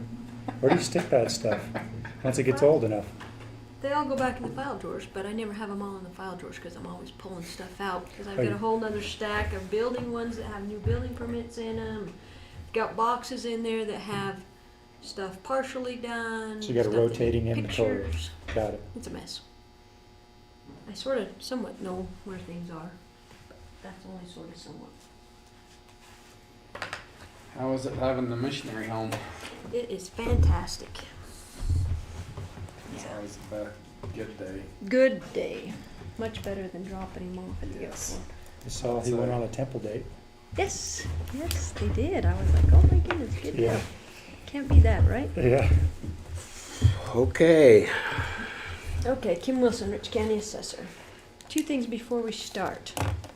I have a personal property exemption that needs to be approved. I think there's just the one. just Yeah. one? Just one. We're trying to wind it all down and be done with it so we can start over here in a couple of months. Okay.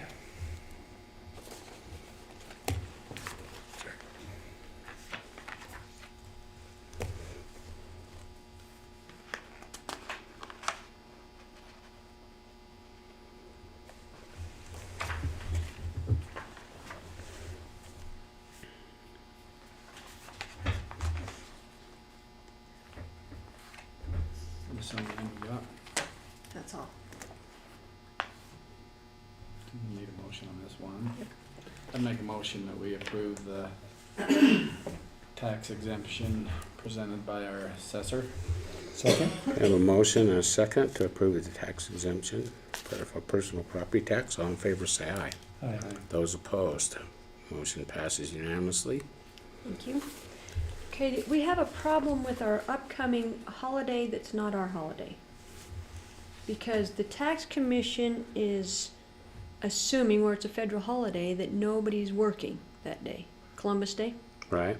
So they're doing a new rollout, and we're not supposed to open our drawers or do anything until Tuesday the 11th. Yeah, you'll have to honor it as a federal holiday. But you still want us to work that day. No, you don't have, you can, I'm just you trying can to- take that day off and work the day after Thanksgiving if you want. I don't care. We can do what we want as far as that. I think the new Hey, holiday I goes do, into I effect. care about that one. I think the new I'll holiday goes into effect next year, Oops. right? So those are Sorry. Columbus I don't Day know. I'm State. just we're trying to figure out, are we open or are we closed? Well, see, the problem is I all don't the- like all- the Juneteenth. All the federal offices are, most of them are gonna be closed because Because it's a federal holiday. it's a federal holiday. And there wasn't any changes, there wasn't any trades for the Juneteenth thing. Okay. On federal days. So, I mean, if they say what you're gonna do, then you'll have to do it. So, because we can be open doing other things, but we can't do motor vehicles, and if we're open, people are gonna expect us to do motor vehicles. And I Actually, never even thought about yeah. this thing. The Juneteenth, we were closed, and everybody thought we were gonna be open, because nobody understands Juneteenth. I mean, it's just, We can do what John said, do it next year. so Make I am it have just it go into effect next year and trying just to, have our regular holidays this year. Well, we've already gave them Juneteenth though. Yeah, we're taking that back. yeah, I don't like Juneteenth. I'm not a fan. It just kind of screws up the whole thing. Is Juneteenth a federal holiday or not? Yes, it is now, isn't it? Yes, Yes, it it is, yes. Well, if they're federal holidays, shouldn't we get them off anyways? Or are we up in the night? Well, we mimic Utah, not the feds. And so Utah doesn't have Columbus Day anymore, right? They made a trade. I didn't know. I don't know if they made a trade or not. Obviously, the state tax commission did not, because they're Well, assuming maybe we're they going to be didn't. The closed. state of Utah may still honor it, but there was a lot of counties that did not. Right, They didn't give that many it was off. actually up to counties, whether you traded a day or you gave the extra day. And we decided to trade.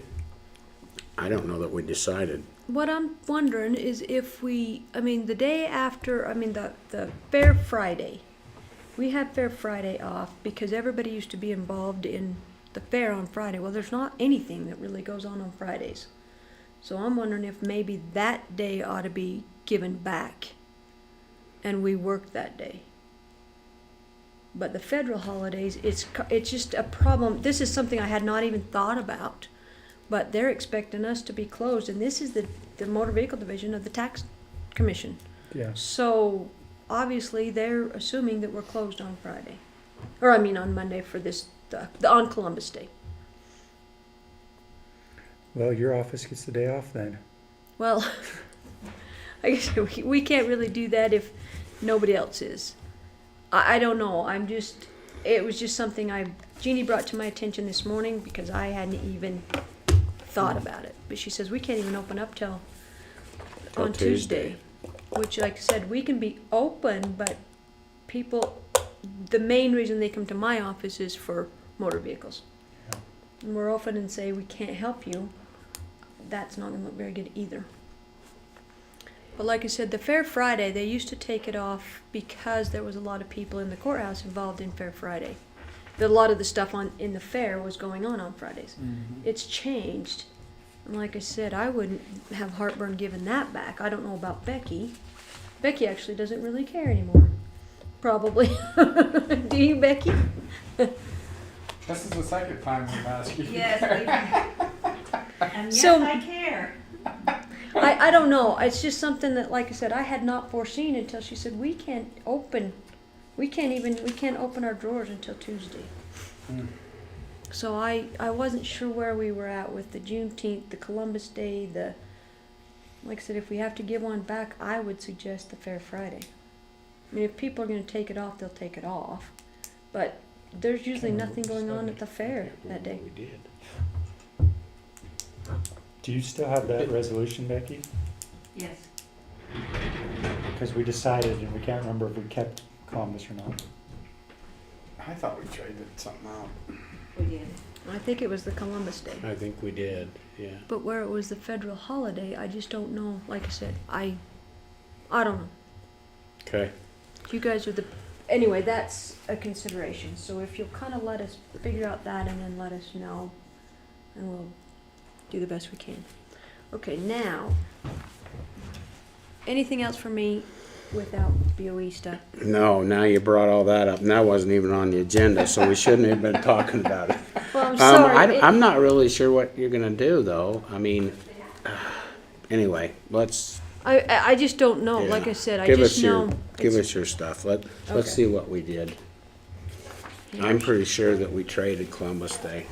I think we did, but like I said, that could become a problem. I mean, it's already starting to be a problem now.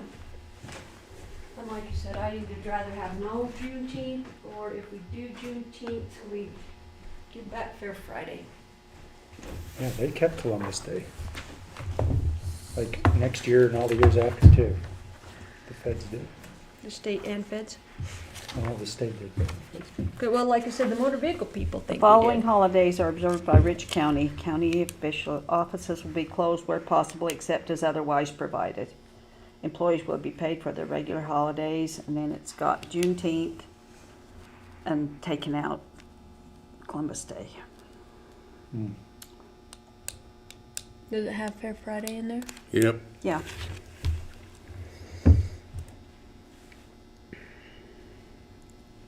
But there might be a lot of other people in the county that like Fair Friday. You know, I mean, there may be some other Oh. ones that are, because when your kids were in it, Yeah. you loved it, Well, but you would have took it off. I would have taken it off anyway. That's what I'm saying is, Right, I know so- Debbie said back in the day, like she would be involved and you would be involved, and there was a lot of people that worked here that would have been involved in stuff that day. And it just isn't that way anymore. There's nothing really on Friday.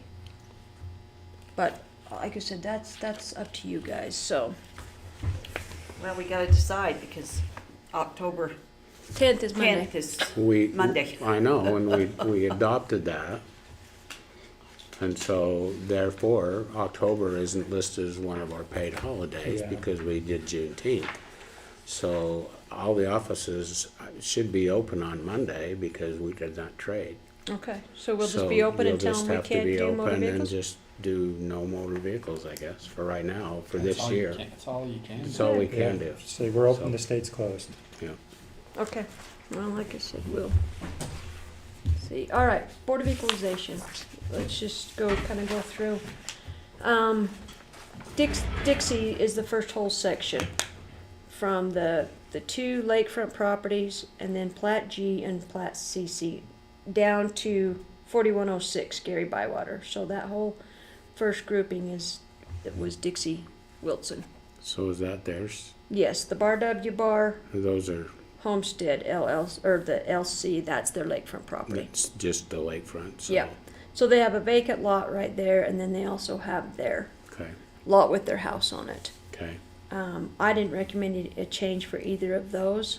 I think we're in the ballpark. I think if they sell it, they're gonna sell it for more than what I've got it valued at. So what's this, The 474,779 is the house.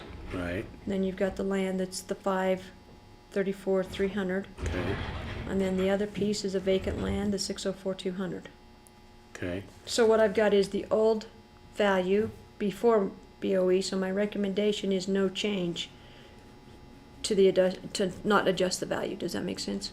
okay. My so- spreadsheets haven't changed. So old value was this, Yep, okay? yep, Old building, yep. Adjusted value, it's the exact same, because I Okay. didn't recommend an adjustment. okay, Does that make sense? yeah, okay. Okay. I went through and I looked at all the cells that I have in Bridgerland. She gave me some, and then I have all of these.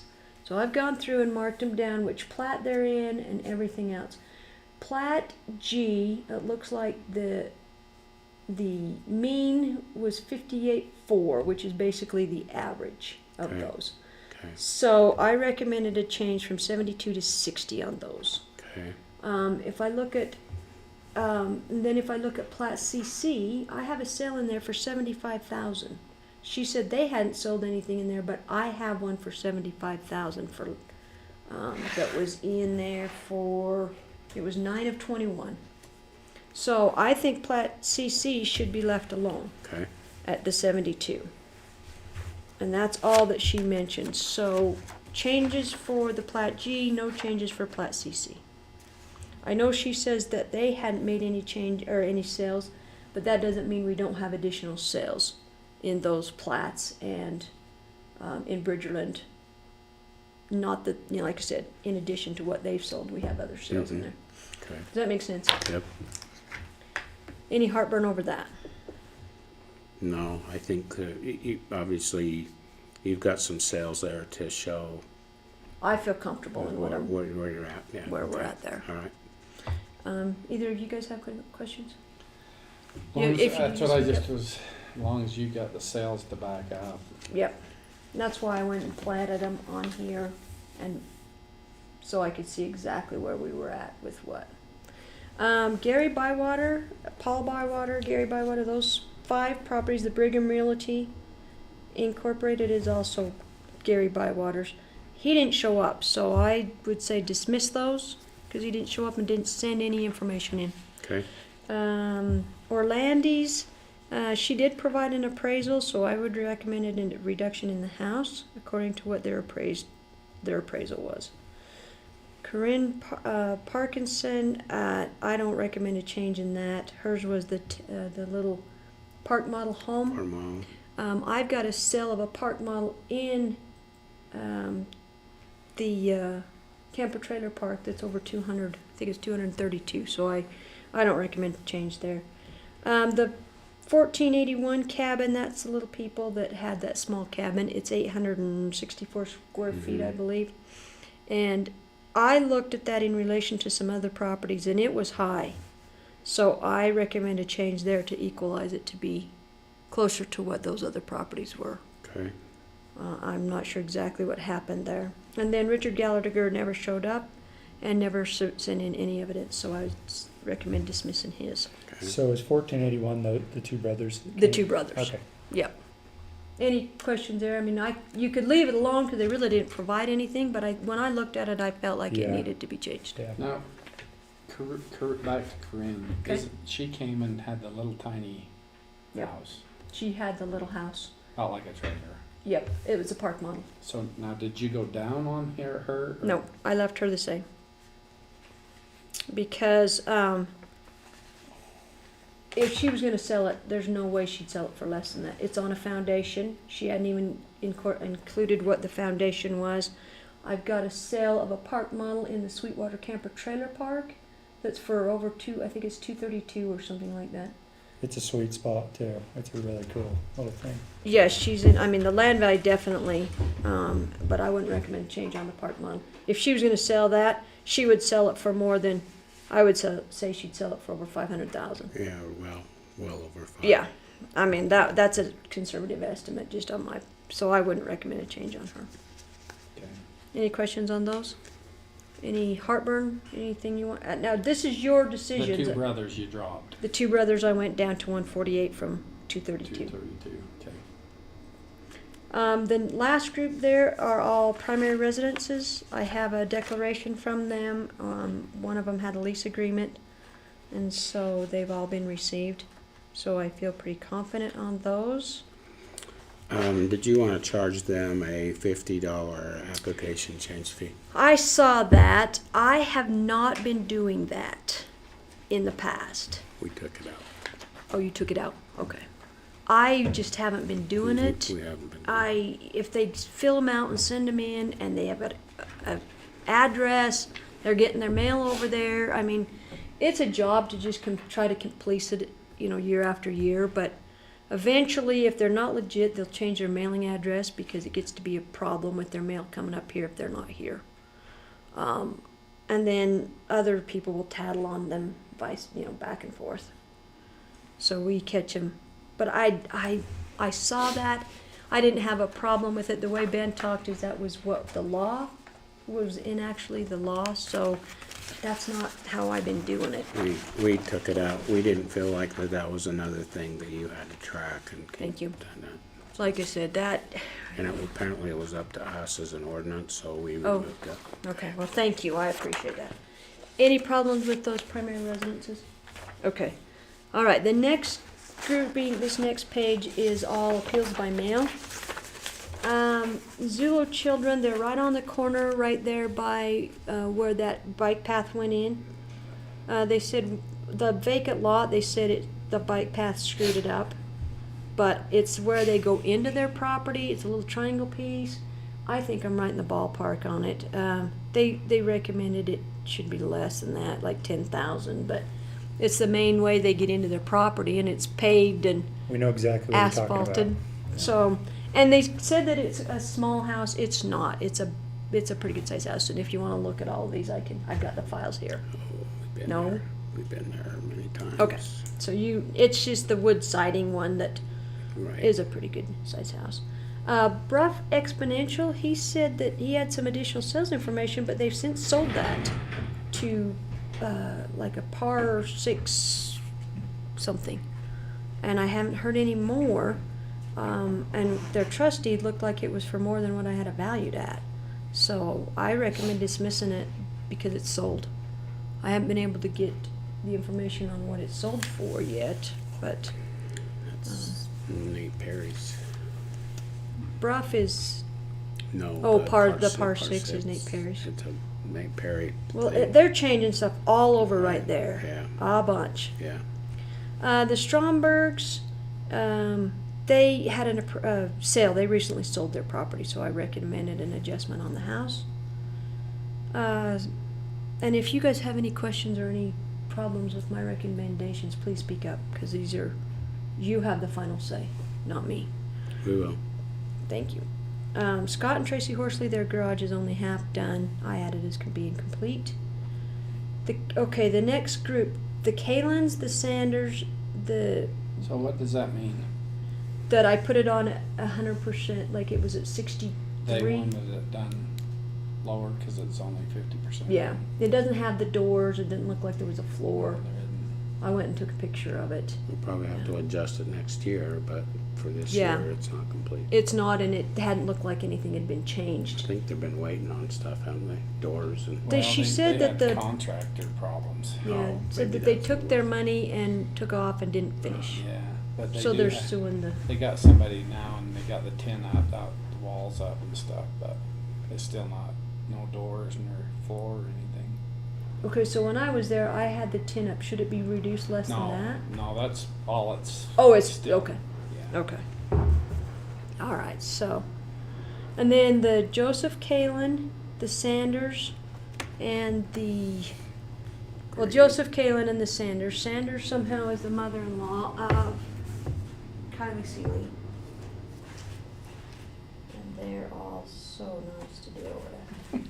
Well, I shouldn't say that. The Sanders people, I haven't really talked to them. Let me get all of these. But they have, it's kind of been weird because they basically used the Kalins, and theirs is a prime example. They used all of this stuff, which they've done their map. Then they used this information that kind of came, I'm not sure exactly where it came from, but I don't know if they can generate this off the MLS or what, but it's very similar to what Kylie Seeley had done Kylie Seeley had an appraisal done, and in that appraisal, they have done the very same, well, he's attached basically the same kind of things here. Then in his appraisal, they have done that analytics, they call it. Oh, yeah, okay. This same kind Yeah. of thing, and it's the same, very much, I mean, it's pretty much the same dang thing as what's in Kylie's appraisal. Now, they didn't have their own appraisals done, but they took that information, and so basically, that's what Kylie's appraiser presented, but they have somehow followed suit with their information. And then the sales that they provided are, this is exactly right out of Kylie's appraisal. Maybe it's not, but they've used the exact same comparable sales. Oh, the house is right. Are they So in the they're- same location? They're not, these are in Falula Farms. Okay, The Kalins, so it's just down right. then from Right. Sidaway. So they're in the Falula Farm area, and Kylie's is not. The comparables that they used are all out of Idaho, all four of them. They come right straight out of Idaho. Well, it's been my understanding that Idaho is a different market than It is. Utah. From when I've tried to talk to them, it's a different market. I've got sales that are in Utah that I believe I could back up what our values are and what we have used, but they've tried to kind of piggyback off of what Kylie's done, and they used the exact same comparables. They talked about it being above the inflated adjusted value, which only comes into play if they are a qualified real property, which I'll get to in a minute. So these comparables are all out of Idaho. They're off the Idaho side, and there's, I believe, four of them. So, like I said, from what I've seen in the past, that's a whole different market. But they've tried to piggyback off what Kylie Seeley has done, or his appraiser has done. Like I said, I've got sales data that I think can back up exactly what I have done. That's all in Utah. I mean, we can take into account that, but that would be the Kalins have done that. The Sanders family has done that. The Greens and Whitneys have not. They have used other sales, but I believe their sales, they've tried to use sales that are not lakefront compared to. And that's apples and oranges. If you're a lakefront property, you need lakefront sales to compare to. Otherwise, you're not even in the same market area. So, my final recommendation, I've gone back and forth. Do I drop it down? Do I leave it alone? When I did my inflation adjusted value, I came up with the exact, or the 63% is what I increased everything to. Off of my, because on Kylie Seeley's, his is going to be a qualified real property. So what I went through and did was come up with the inflated adjusted value, which everything went up 63% in this area. And that was the mean, median, and mode when I did my analysis of it, 63%. Well, his went up, Kylie Seeley's went up more than that. These guys all went up the same, the 63%, just like everybody else had. So here's the Kalins and the Sanders, they all went up to 63%. Okay. Just like I raised everybody Okay. in that area. Kylie's went up more than that because I started where he had been, and I didn't take into account his reduction in value from the tax commission. Okay, so I didn't recommend a change on the Kalins or the Sanderses or the Whitneys or the Greens. Okay. I didn't recommend a change on there because the Whitneys and Greens didn't use, the Greens used one comparable sale that was lakefront, the other ones were not. The Kalins and the Sanders went straight with what off of Kylie's appraisal because apparently the Sanders lady is his mother-in-law. So this is what he had said to me when he sent the stuff. So, which I didn't know that. So I felt that the Kalins, the Sanders, the Whitneys, and the Greens were all within that 63% that I'd raised everybody else up. They weren't singled out. They weren't over or undervalued with my increase. And then we'll get to Kylie's in just a minute because his is a different ballgame.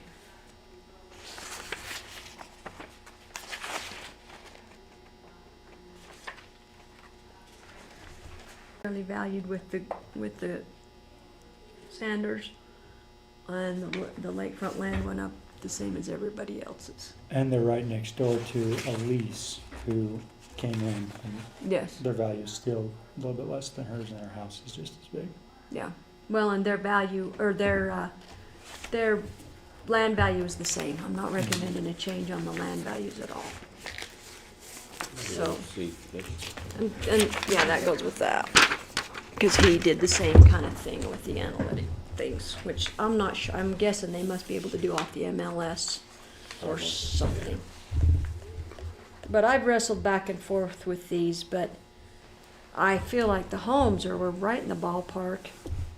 I mean, if you want to look at any of the homes, I mean, this is the Kalins home, and there's pictures of the front of it. There's the Sanders' home, and I got a new picture of those. Here's the Green home, which is small, but in relationship to the 14, the two brothers that came in, I think we're right in the ballpark on them. And then the Whitney home, that's what that house looks like. So it looks to me like when they're appealing is the land value part, but because they've all told me it's max, no more than this or max, and that's exactly what Kylie Seeley has said on his, max. But I am open to any suggestions if you guys want to change them in any way, shape, or form. They're all 100 front feet. They're all within the base depth. Oh, that's 99 front feet. I don't want to get this mixed up. It just goes with, What's he about to say? it goes just with the Sanderses here. I did some data scraping too. This is the Kalins, this is the Greens. So, like I said, the way they're discussing it in there is they're acting like they're qualified real property when they start talking about the inflation adjusted value, which but I went back and looked, and they're all within, or at that inflated adjusted value. The range. So regardless of whether they're qualified or not, they're still within that range, Okay, or at that 63%.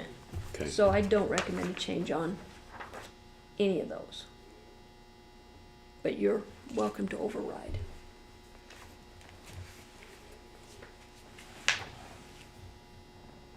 You know more about it than I do. Well, I've studied it, I've looked at it, I've up and down, backwards, forwards, and like I said, I could make changes, but then it throws everything further out of whack, and that's the problem that we have when the state starts making their own changes without fully understanding what they're doing. Does this go in here? Yes, because that's the stand, that's the. So, that's those. Any further recommendations from you guys on those?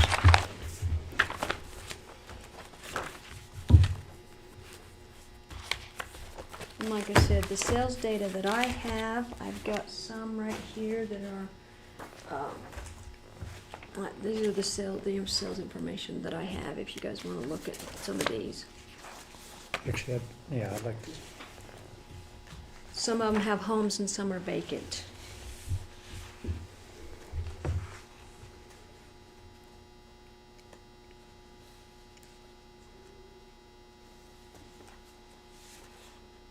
And right now I'm at 6,400 a front foot on lakefront property. What did Ken say that it was going for 11? Who was that? Ken Hansen. There you go. Oh, Yeah, and those properties in South Eden, he said 11,000 the front foot. I have one that Problem just. is they're selling them for that. Yeah. That's I the know. problem. I know. And combining. Imagine buying 2 of those lots and. Yeah. Yeah. Well, like I said, I've tried to look over it. I feel confident in what I have done as far as, coming up with a good solid value. Good solid values for the sales that I do have. Obviously, around the lake, we just don't have a huge amount of sales at any one given time, but we had quite a few last year, both vacant and with homes on them. Yeah, we did, enough to kind of tell us where the market is. I mean, Yeah. I think we're on pause, but we're just on pause. It's not a matter of, I No. don't think values are dropping at this point in time. They're just not, there's not as many selling right now. The high as, as interest rates creep up, then people are starting to well that and watching the stock market go down, and it's kind of like, I'm not really worth quite that much money. Maybe we ought to look and ride this out. But the problem is, it's not like the values are dropping. We're not seeing that. When we start seeing properties sell for a lot less, Yes, then but we'll for our adjust. values got to be based on our sales, not so. So is this one of those lots? That one is that one's a North Eden lot. That one is actually in, down by where Oh, okay. It's D. 1.2 acres. Johnson has his. It's a lot, it's 100 front feet, so it's down by in D. Johnson's area. I like which this says is- listed for 575, sold for 1.5. Yeah, 1.5. And that was, I believe, this year, That in was- 2022, yeah, it sold in couple months ago. July. And that's not in the, the new subdivision down there. The Eden Estates. Eden Ranch. Eden Ranch. Yeah. Yeah. Sid Even Winters. Estates matches it more though. The Winters and Nebeker people. But so that's in the old subdivision that was down there. The new one, they're selling for $725,000 Yeah. for 100 front feet. Now, they're deep lots, they're definitely deep, but if it's coming open, it's open, it's available. So I'm not recommending a change based on the information I have without going into Idaho. And like I said, the sales that they provided were Idaho sales. Why wouldn't they provide Utah sales? They're 100% Idaho sales? All 4 of them. Okay. Which to me, when I've talked to Idaho, they're a whole different market. They're way behind the curve as far as what I have seen. So I'm a little leery. If it goes to state appeal, I think I've got enough that I can actually do an appraisal and support my value on it, because I'm sure Kylie will probably go to state appeal. Any questions on those, or do you guys feel differently? No, as long as you're comfortable with an appeal. I'm comfortable. Like I said, they appeal all the time when they're Yeah, I get it. The first two of Kylie's, he's valued his in conjunction with, because 153 has, let's see, 153 has the house, and I've got it valued as a back lot. This 20 is the front lot that is in front of the 153, and then 154 is a right-of-way into those properties. And I'll show you a picture of what I'm talking about, because I know I have one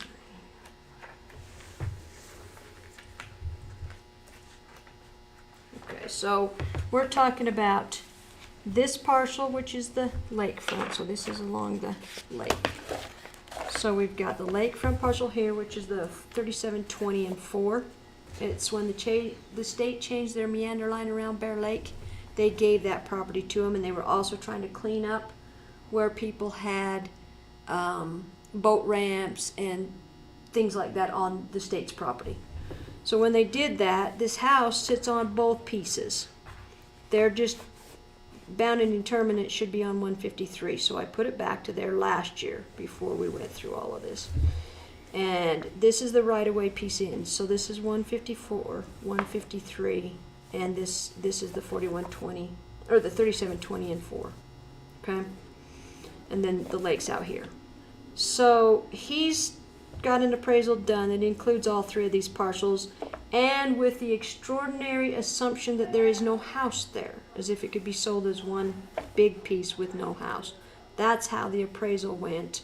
They come up with $700,000 for the appraisal. Kylie thinks we should take the back lots out, which I agree.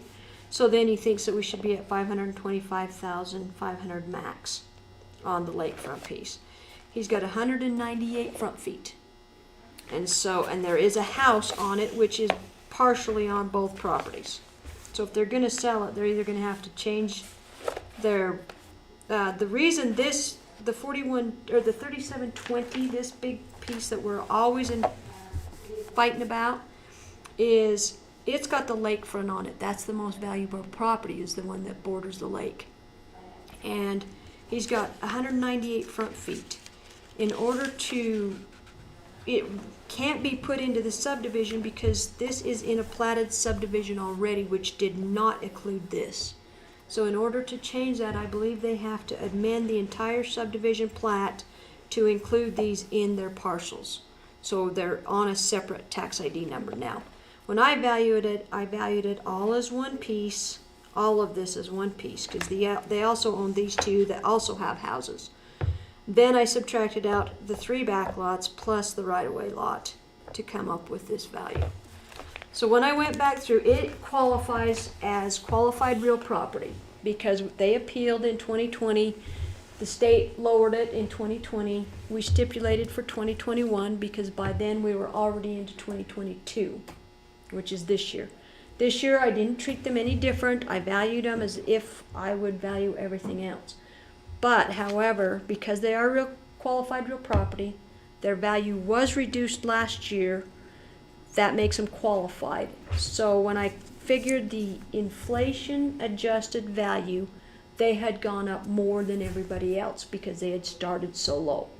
And I took them from where they should have been up that high.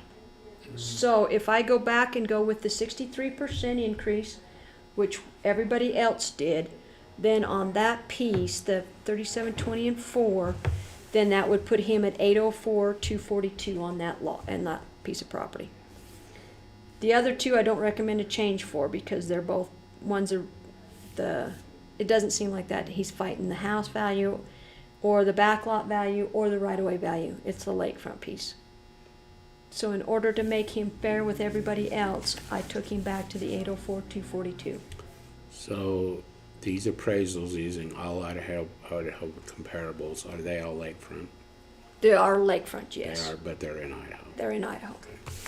So, and I pulled them, I'm going to do some more. So were they the same ones that was used up on Horsley and Kalen? Okay. Not on Horsley, but on the Kalens and the Sanderses. Okay. They're exactly the same comparables. Okay. And like I said, I went through and pulled them off the MLS, but there's some additional ones that I wanna look at too. So when it goes to state appeal, cause I'm sure that he will. Cause he said that he it's no more than 625,000 max. And there's the appraisal he had done, which came in at 7, but I think that's undervalued. He's got 198 front feet there, and even where we're at now, he's still gonna be undervalued from where he should be, I think. But at least he's fair and equitable with the increase that we did on everybody else. But because they lowered it when the tax commission, at the tax commission on the 2020 appeal, and I stipulated to that, he's qualified real property, and I can't take him above that. But all that does is make the burden of proof be on me and not on him. Does that make sense? That's what the qualified means is but in order to be fair and equitable with him, based on his lowered value, then he should be at the 804, 242. So that was my recommendation. I'm guessing he'll probably go to state appeal because he thinks he should be at 625,500 max, he said. So I'm sure he'll push the issue, which I am completely fine with taking the burden of proof onto myself. And Okay. is that fair enough? Yep. If we win, we win. If we don't, we don't. Last year on the 2020 appeal, we had an initial hearing. I prevailed in that hearing. We went to a formal hearing. He had his appraiser come in because he was a good old boy from way back, and he said that he did the best that he could, which his appraisal was crap. They adjusted it lower, and that's not right. That's the only difference in those two appeals. So that's why they keep doing it. Was him. He appeared via Zoom, which we were all on a telephone conference, and he said his little spiel, and that was the only difference in the initial and final hearing, or formal hearing. So he won? So, and then I didn't have time to fight it anymore because by then I was already working on 2022. That's why I stipulated for 2021, because yeah, I can keep going, but we were already in 2022. At some point in time, I got to move forwards and not keep going backwards. So he's had his same value that the state granted him in 2020 for 2022, or for 20 and 21. And then I revalued the entire lakefront. I kicked everything where it needs to be, and he's complaining because it went up, which I'm recommending a reduction based on the inflation adjusted value.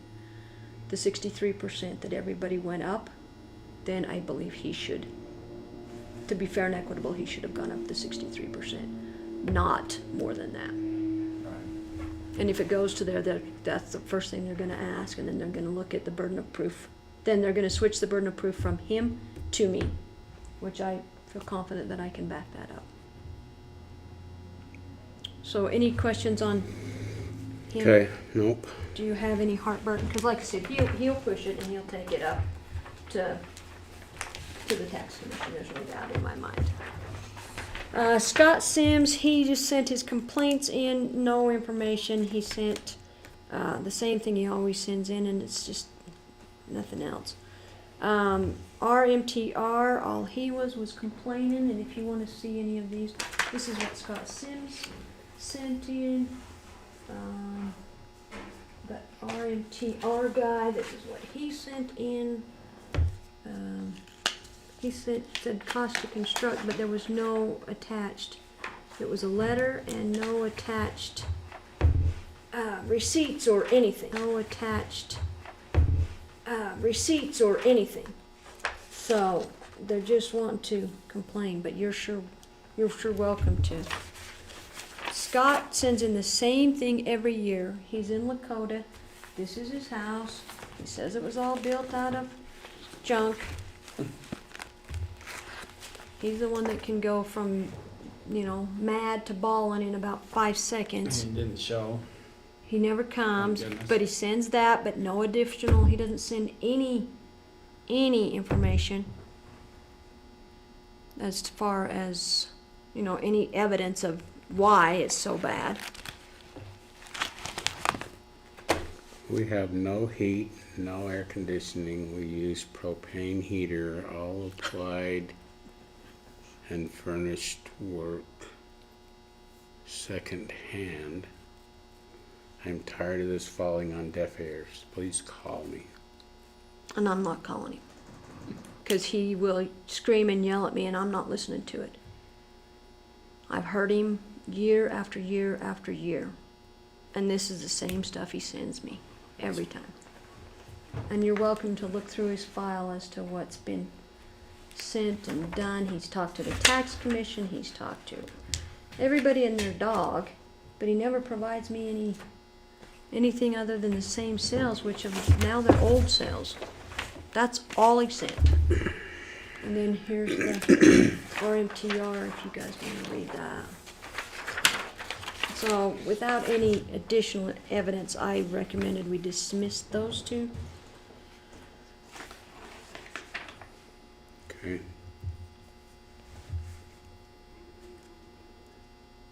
Like I said, it's just.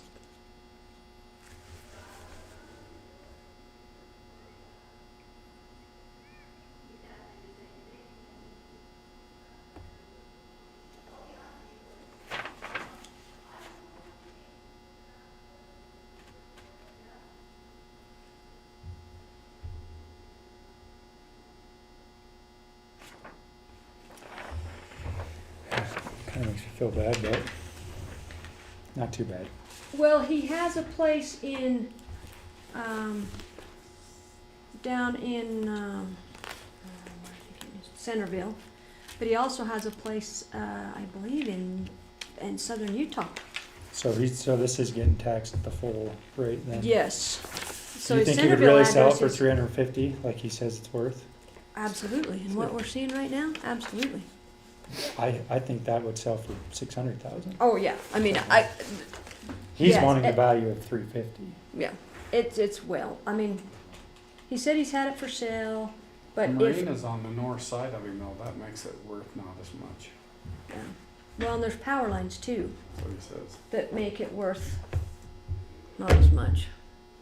And he screamed and yelled, and it's on the highway, and his grandkids have seen countless wrecks there. That's what he sent me before. And if you want to look it through his file, I got it all. But Well, yeah, and and I'm he's right on sensitive the- to taxes, you know, and getting I get the taxed, taxes, but it's a good, but he's in a subdivision. He's, I don't know. He just doesn't want to pay taxes on it. But yet, when he's got two other places, I feel less sorry for him because he's a piece. And I dealt with him enough that I'm done with that.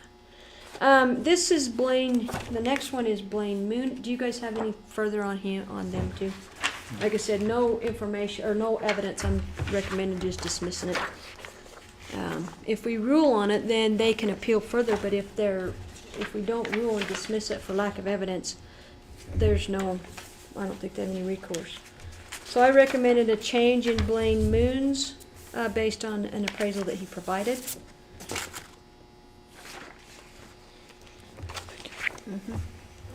And so that's where we're at on him, and that's his house right there in that file.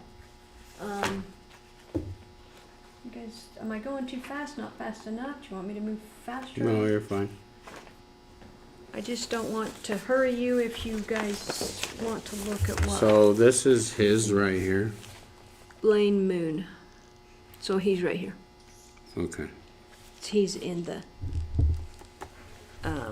he is in the, Is that Lockwood subdivision. Lockwood? Okay.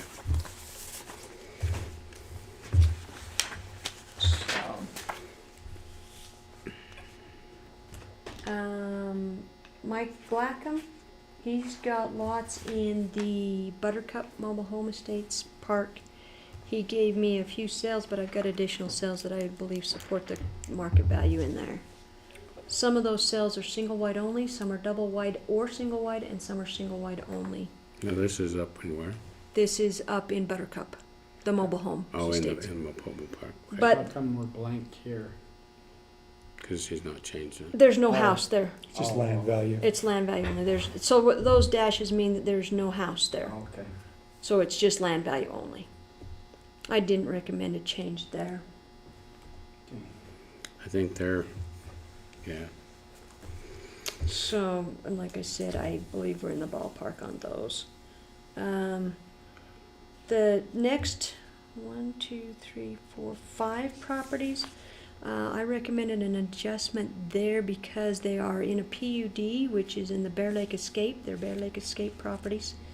And there's additional sales data that they have that I believe when we factored them, it kicked them up higher than they should have been when we did the factor.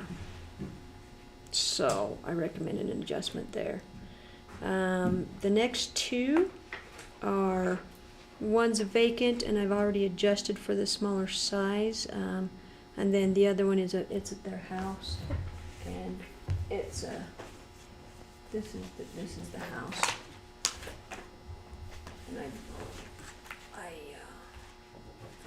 And they're not lakefront at all or anything, but I do feel that we're in the ballpark on the house.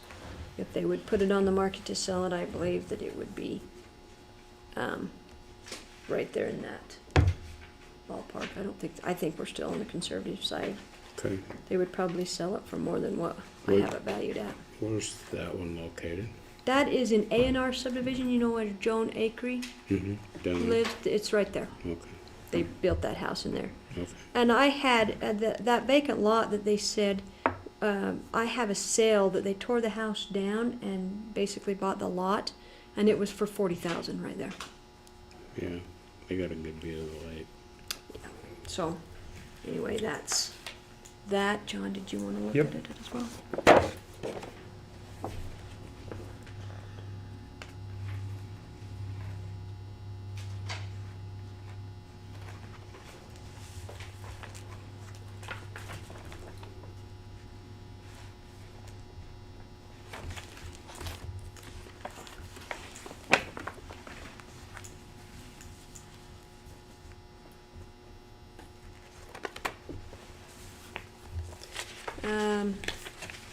The next one basically was talking about the increase went into lumber prices. I'll start with you first. This is what was said there. It's 150 feet of lakefront. Which one is it? It's Dave and Cindy Cook. it used to be Lawrence Barber's house, if you remember him from years ago. He wouldn't. He wouldn't. Well, neither one of them. You would.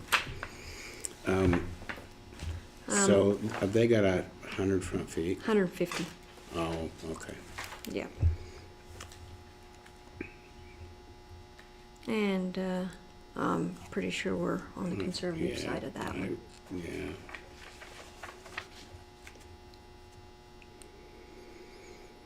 Yeah, it's a, yeah.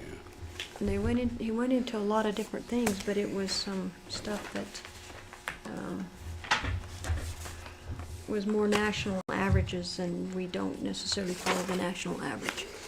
Out there. Utah in general, and then as far as other, we just don't.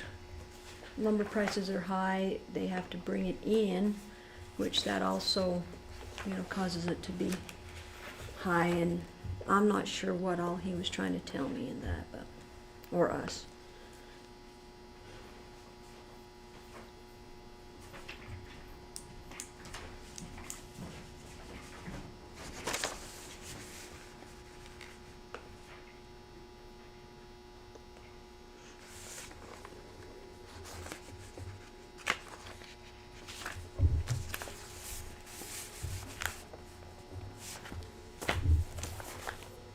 Let's see, I think he needs that, and he need, oh, you saw the house on this Yeah. one, didn't you, or did you not see it? Let me see. You saw this one. No, I did not. You started with the other stuff, that's the property that it is.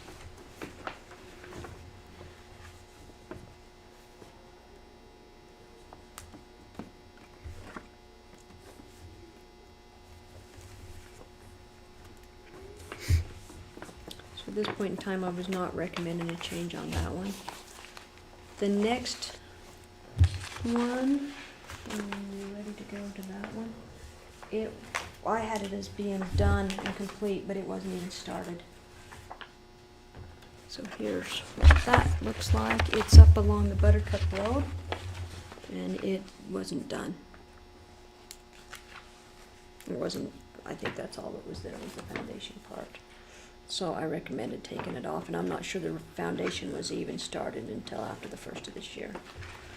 That was the 4128 and 75. Because you see this, there's nothing there to see. Yeah. It's right next to the fence, right? Just on the other side of the fence. Yeah, Is Buttercup it's up, yeah, in fact, Boulevard it's, or whatever it is. that's, it looks like they're gonna put some kind of a fence around it.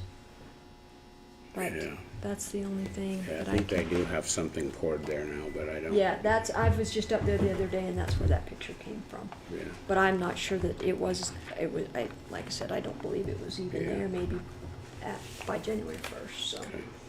I'm recommending taking that off. Next, they did, the next four, there was no evidence provided, so, just complaints.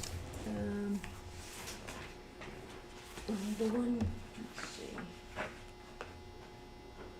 This one, you can read what's been provided as far as Mr. Campbell.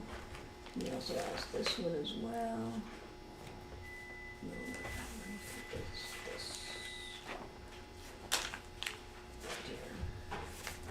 Are the Dunkleys and the Campbells, are they all next to each other? No. Okay. They are not. I believe that the Campbells are not lakefront property, neither one of them. But the Dunkleys do have lakefront. Okay. So here's what the Dunkleys had to say on the stuff that they sent in. And here's the other.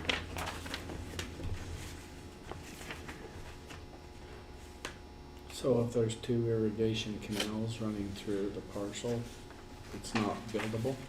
I don't know that until they apply and get turned down for a building permit.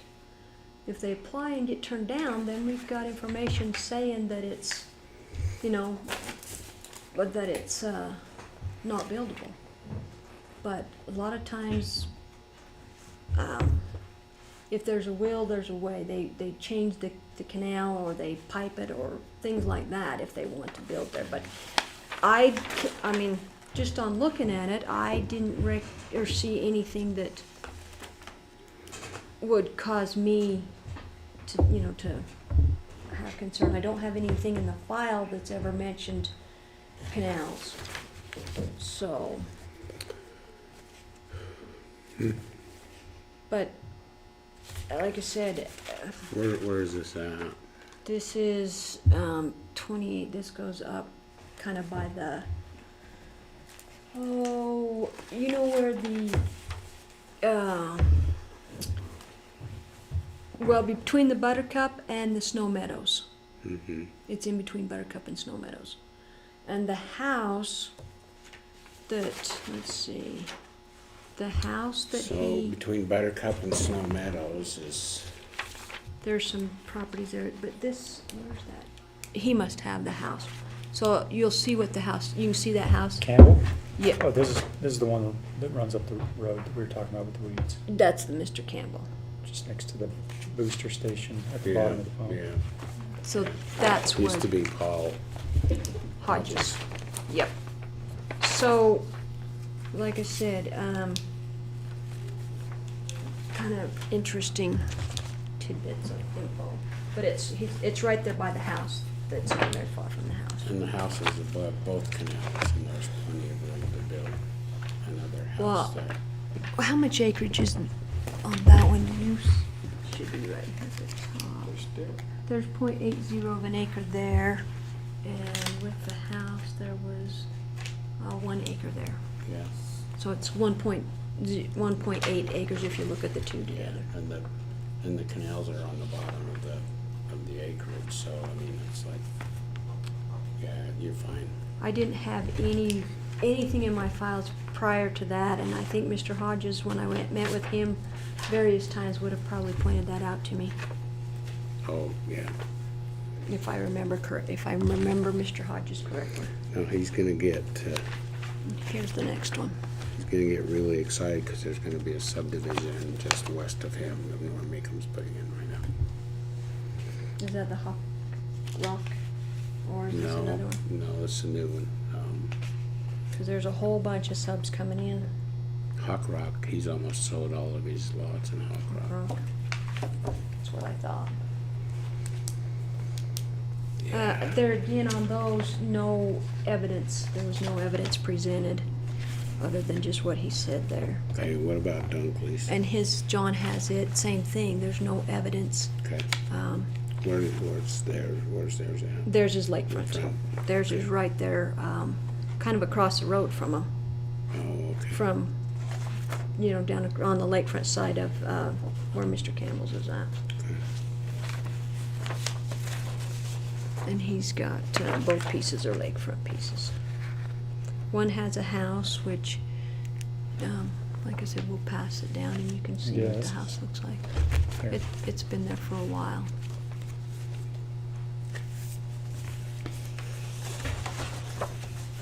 It's gonna be how much they're paying the Wayne School Board with those tax bills.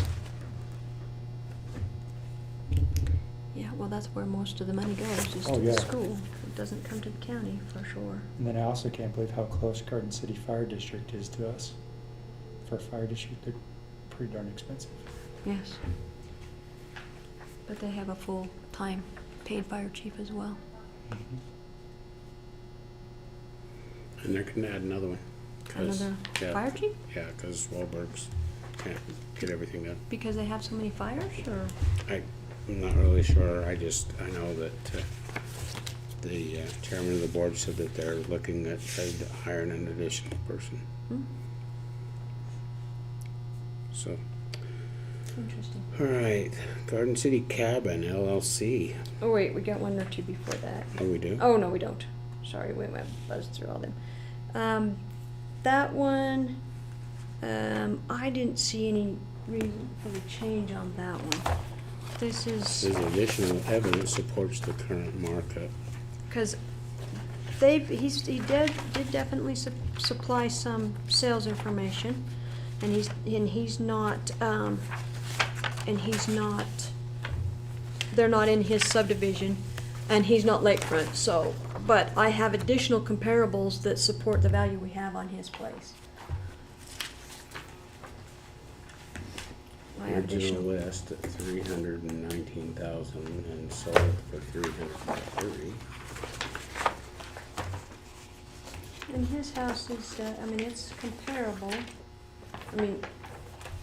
but he's got, like I said, he is comparable to those, but I do have additional sales that I can provide that, support the value that we have on his property. With what, So did, sorry to go back, no, did that last Dunkley's go up, raise 100 as much as he says in 1 year? well, it went up, in relation to what everybody else's did. He wasn't in the market area to do the, inflation adjusted value, so I didn't study that out, but he was right in line with everybody else. I valued him exactly the same.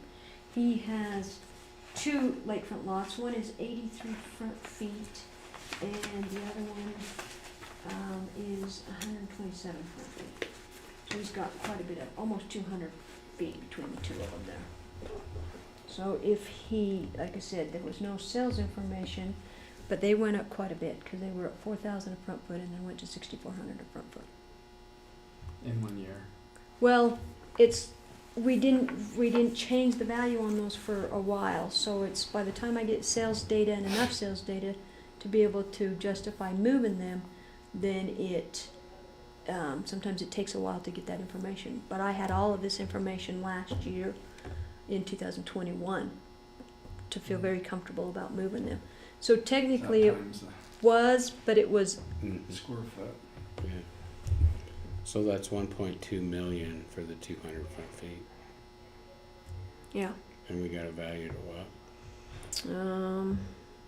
Well, we have it at 1.3, but he's also deep right there. He's at 233 feet, which is outside of our base depth, and he's 250 feet, so he's outside of our base depth. So we had to adjust the rest of an acreage rate. So what do we actually have in that? okay, so just the land value. Yeah, so just, So with just the land value on, and we're talking about the Dunkleys. Mm-hmm.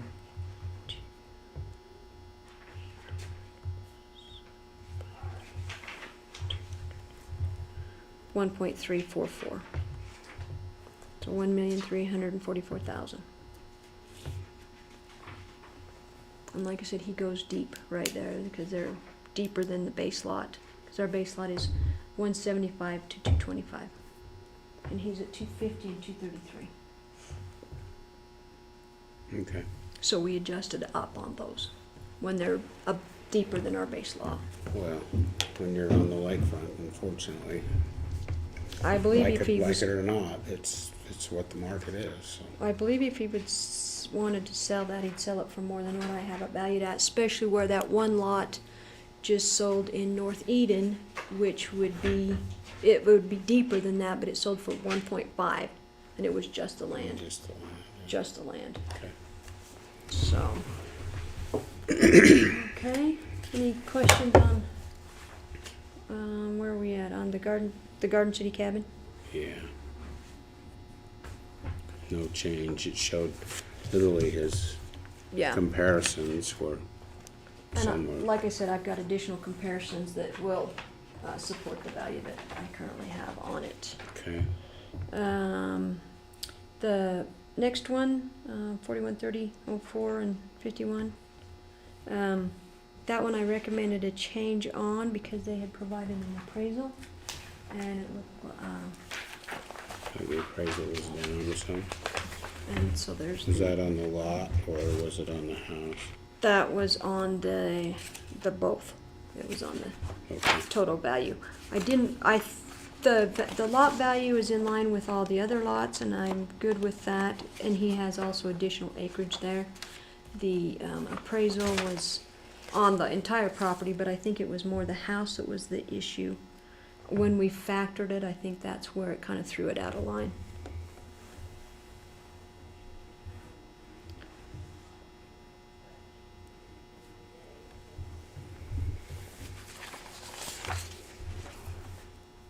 And there's what the appraised value come in at. So it wasn't a huge change, but it was a change. Well, I guess it was kind of a considerable change.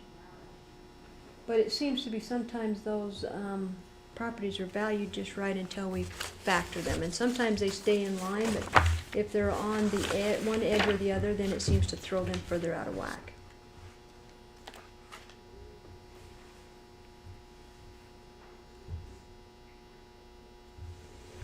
Okay, so you reduced that 150,000.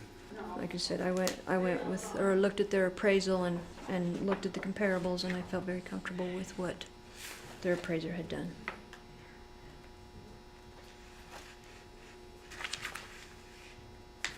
And I think that was one that was on the, probably on the outskirts, on the higher end, and when we factored it, threw it further out, if that makes sense. Okay.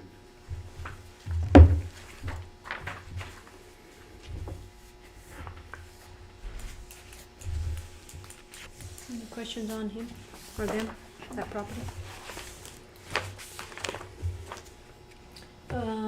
Was that a yes, no, maybe? No, I think we're all right. John, you okay? No questions. Okay. The next one, she is the sister to Corey, who also, hers is just a double wide, but I do believe that the information was provided was the same as Corey with the depreciation of those, but we don't see that following. If it was not on a foundation and was in a mobile home park, maybe, but they're on foundations and it's lakefront piece. I didn't recommend a change on that. I think we're right in the ballpark. If they chose to sell that, they would sell it for more than what we have it valued at. And then the next guy, same thing. He provided just some comparables. I printed them out, but I've got additional comparables that I believe were in the ballpark on his. I've got additional comparables, so I didn't recommend any change there. And then the last two didn't submit any evidence. This is what was sent on these. That's what was sent, and there was no evidence to make any decisions on.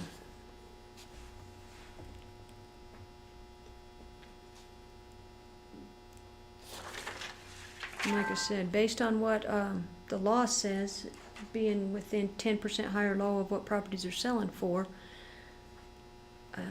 I don't really have a choice. And I studied the sales out pretty much in depth. So impossible due to the inability to access? Why wouldn't you be able to access? No way to build on it either. He is actually in Flood, the swamp. and that property is down in, it's down in the back in that Hodges Beach area. So as you go around that, kind of down in there. Oh, yeah. It's on the, it's not a lakefront, it's on the back side. Yeah, on the back side. Yeah. Okay. But based on what I've seen everything else selling for, I don't think it would, I think we're probably still on the conservative side. Yeah, I think we are. And there again, there was no comparables, no evidence to allow for a different decision. This is what the letter says, so.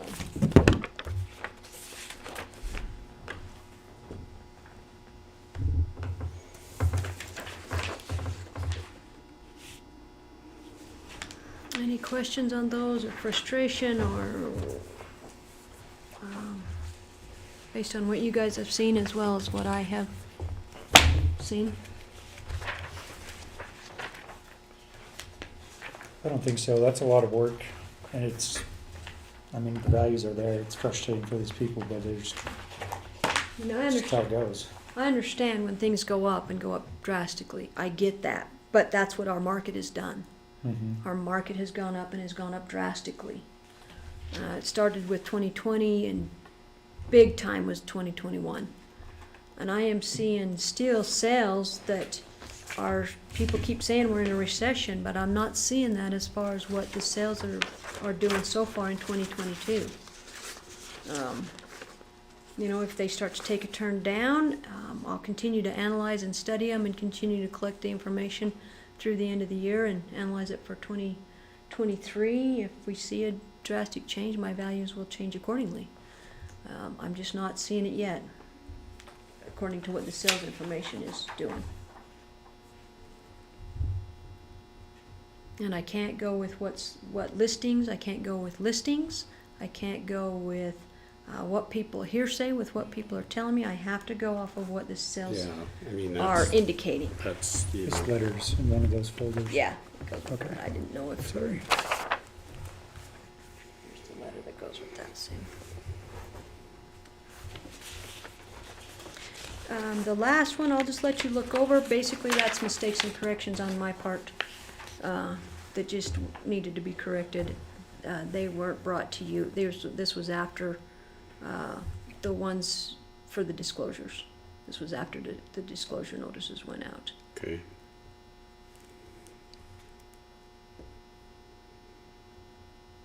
And if you have any questions on any one of those, I'll be more than happy to answer any of those questions.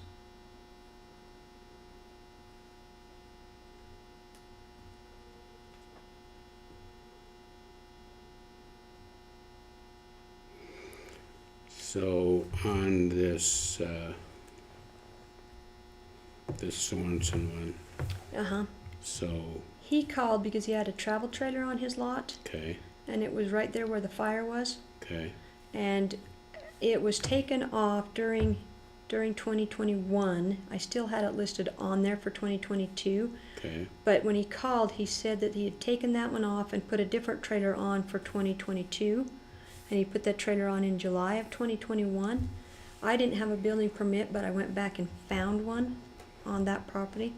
And so when I looked at it, there was definitely a manufactured house there okay. that wasn't there. So I believe Jeannie told him that I would take a look and probably put that trailer on because it was there as of January 1st of 2022. But I had to go back and find a building permit on it, which is not a problem, but sometimes if we don't know about them, they're just not pulled out and looked at. This one says that one parcel went up 74%, the other went up 250% in 1 year.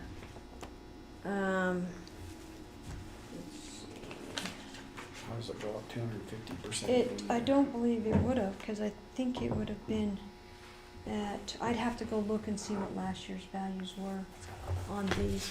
I think they were at the 48,000 on the land, and they went to the 72 on these, on both of these. I can go double check for you, but I do believe that's where they went from and went to. Because they're 0.10 of an acre and 0.09 of an acre. 250% is, I can't imagine that. I think that's wrong math.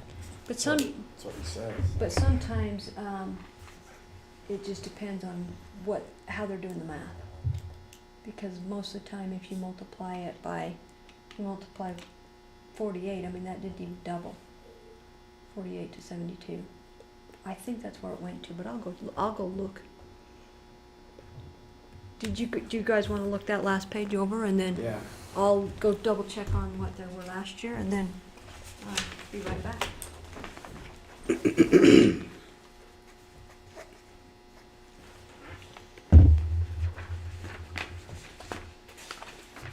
I like this one that says extra zero, $3 million in land value. Imagine getting that tax bill. Not that. She's checking one thing and then we're done.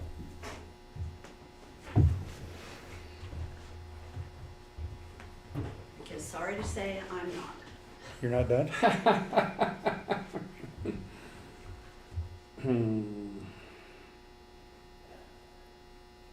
This gives me a headache.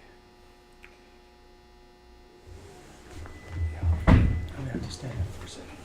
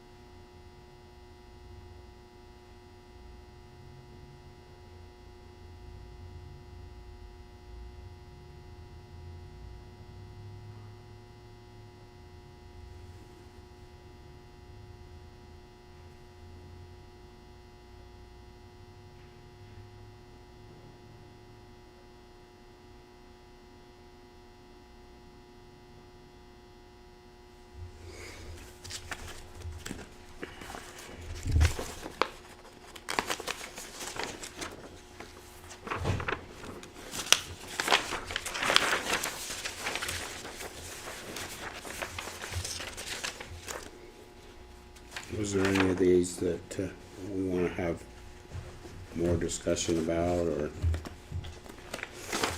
Do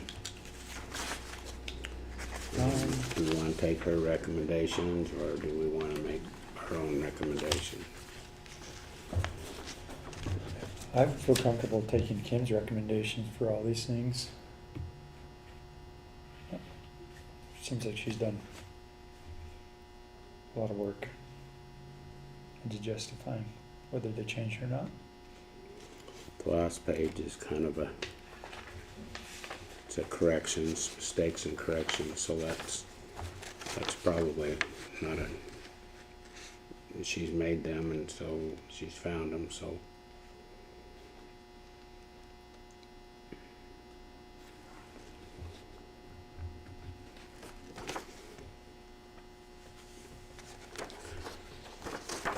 The real problem is you know, you you look at these properties and it's kind of like, well, it's just got a double wide trailer on it. I mean, how much can that be worth? But then you put it on a $600,000 to $1 million lakefront lot.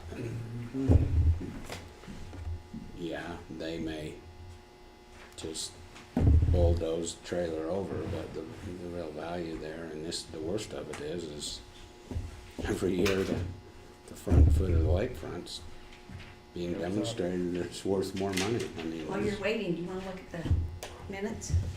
I Read did the bills? I did the bills already. I'll give And it some. have you looked at the minutes? I did. I read them. I want to see if Sam passes the test though. I thought they looked good. Yeah, I thought this was good. Okay, well, we're still, I'd make a comment about them, but that's being mean, so I'm not gonna make one Don't be mean. comment.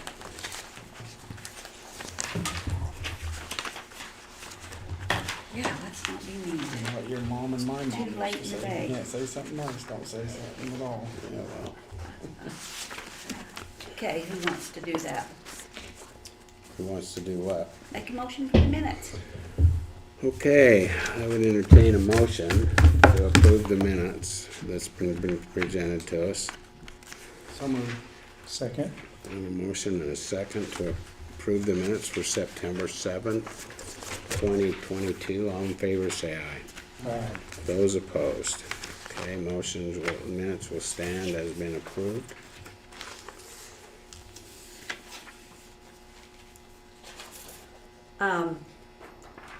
So we got the notice about the UAC gift baskets, and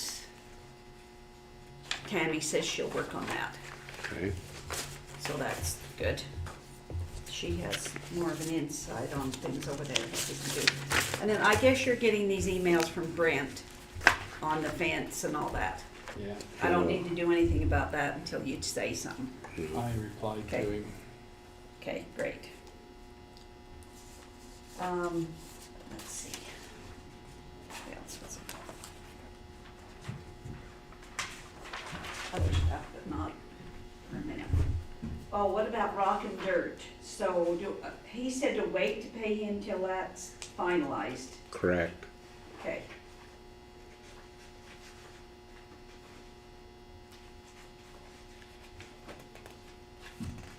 Minutes, I can get them to Utah Retirement Systems now. Oh, I know, we've got one other agenda item. The USIP thing? What? We're doing the USIP resolution? Yes, Okay. that's what I just, okay, so every year we do this and, That bill be the first and seem to be the second. Well, that's up to whoever, doesn't matter to me. so it used to be at a different town and everything day, so now it's gonna be in conjunction with the UAC conference? Well, we're trying to get all the meetings together so there's less traveling if they Right. can work it in, and that's, Sure. that was the goal of Yeah, I everybody, agree with so. that. And it's kind of gonna be an issue because of the fact that, whoever goes will, and I've gotta go, cause I'm still on the board, but we'll have to actually leave our commissioners meeting probably 45 minutes early to go to this because they're overlapping again, so. Anyway. So if you'll already be there, you want? Yeah, if somebody wants to make a motion, whatever you wanna do, we need to have a motion and this has to Yeah. go to them as.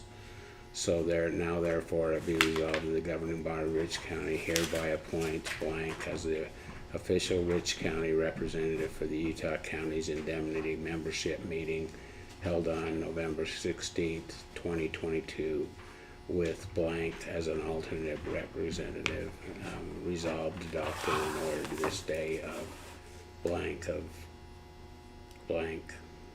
October, I guess, 5th, 6th, 5th. I'll make a motion. Can I see that for a second? I'll make a motion that we appoint Chairman Cox as the official Rich County representative for Utah County Indemnity Pool membership meeting, with Commissioner Sim Weston as an alternate representative. Would you like to be the alternate? Yeah, I was gonna say, if you wanna be the alternate. Or you can even be the representative as far as I'm concerned. No, you can be it, and you can be the alternate. That's fine. That's my motion. Okay. I have a motion. I'll second it. I have a This sec- year. And a One second. more. All in favor, say aye. Aye. All right, fill those in. So I do have a jury trial the whole week of UAC, so Ay, caramba. I guess I won't. What's the chance of it going that whole week? Well, it's Start- Sharky and It starts the second, or on Tuesday, and so I paid my registration, but I haven't got a room. Maybe we could send Annalisa in your place. Well, I'm hoping she can go because there's newly elected meetings. Whether they, but I don't know if she can use my registration where, no, she can't use your registration. Right. But, did you say you And guys we- would probably stay at the, Yeah, we usually just stay at Dan and Donna's house. Yeah. So that's cheap. so there would be just her registration. Well, let's see how it goes. We yeah. can get you a room. I think we can find you a room if we need to. well, I can even still try and then just cancel it right at the last. I mean, Lisa yesterday, she had a jury trial. I mean, that- Jurors were on their way driving when it got canceled. Me, Jared, and John quickly I know. got all of them but that- 3, so that's you what I'm- just do not know. You don't, that's what I'm saying, it's just it's an issue, it's a roll of the dice. You're not gonna Yeah. probably know till Tuesday morning. Isn't it getting a lot of them, usually just a day? Well, this You one's, never know. yeah, it's hard Yeah. to say. Okay, well, It might be longer this one. So maybe I'll try and get a room and then just cancel it if I, why don't you?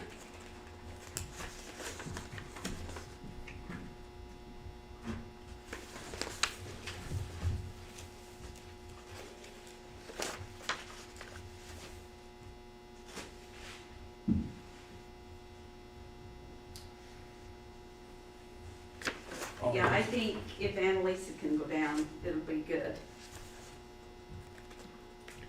Yeah.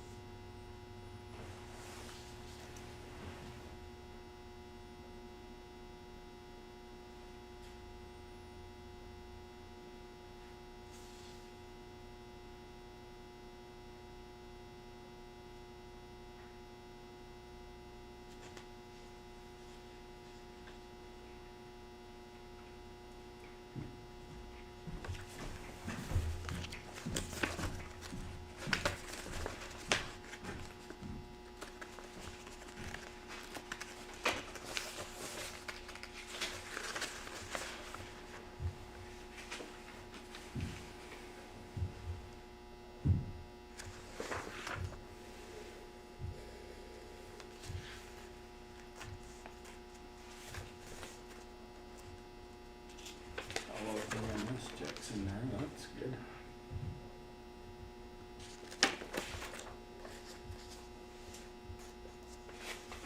What are you saying? All of the EMS people. Yeah, I'd that's like to see that. awesome.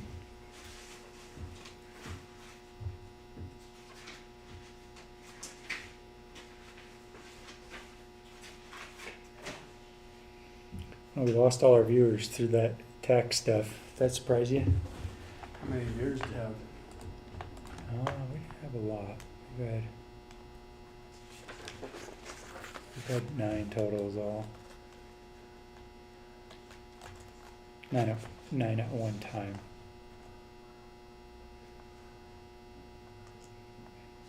Still, that'd be weird to see 9 people just sitting there. Mm-hmm.